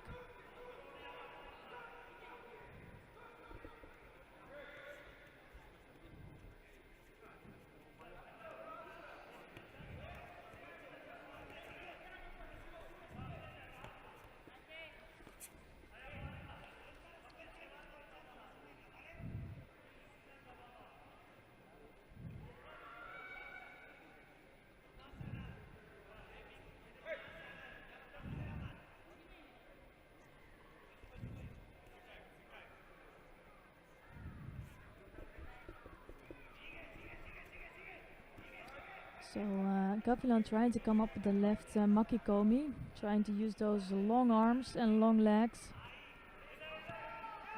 But Korava now is controlling those arms quite nicely.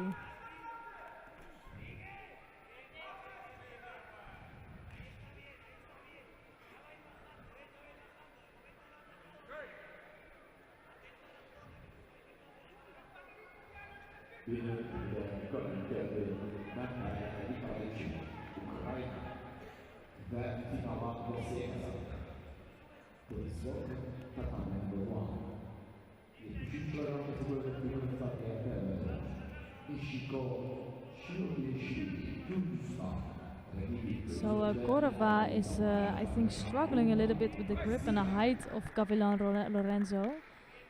He's so strong with his techniques. He got great technique, but he needs to get close to his opponent.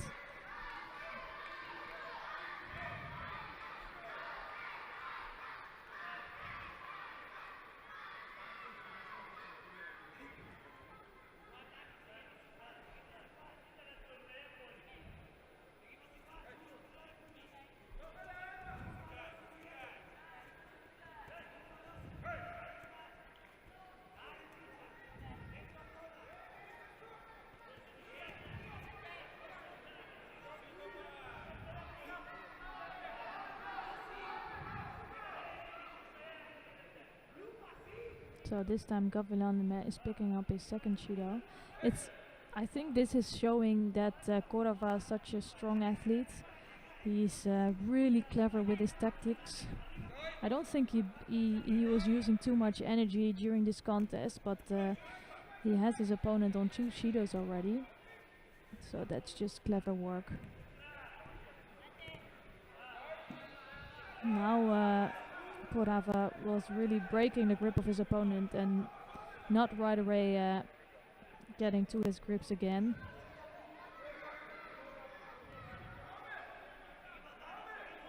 So he needs to watch out with that a little bit, otherwise yeah, it could be that he's picking up a Judo for that.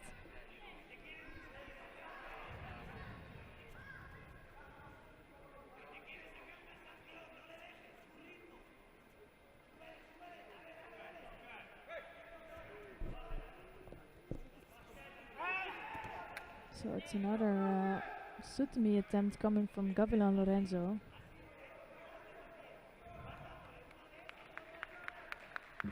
And now it is Korava who's picking up his first Judo. I think that's well seen by the referee, because I didn't see Korava doing one attack yet. Just some work with his feet.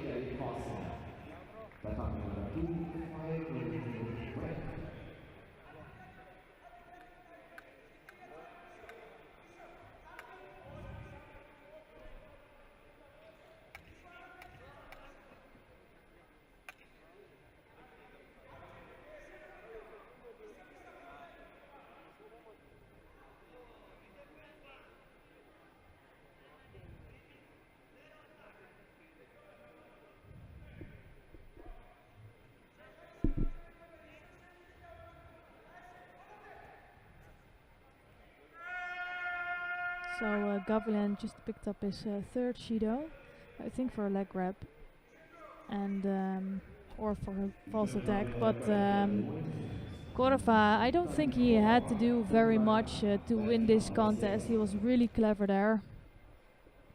And facing himself against Diego Marquez in the final here today. Avcılarında Zeynep Çelik Türkiye, rakibi Köyzölü'de Marta Azerbaycan, İspanya.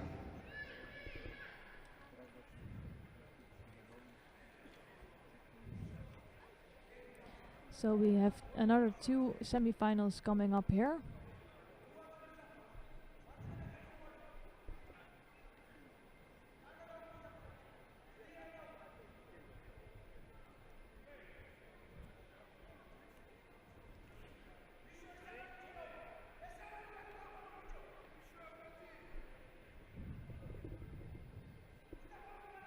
And it's between Zeynep Çelik, current world champion, and Marta Arcepaño. And Çelik doesn't give any chance to Arcepaño here. It's one of the quickest combination of attacks in just the first 10 seconds. So really nice, taken backwards. And then quickly followed up with a nice arm lock.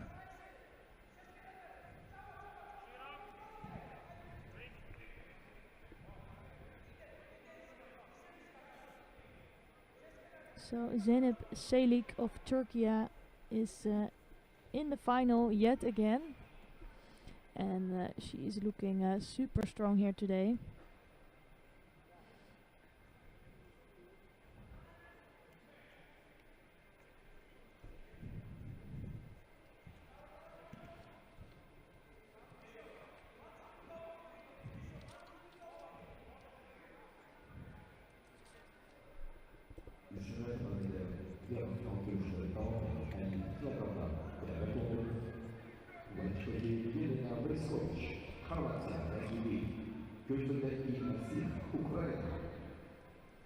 So for the semi-final we're gonna watch Jelena Breskovic in white judogi and Ina Sik in blue of Ukraine.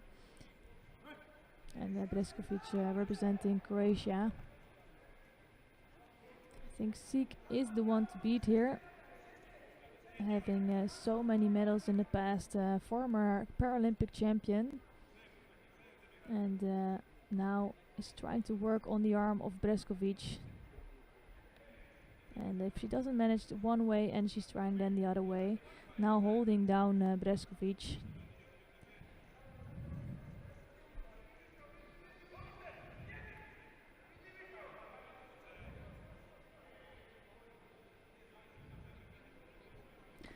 So that was so quick by Ina Sik, just looking very strong here today. And it's gonna be a replay of the final of the European Championships between Zeynep Çelik of Turkey and Ina Sik of Ukraine.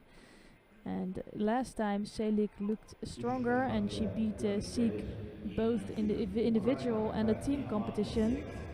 So I'm really curious to see if Sik stepped up her game and if she has something to offer against the current world champion.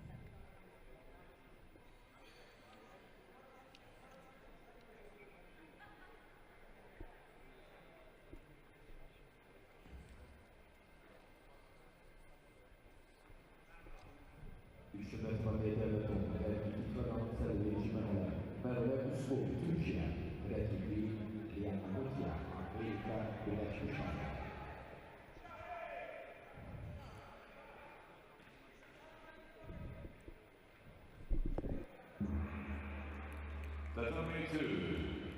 Now it's time for the repechage contest. J2 men under 73 kilogram category. Welcome on the tatami in white judo from Germany, Nikolai Kohlhaas.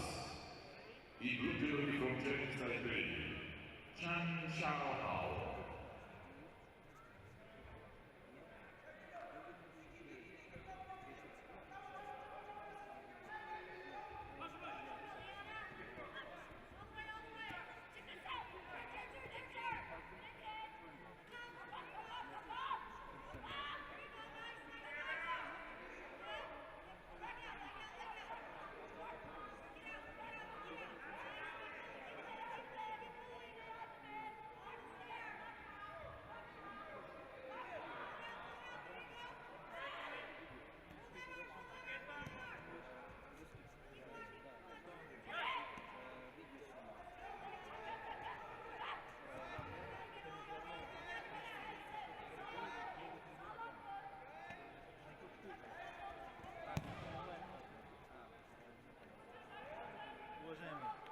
Если вы фотографируете, вы можете сидеть, но в телефоне вы здесь сидеть не можете. Потому что трансляция идет. Я с Международной Федерацией Judo. Мне вообще направила IBSA.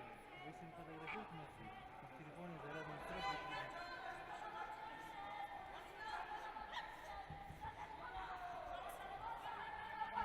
Там идет куча, что вы втроем здесь собрались.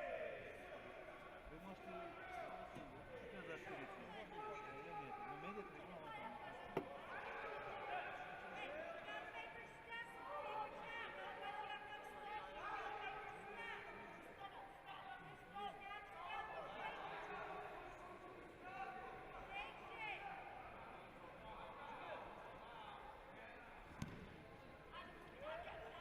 That one video referee commission decision.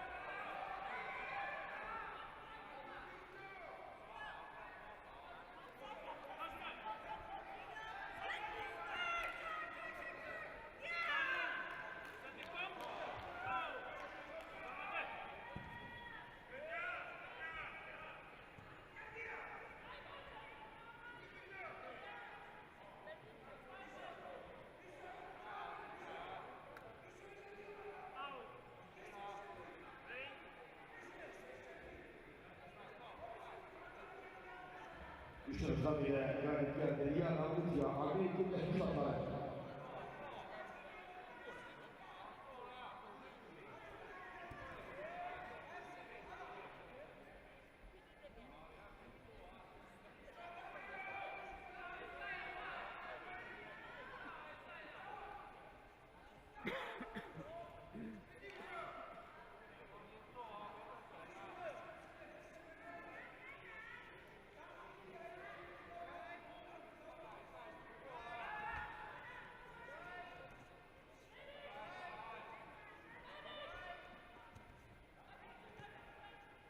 Next contest on the number 3, the judge, Game 1, women under 57 kilograms.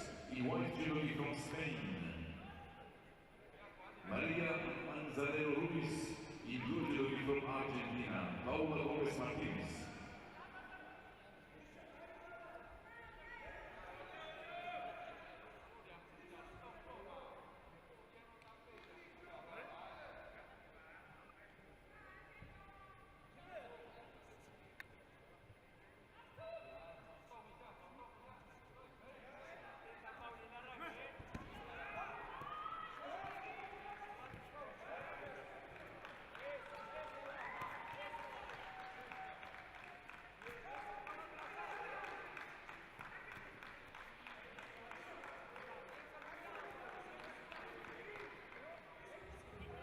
The number 2, the winner in white, judo from Germany, Nikolai Goldhaus.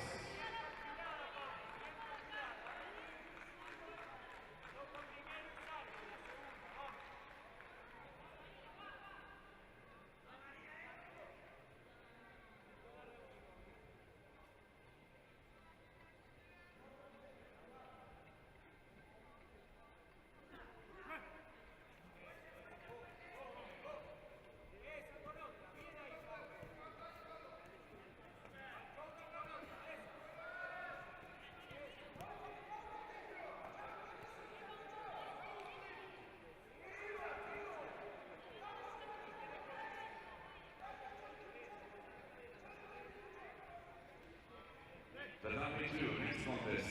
Repechage, J1 men under 60 kilogram category. In white, Judo. We are representing Mohamed Ben Ismail. In blue Judo from Iraq, Hussein Abdul Rahman.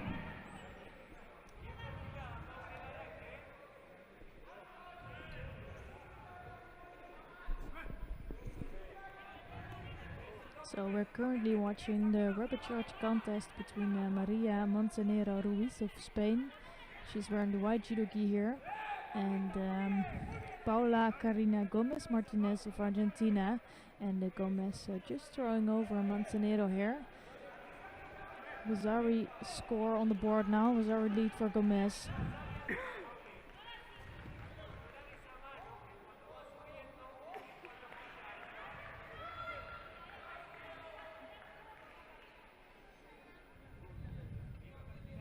So we're gonna check out the really nice ippon here. Let's see that again.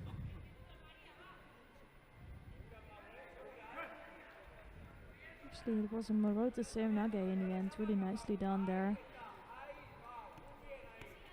And let's see if Manzanero can offer something to Gomez. Taking backwards, Gomez taking backwards, Manzanero almost throwing over her for a second Vasari.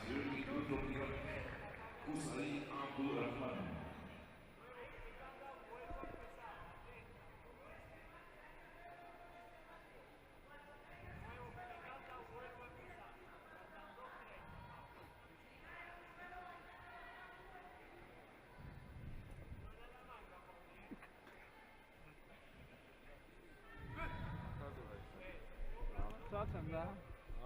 Sadı.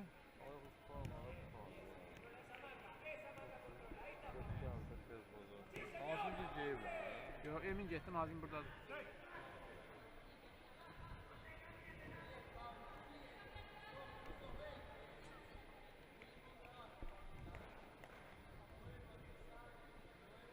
So as they have a little bit more repechage contest in the IBSA Judo compared to IGF Judo, is because all the losers to the semi-final, the semi-finalists will get a repechage.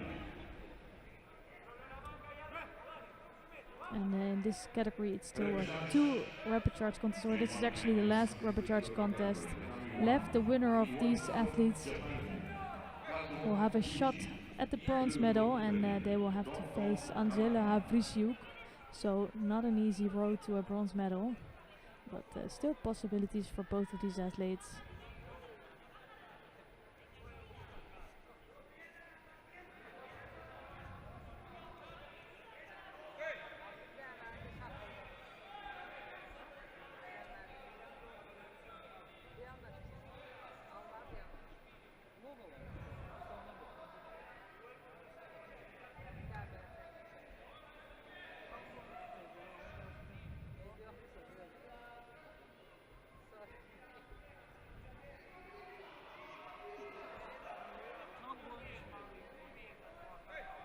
So the referee directors here are checking out something that happened earlier in this contest, and it's a second Vasari score for Gomez, and she's really pleased with that.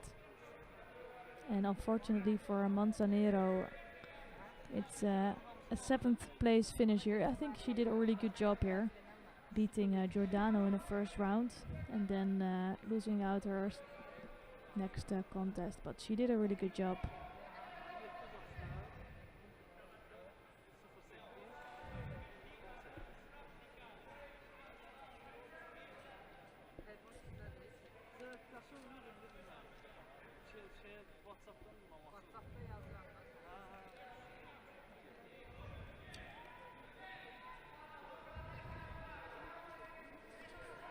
So we still have a few contests left on this mat. It's a quick mat here. We still have the repechage, last repechage contest of the under 60 J2 and under 57 J2 category. And we're gonna start with the under 60 repechage contests. And it's a really good contest. J2 men under 60 kilograms. In white judo from Algeria, Ishak und Kuide. In blue judo from So in white judo gear Uzbekistan, here, it's Nazarov. Ishak Ultkoyder, silver medalist at the last World Championships, and he is facing Sherzod Namazov of Uzbekistan. It's Ultkoyder in white judo gear and Namazov in blue, and Namazov being a former Paralympic champion, so he really has something to offer in this contest as well. I think Namazov disappointed himself by losing out his first contest against Nigri Janashvili. Here a beautiful takeover by Jaffa. Miguel Vieira. Really nicely done. And he is still on the road for a bronze medal.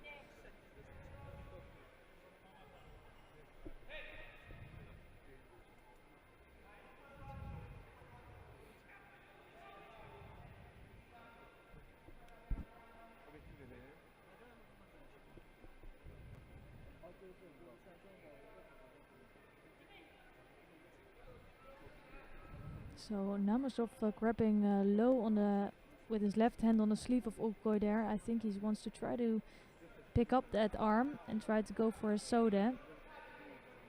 But let's see if he can come up with that technique. I think Ulkoy there is really holding that right arm strongly on the lapel of Namazov.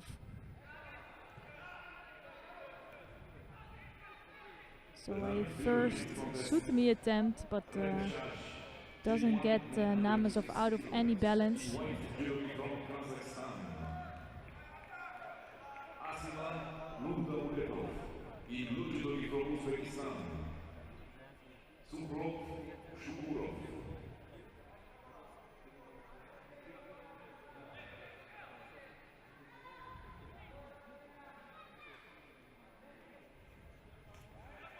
So really nice footwork from Namazov, and if that is under, then Ulkoy there is in big trouble.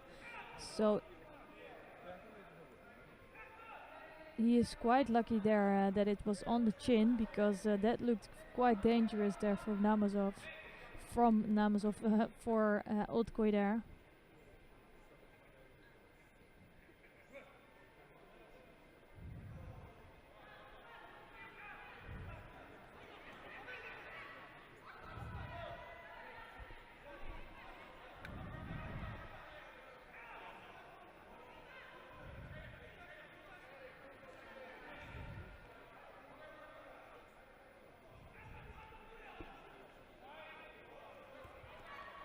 So a nice soda attempt coming from Ulkoy there. It's always interesting to see. He's so tall, but he loves coming underneath his opponents, which are always smaller than him, because he's one of the tallest athletes in this category.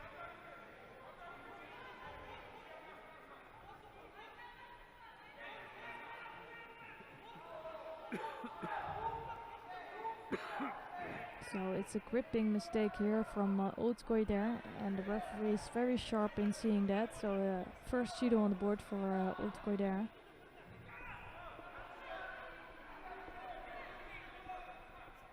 And he is making some mistakes today and picking up some shidos that were maybe not necessary, but doesn't matter anymore. Namazov just throwing over Ulkoy there hugely. That was really beautifully done.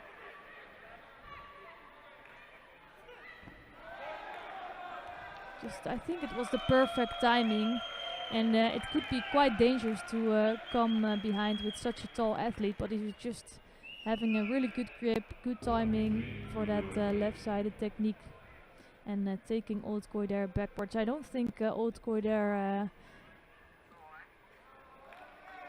took everything. Oh, he does have another chance. It's awarded with a Wazari score here. That's gonna be interesting for the next 2 minutes.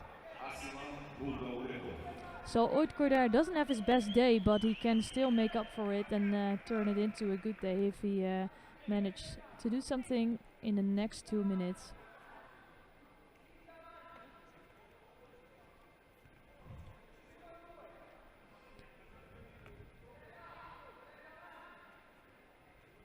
So left-sided Seonage, but again he gives Namazov time to work in a newaza, come up with a shimewaza here.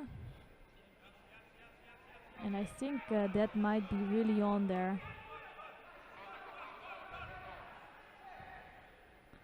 So I think Old Koy there was here pointing that out, that the lapel was really on his chin. So if that happens, the referee will call a mate right away. J1 men under 60 kilogram category. Igual Judo from Uruguay. Henry Borges. Y from Brazil. Roberto Paixão. So it's still not over yet. Namazov leading with a Wazari score. And it's Old Koy there who has the one Shido on the board. Still 1 minute 37 seconds left. So there are still chances for Old Koy there. But he is struggling today.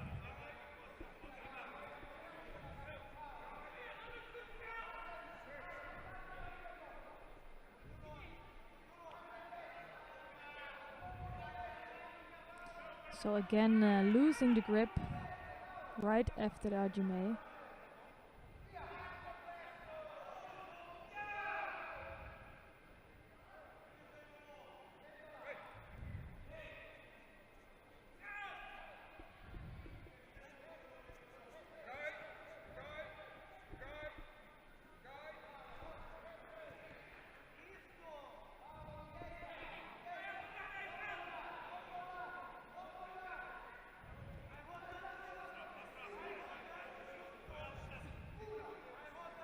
I think Old Koy there is trying to go left, as you can see here. He's really strong on that left side, but it's gonna be tough to get underneath the body of Namazov, and Namazov knows also what's coming. So it's gonna be really hard to get a score out of that.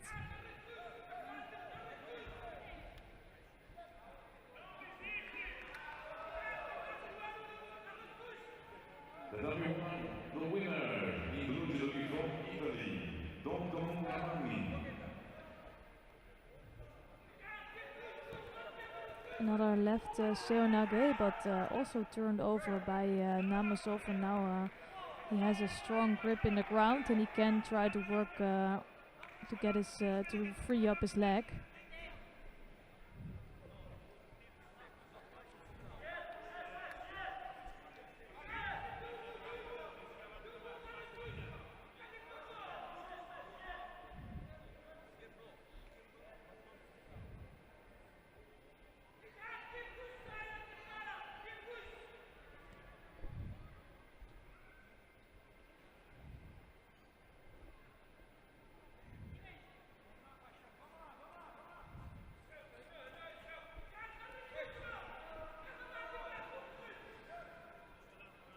So Namazov is doing quite nicely in controlling this contest. With his left arm on the lapel of Old Koy there, he's controlling a lot in this contest. And now Old Koy there trying to come up with the Sutami, but not succeeding. And he cannot find a solution yet. So now he's picking up a second Shido here already.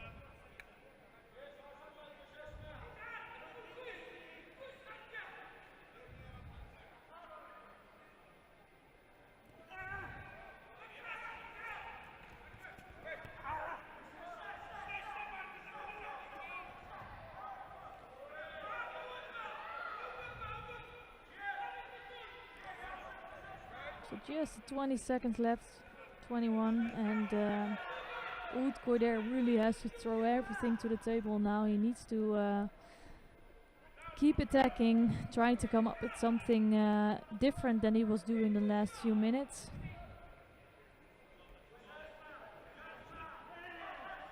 And this is not going to do it for him. Yoko Tomonage, but he didn't really try to move his opponent or get a reaction out of Namazov, so no success there.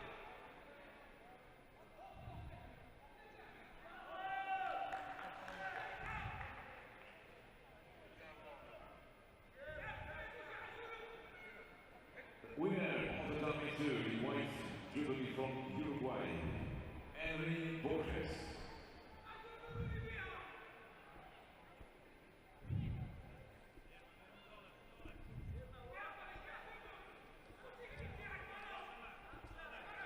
Winner of number 1 in white from Uzbekistan. Shofar Mamedov.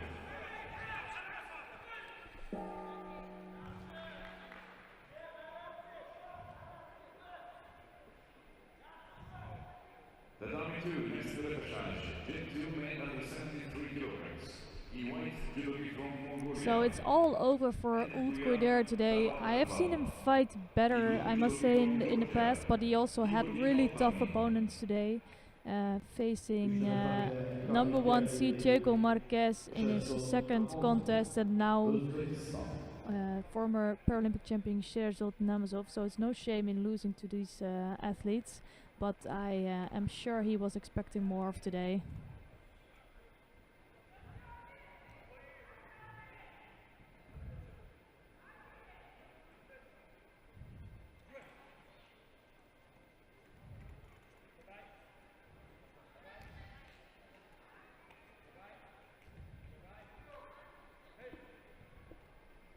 Tatami 1, next contest. Arabisha J1, men under 73 kilograms. In white, Judo from Turkey. Gökçe Yavuz. In blue from Puerto Rico, Luis Perez. Üçüncü Galatasaray'da toplanan 2050 görüş avcılığıyla Türko Miras Japonya. Rakibi görüşüyle Rusya Araujo Brasil.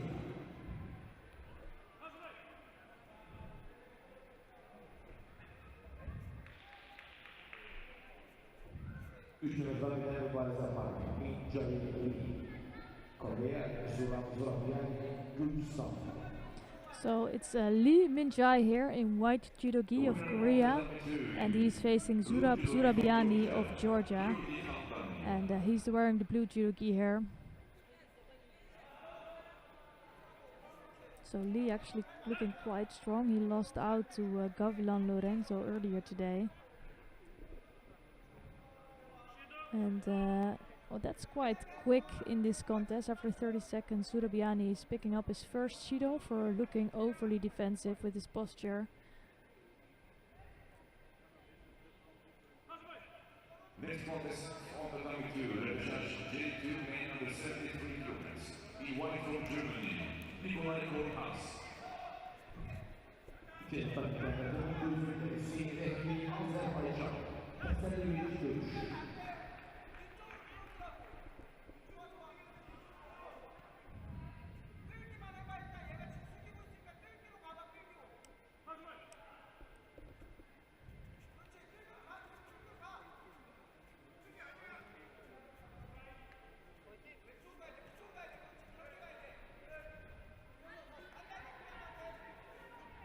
So Lee is really trying to find an entrance for a low right-sided technique, but it's Zurabiani who's coming up with the first really dangerous attack, and now he's trying to work on the arm of Lee, trying to free up that arm of the Korean. And I think Lee is doing it cleverly with defending also with his feet. And he does have the arm now, and he gets an ippon here, Zurabiani. So really clever work from Zurabiani.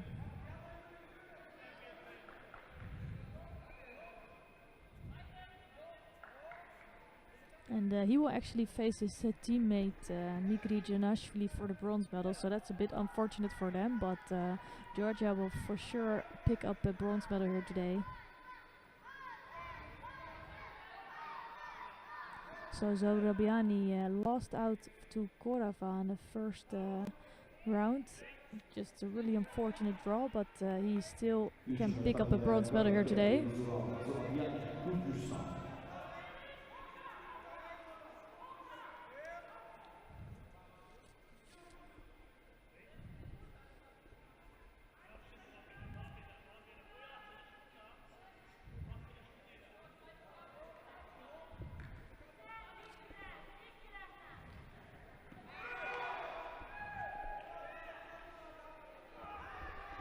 Let's maybe take a quick look at mat number 2, because this is a real good contest between Nikolai Kornas of Germany, former world bronze medalist, and he is facing Hussein Rahimli, who is the current Paralympic champion of the 81 kilogram category, but he is going over here. Just maybe not enough for Iwasari, but now Kornas is in real trouble here. Almost in a hold down against Rahimli. So I think this Pool B was actually, well, the pool of death almost in this category between Seto Yujiro of Japan losing out to Rahimli. You also have Ozas Orazal Yuli, who is in the semi-final here today, the Kazakh, the former or the current world champion actually, and you have Nikolai Kornas in there.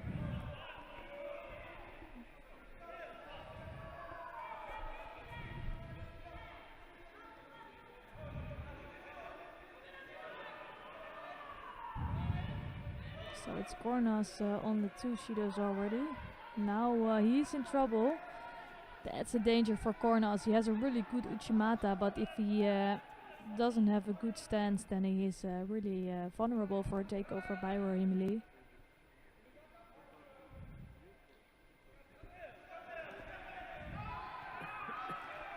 That is a really nice takeover by Rahimli. So Hussein Rahimli is still on the road for a bronze medal here today. Let's see if that was actually a Nippon.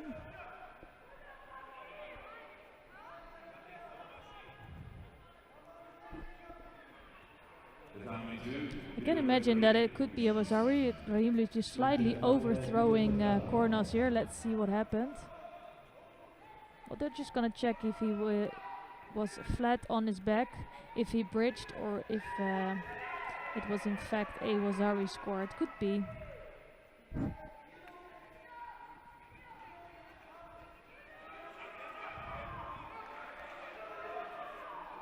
Actually, I wouldn't know what they're gonna do here.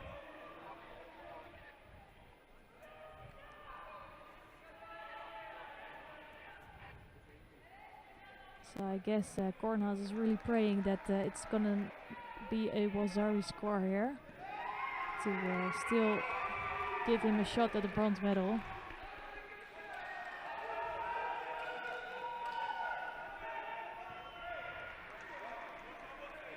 So I'm guessing they also find it's a hard decision on the side, so they're probably discussing if it should be a Iwasari or a Nippon score.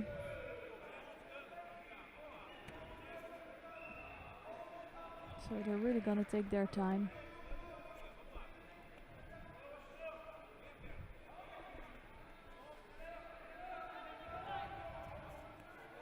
And it's enough for a Nippon score there. Really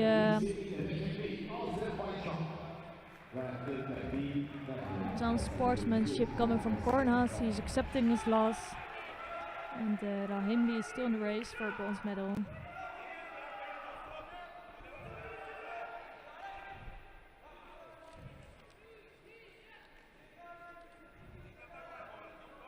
Next event challenge, Gen 2 men under 73 kilograms. White Judo from Kazakhstan, Azamat Nogushev. Blue Judo from Georgia, Pachuki Shelia.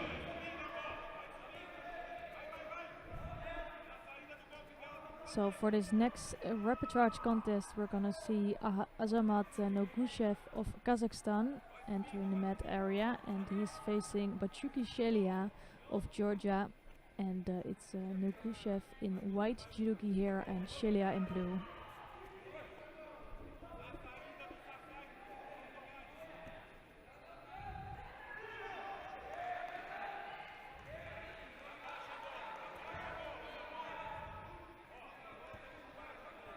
Well, nice Yoko Toshi coming from Nogushev, but well stopped by Shelia.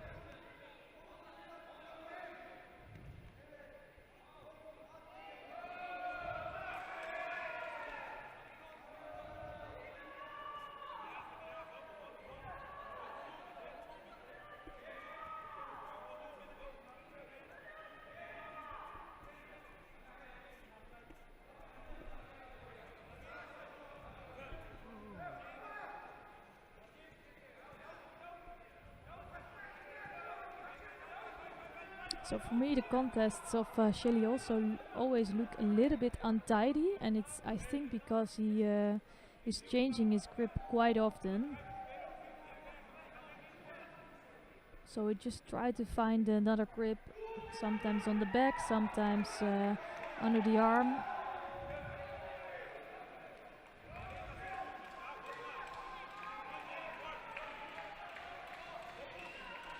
And actually now he does have a really good grip, but his opponent well, broke that grip. And let's see if he can do something with that. Ooh, that was a nice way to enter for Nogushev. Coming closer to a score here, but not enough for a score, definitely.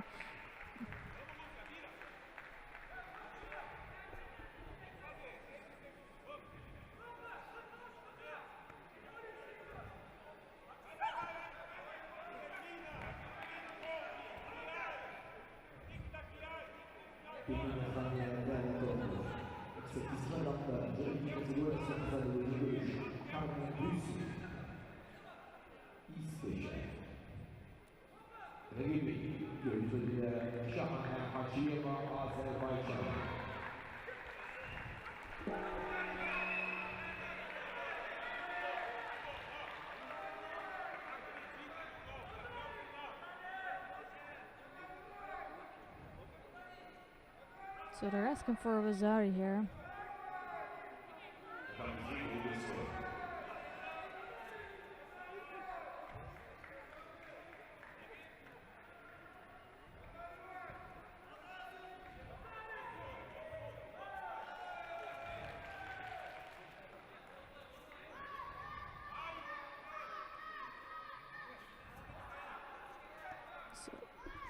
So they are gonna give the Vasari.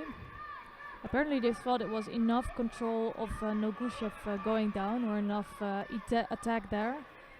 So it's frustrating for Shelly, because I think he really intended to start that attack. But it's the Vasari on the board for Nogushev, and Shelia has the Judo on the board also. So things are looking not too good for him, but he still does have 2 minutes 24 seconds left to come back on that. But Nogushev for sure has to say something about that. Another really nice technique coming from Nogushev, almost throwing over Shelia.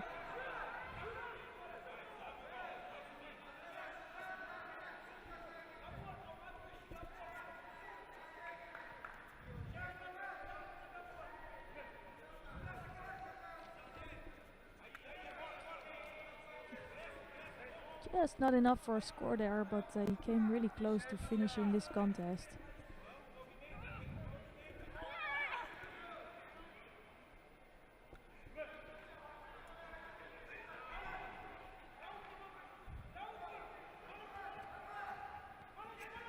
So it's Hirose here on this mat who qualified for a bronze medal contest over Araujo.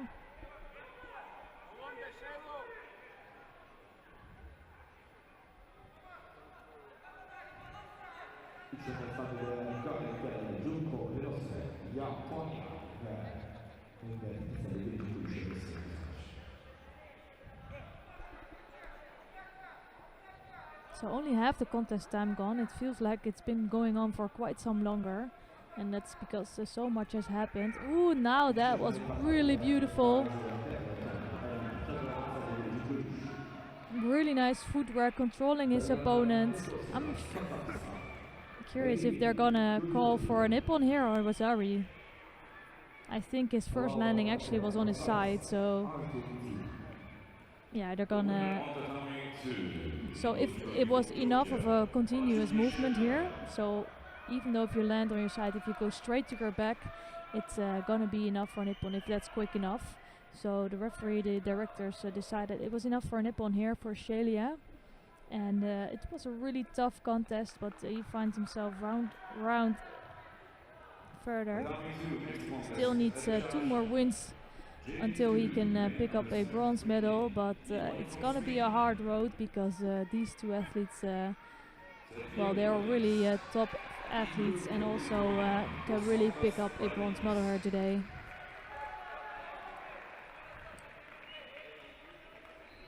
So coming onto the mat now.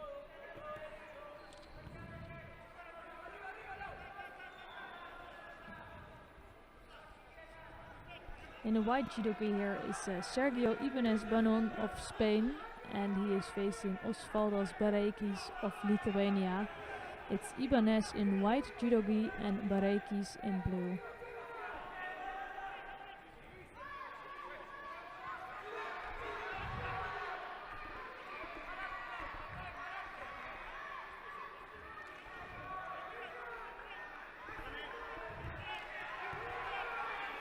So Ibanez really straightly going for it.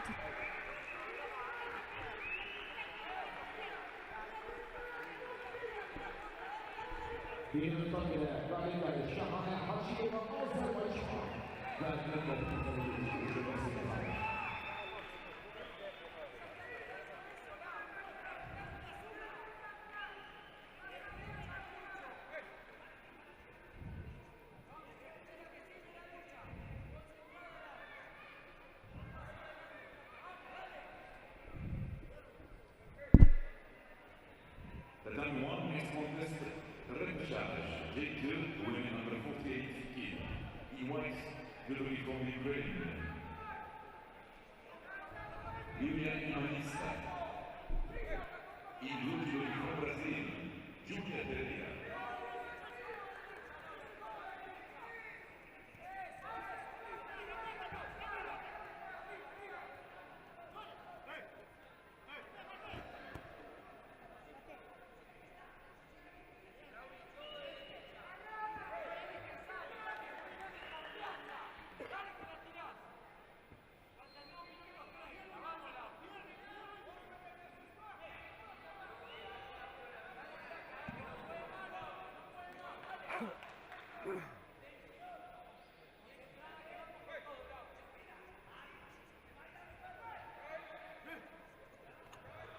Winner on the number one from Ukraine, Julia Imanista.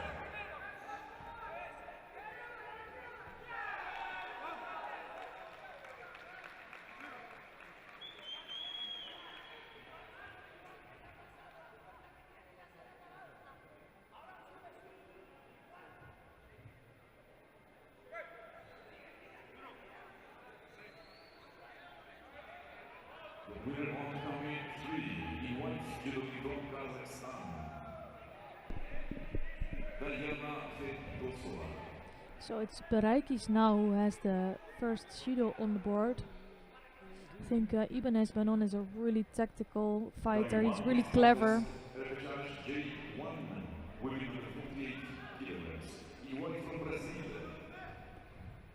So he will be hard to throw. He will keep coming and piling up the attacks. Well, actually, Bareikis is normally also a little bit like that, so he's also attacking a lot. But I think you can see that Bareikis is struggling with the grip of Ibanez Banon. The number 3 is contest semifinal. J1 women under 16 kilogram category. E1 will be from Turkey. Abdurrahim Özal. E2 will be from Brazil. Elton Oliveira.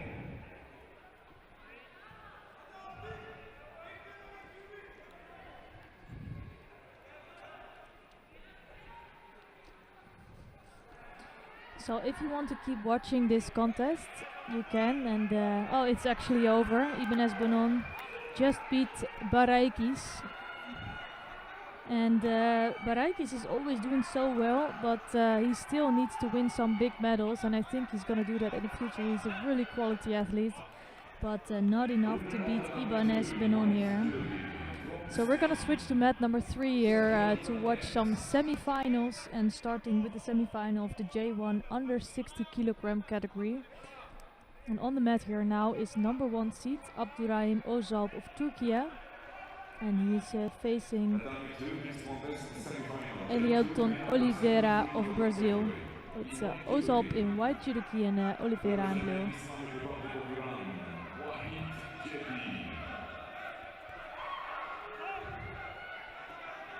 In blue judogi, representing Kazakhstan, Oljas Olazaliugi.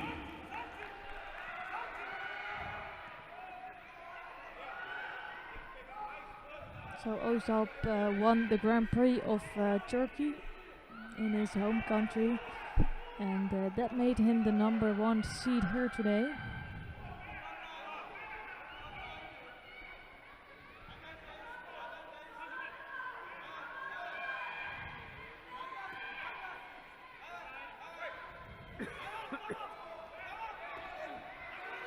Ooh, that was really close to score actually, and Oliveira suddenly really quickly following up there with a Kuji Katame, but not succeeding.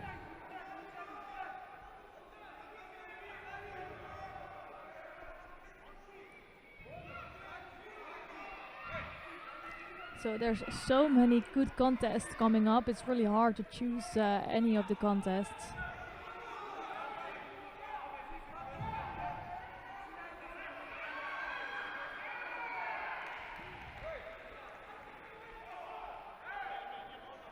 So I think they're gonna award a Rosari maybe to Ozalp.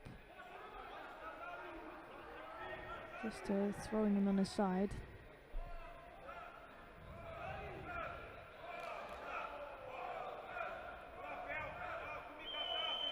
No, it was just not enough for a score there, but getting really close.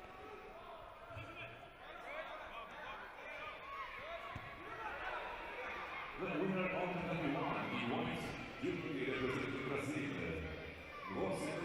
Silva de Andrade. So now clearly Ozalp is scoring a Rosari, taking Oliveira backwards, trying to follow up with a Osaikami, but Oliveira could move on his stomach, so no Osaikami yet, but it gives Ozalp some time to work in Newaza again.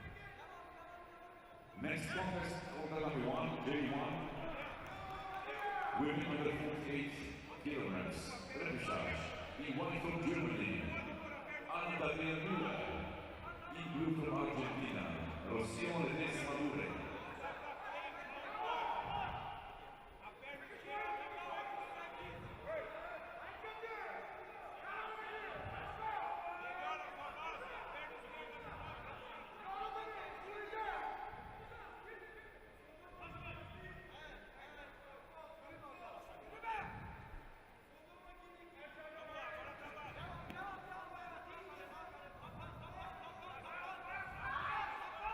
Oliveira again working on the arm of Ozalp. He's really good with that. You can see he's waiting for that groundwork. Just needs to have a chance there.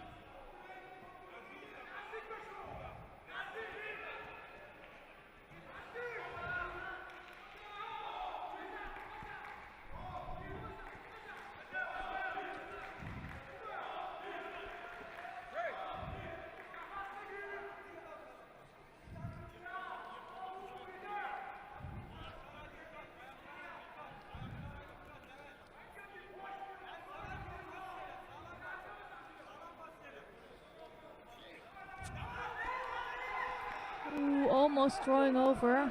Just a little break in that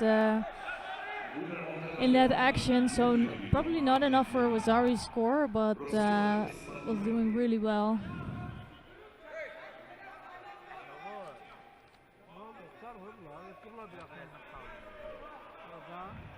So there's still such a strong lineup for each mat. Of course, you'll be able to watch each mat by clicking on the YouTube channel. Here you can see trying to push his opponent backwards.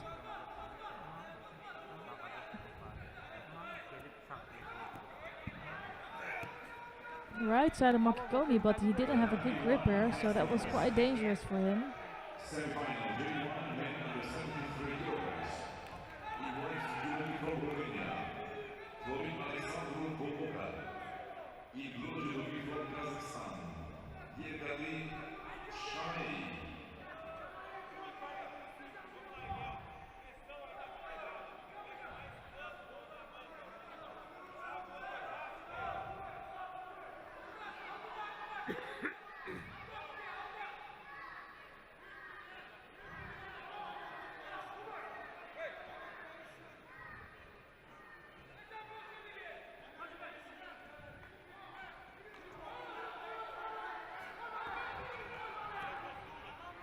So both athletes having a right-sided grip. Ozap still leading with the Wazari score. And now again trying to take his opponent backwards. But again his opponent landing on his front, so no scores. But things are looking good for him as he has the Wazari lead with still 1 minute and 28 seconds left on the clock. It's Oliveira now that picks up his first Judo. It's not that he's not looking active or that he looks passive. It's just that Ozap is really pushing forward. And he's so happy here, but let's see what happened here. So it's a miss.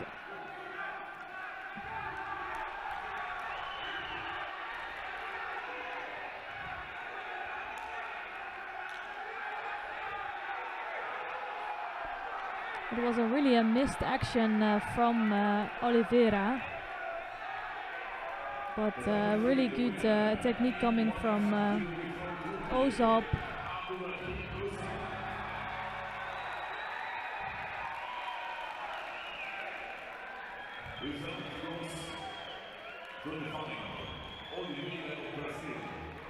So it's Ozap, the #1 seed, who is finding himself in the final later today. And maybe it's nice to take a look at mat #2 to check out the rest of the semi-final between Wahid Jedi of Iran and Olzas Orazal Yuli of Kazakhstan. And on mat #1, Yergeli Shame just beat top favorite Bologa in the semi-final.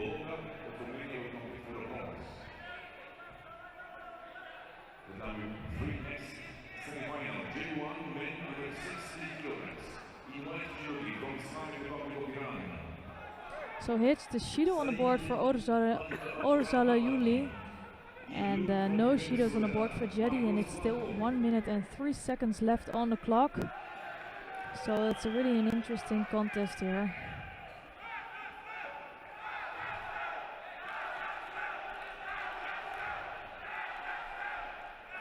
And as we're getting closer to the finals, the stadium gets more heated. And the contests also get more heated. It's really about the medals now.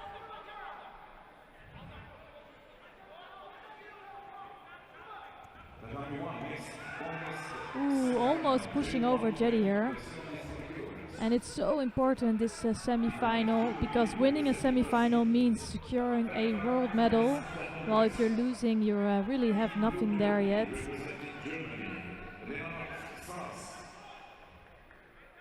So Orazal Yuli is taking a smart break here. Just taking some seconds to take a deep breather.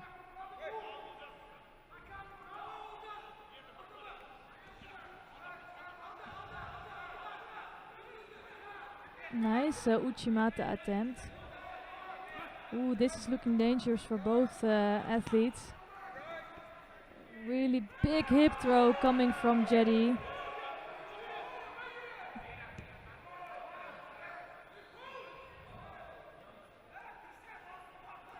Let's see what happened there. I think the referee here, Rijmakers, for sure he saw something with the head.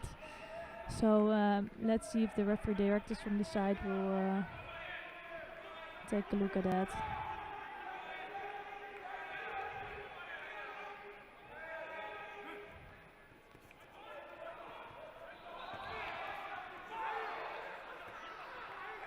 I think it was just a really nice action coming from Jedi. He sure can throw big.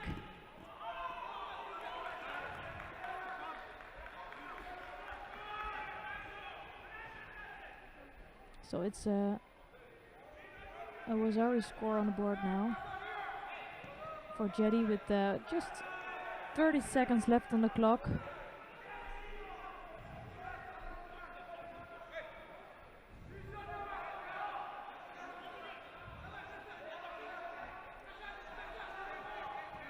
So Orazajulik is gonna do everything in the next 20 seconds to come back and try to win this semi-final. And there's so many strong people here in today, and then it's actually a surprise that Wahid Jedi is finishing out on top on this side of the contest sheet, because there's so many strong athletes in there. So it's one more chance for Orazajulik.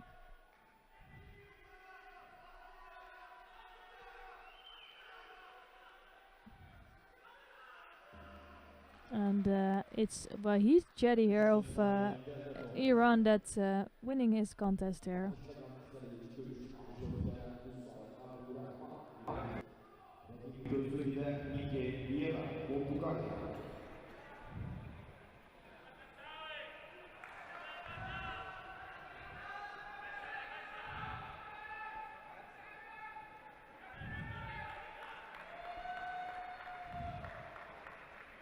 The winner of the semi-final in white, judo representing Islamic Republic of Iran, Wahid Jedi.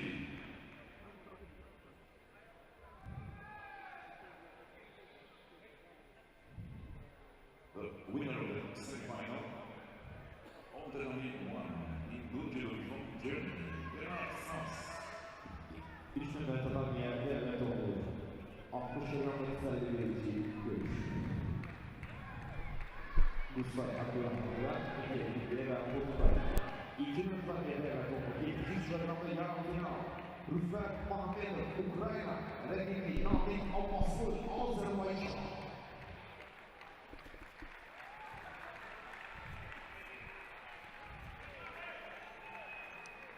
So for the semi-final, the second semi-final of the under 73 J2 category, we have Rufat Mahomedov of Ukraine. He's wearing the white judo gi here, and he is facing Namik Azbasli in the blue judo gi of Azerbaijan.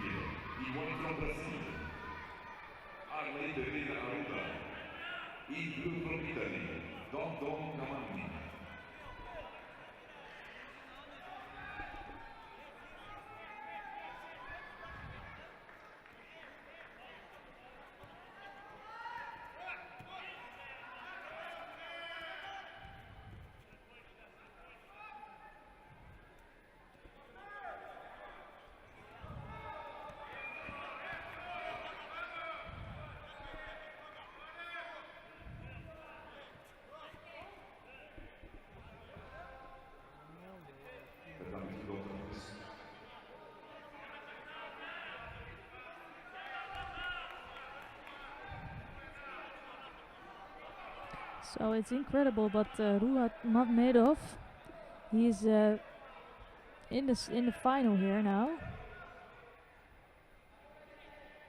Winner of the in white from Ukraine, Rufat Mahmedov.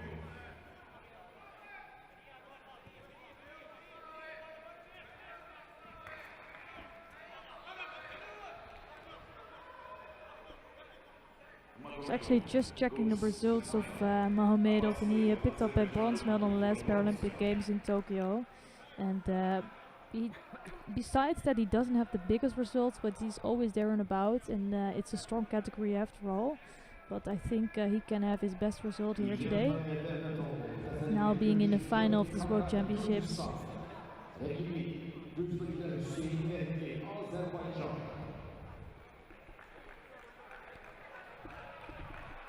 So it's another really top contest coming up. I'm really curious to see these two athletes compete here, and trying to battle it out for for the bronze medal contest.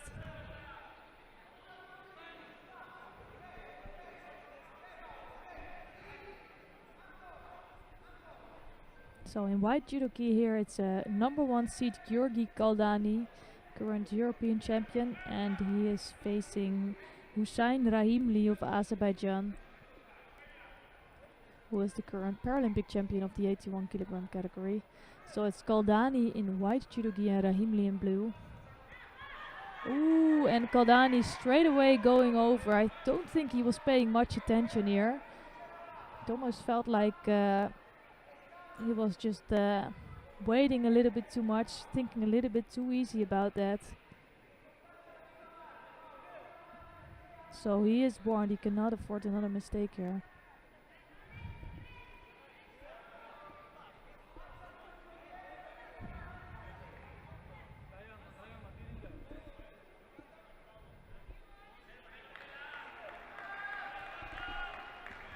So I'm almost going over again here. And being the number 1 seed here today, you don't want to end up with the 7th place.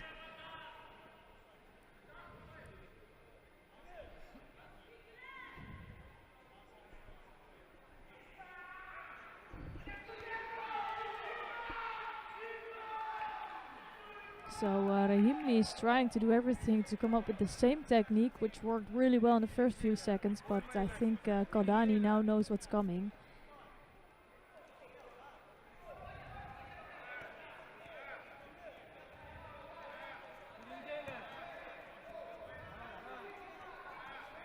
So it's again some sort of Yoko Otoshi movement, but yeah, well, it gets easier for Kaldani to defend on that, so Rahimli should maybe wait a little bit with that technique and try to surprise him a little bit more.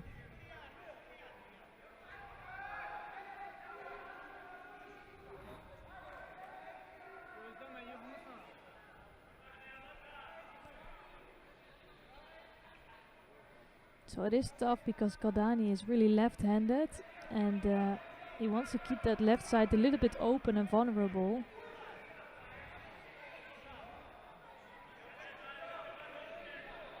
Well, I'm actually not sure if that is the work from Rahimli, and I also don't really like it if Kaldani is trying to ask for an ippon score.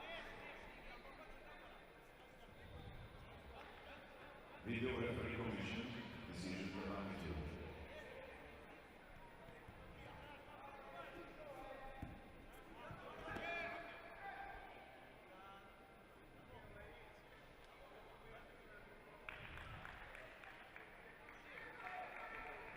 So that was really Rahimli trying to take Kaldani backwards and ending up in his own back. So not really anything to do with an attack of Kaldani, so that's why he's not picking up a Wazari for that or an ippon. So really needs to come up with an own attack to score. And Kaldani looks a little bit unsettled here. He looks a little bit rushed with his techniques. In normal, it looks much more calm and collected. So let's see if he can bring up his own game again. So first Judo on the board now for Rahimli and also for Kaldani.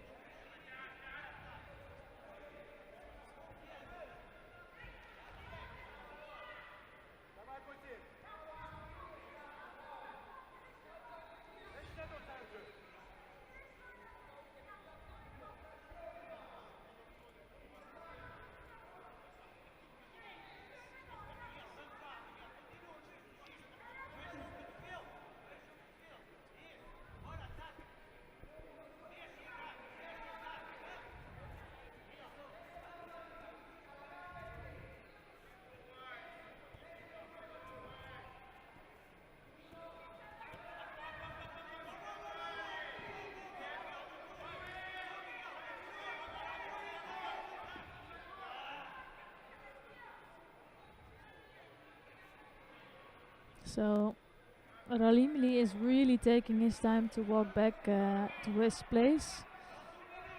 He might be suffering from some small injury. He looks a little bit hindered by that. So he's picking up his second Judo now. And not sure if he's 100% at the moment.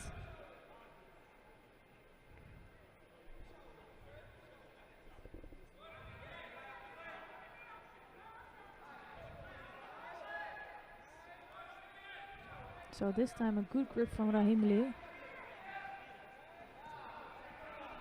And threatening to the front and then a nice change of direction. But I think Kaldani could see through those techniques.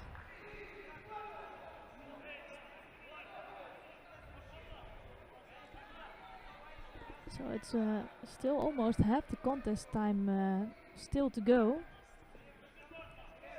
So plenty of chances for Kodani to come back, but it could also be over any second.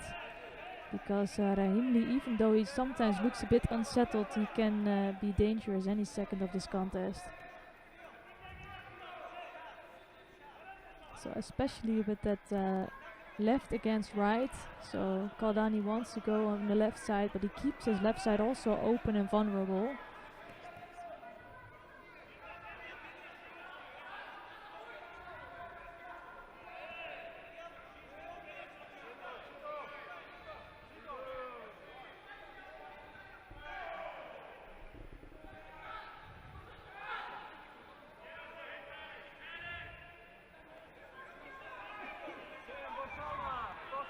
Now Rahimli does have a really good grip, but almost going over. Really good escape.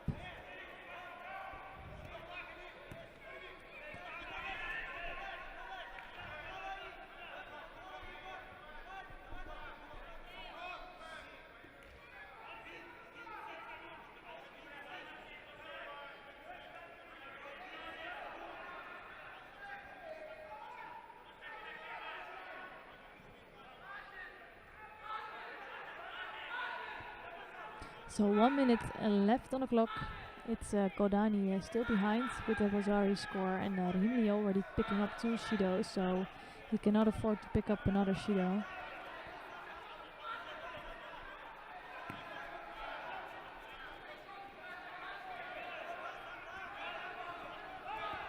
And that's all over for Kodani now. Kodani is such a strong athlete and winning his competition so many times, but on the moment it really counts.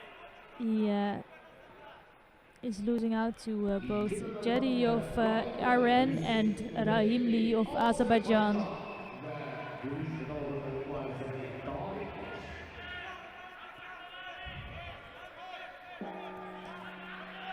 Well, and it's actually quite unfortunate that Rahimli and Abbasli will meet in the bronze medal contest. So it will mean a bronze medal for Azerbaijan, but it's never nice to meet your teammate in the bronze medal contest. And it brings a big opportunity to Celia, who is still in the race for a bronze medal. It's the last rapid charge contest here in the under 73 kilogram. Last contest on the 92 in the Philippines. Rapid charge. J2 men under 73 kilograms. E-white Judo from Georgia. Bachuki Shiria. E-blue Judo from Spain. Sergio Ibanez. 3 metreye devlet olmuş. Teselli Merhem Görüşü. 60 gram sayın bir kategorisi. Avcılıklı Aslan Nurkavle Kazakistan. Rakibi Gözlü'yle. So on the mat here in white judogi is Bachuki Shelia of Georgia, and in blue judogi is Sergio Ibanez Bonon of Spain. Both suffered a loss today, and now they will both really try to win the bronze medal on this World Championships.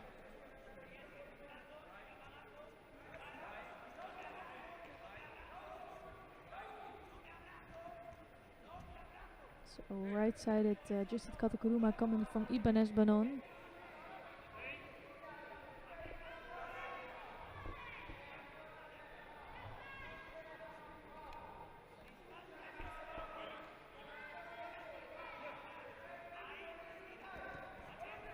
Nice footwork coming from Shelia, but quickly followed up by some Sutami attempt from Ibanez Bonon.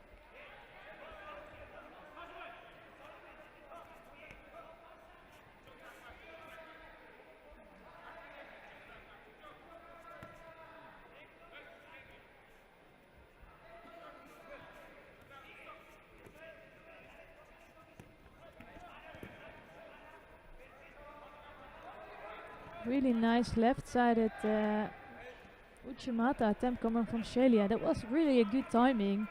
Just looked like he wasn't going for it in the end. And that's a shame because it was such a good moment to come in with that technique.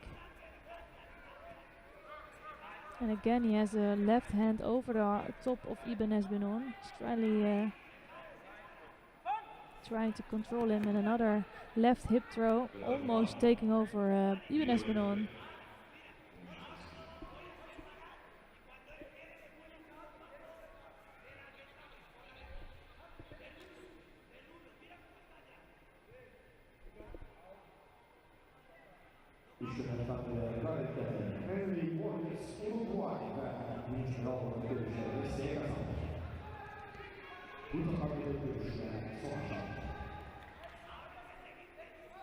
Ladies and gentlemen, preliminary contests of the 93 finished.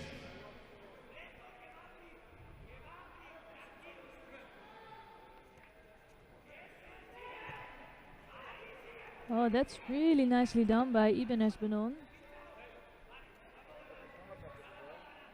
He's not a really big thrower, but he is really clever with his throws, and now he gets another Rosari on the board. So he does that in a lot of his contests. So it doesn't matter if you throw over your opponent right through the sky or if you just roll him on the side. It's both a Rosari score, so it's enough for a win sometimes. And Ibanez Benon is really good at that, just on those small scores. And clever with his judo.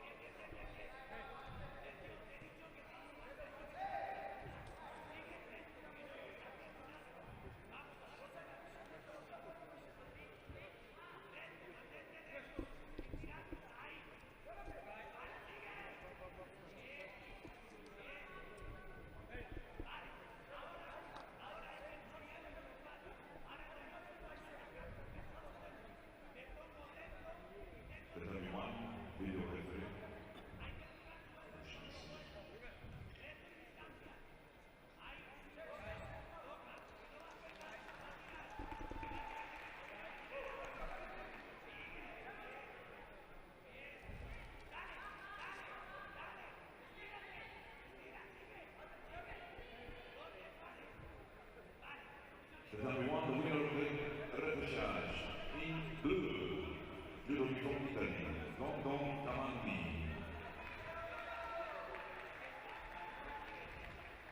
Camandi qualifies for the bronze medal contest.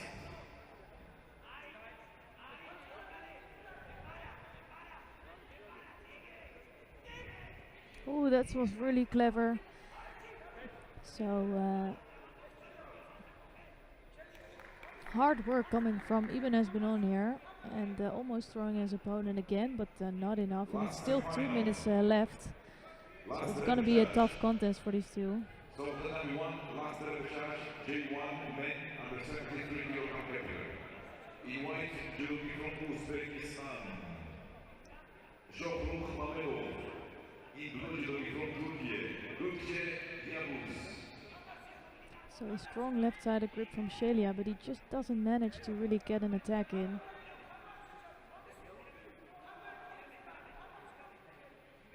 And you can see him, he's being quite frustrated with Ibanez Benon.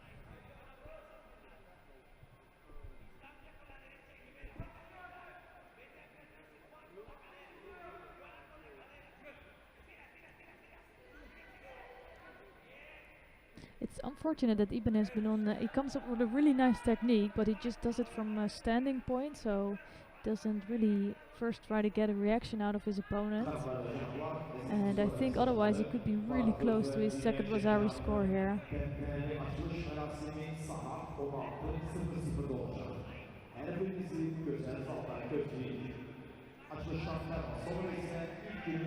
And it's another Sutimi attempt coming from Ibanez Benon. He doesn't give any chance for Shelia to come in with an attack.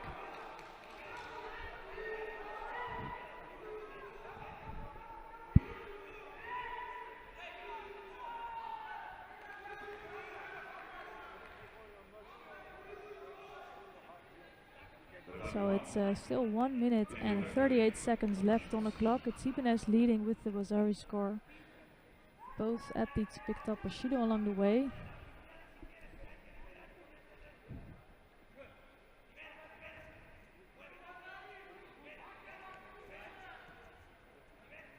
And you can see that Shelly is really trying to get close to his opponent, trying to get his left hip throw in.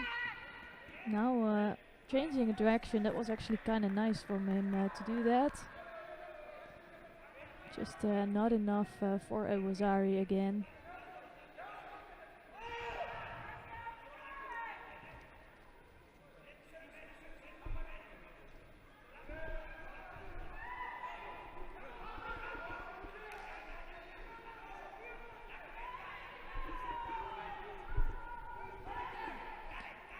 And again, another technique coming from Shelly. Yeah? He's coming up with some good techniques now.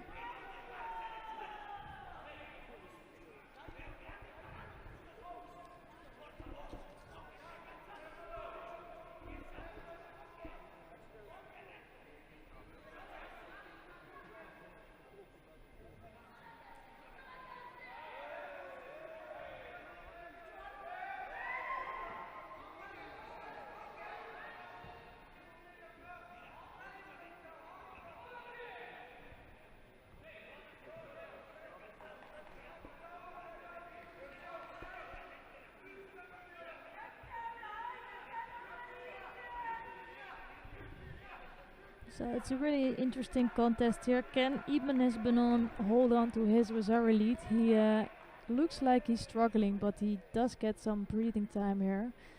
So I think this is in the biggest benefit for Ibanez Benon in this case.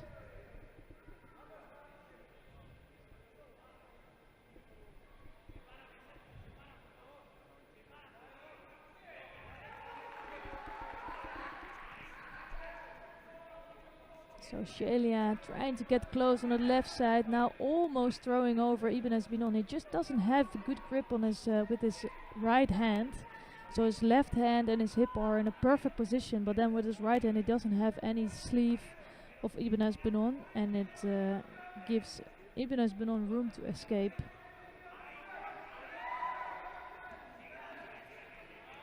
And it's another good attack actually incoming from Ibanez Benon, and it gives him another few seconds of the clock. But I think for him the seconds feel like hours. There's a lot of action going on in this contest.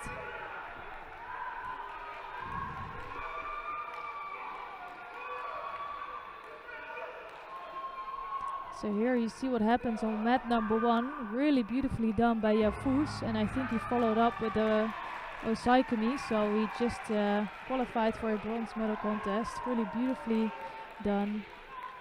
And here it's still some time on the clock. Ooh, that was not the best technique coming from Ibanez Benon. He does need to watch out to not pick up a Shido for a false attack.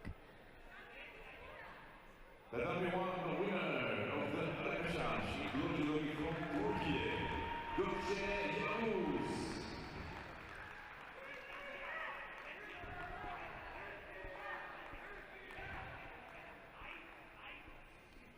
Yavuz goes to the final block and will compete for the bronze medal.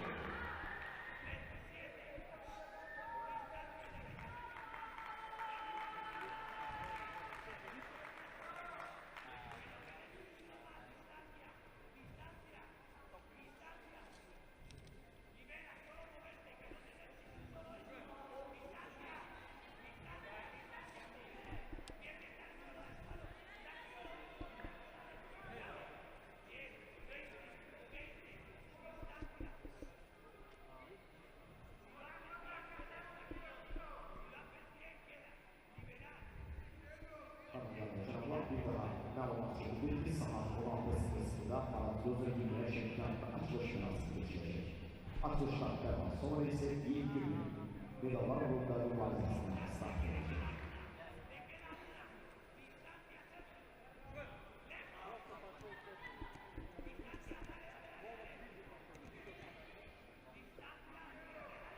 So it's only 16 seconds left on the clock. And Iban Esbanon can feel the victory maybe, but it's still 14 seconds, and Shelly is not gonna give up until you hear the end sound.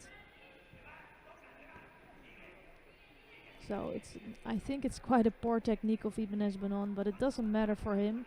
It's just a few seconds left. Really trying to survive this contest, and he did it, and he has a really tough last contest left, but he will be fighting for a bronze medal here today.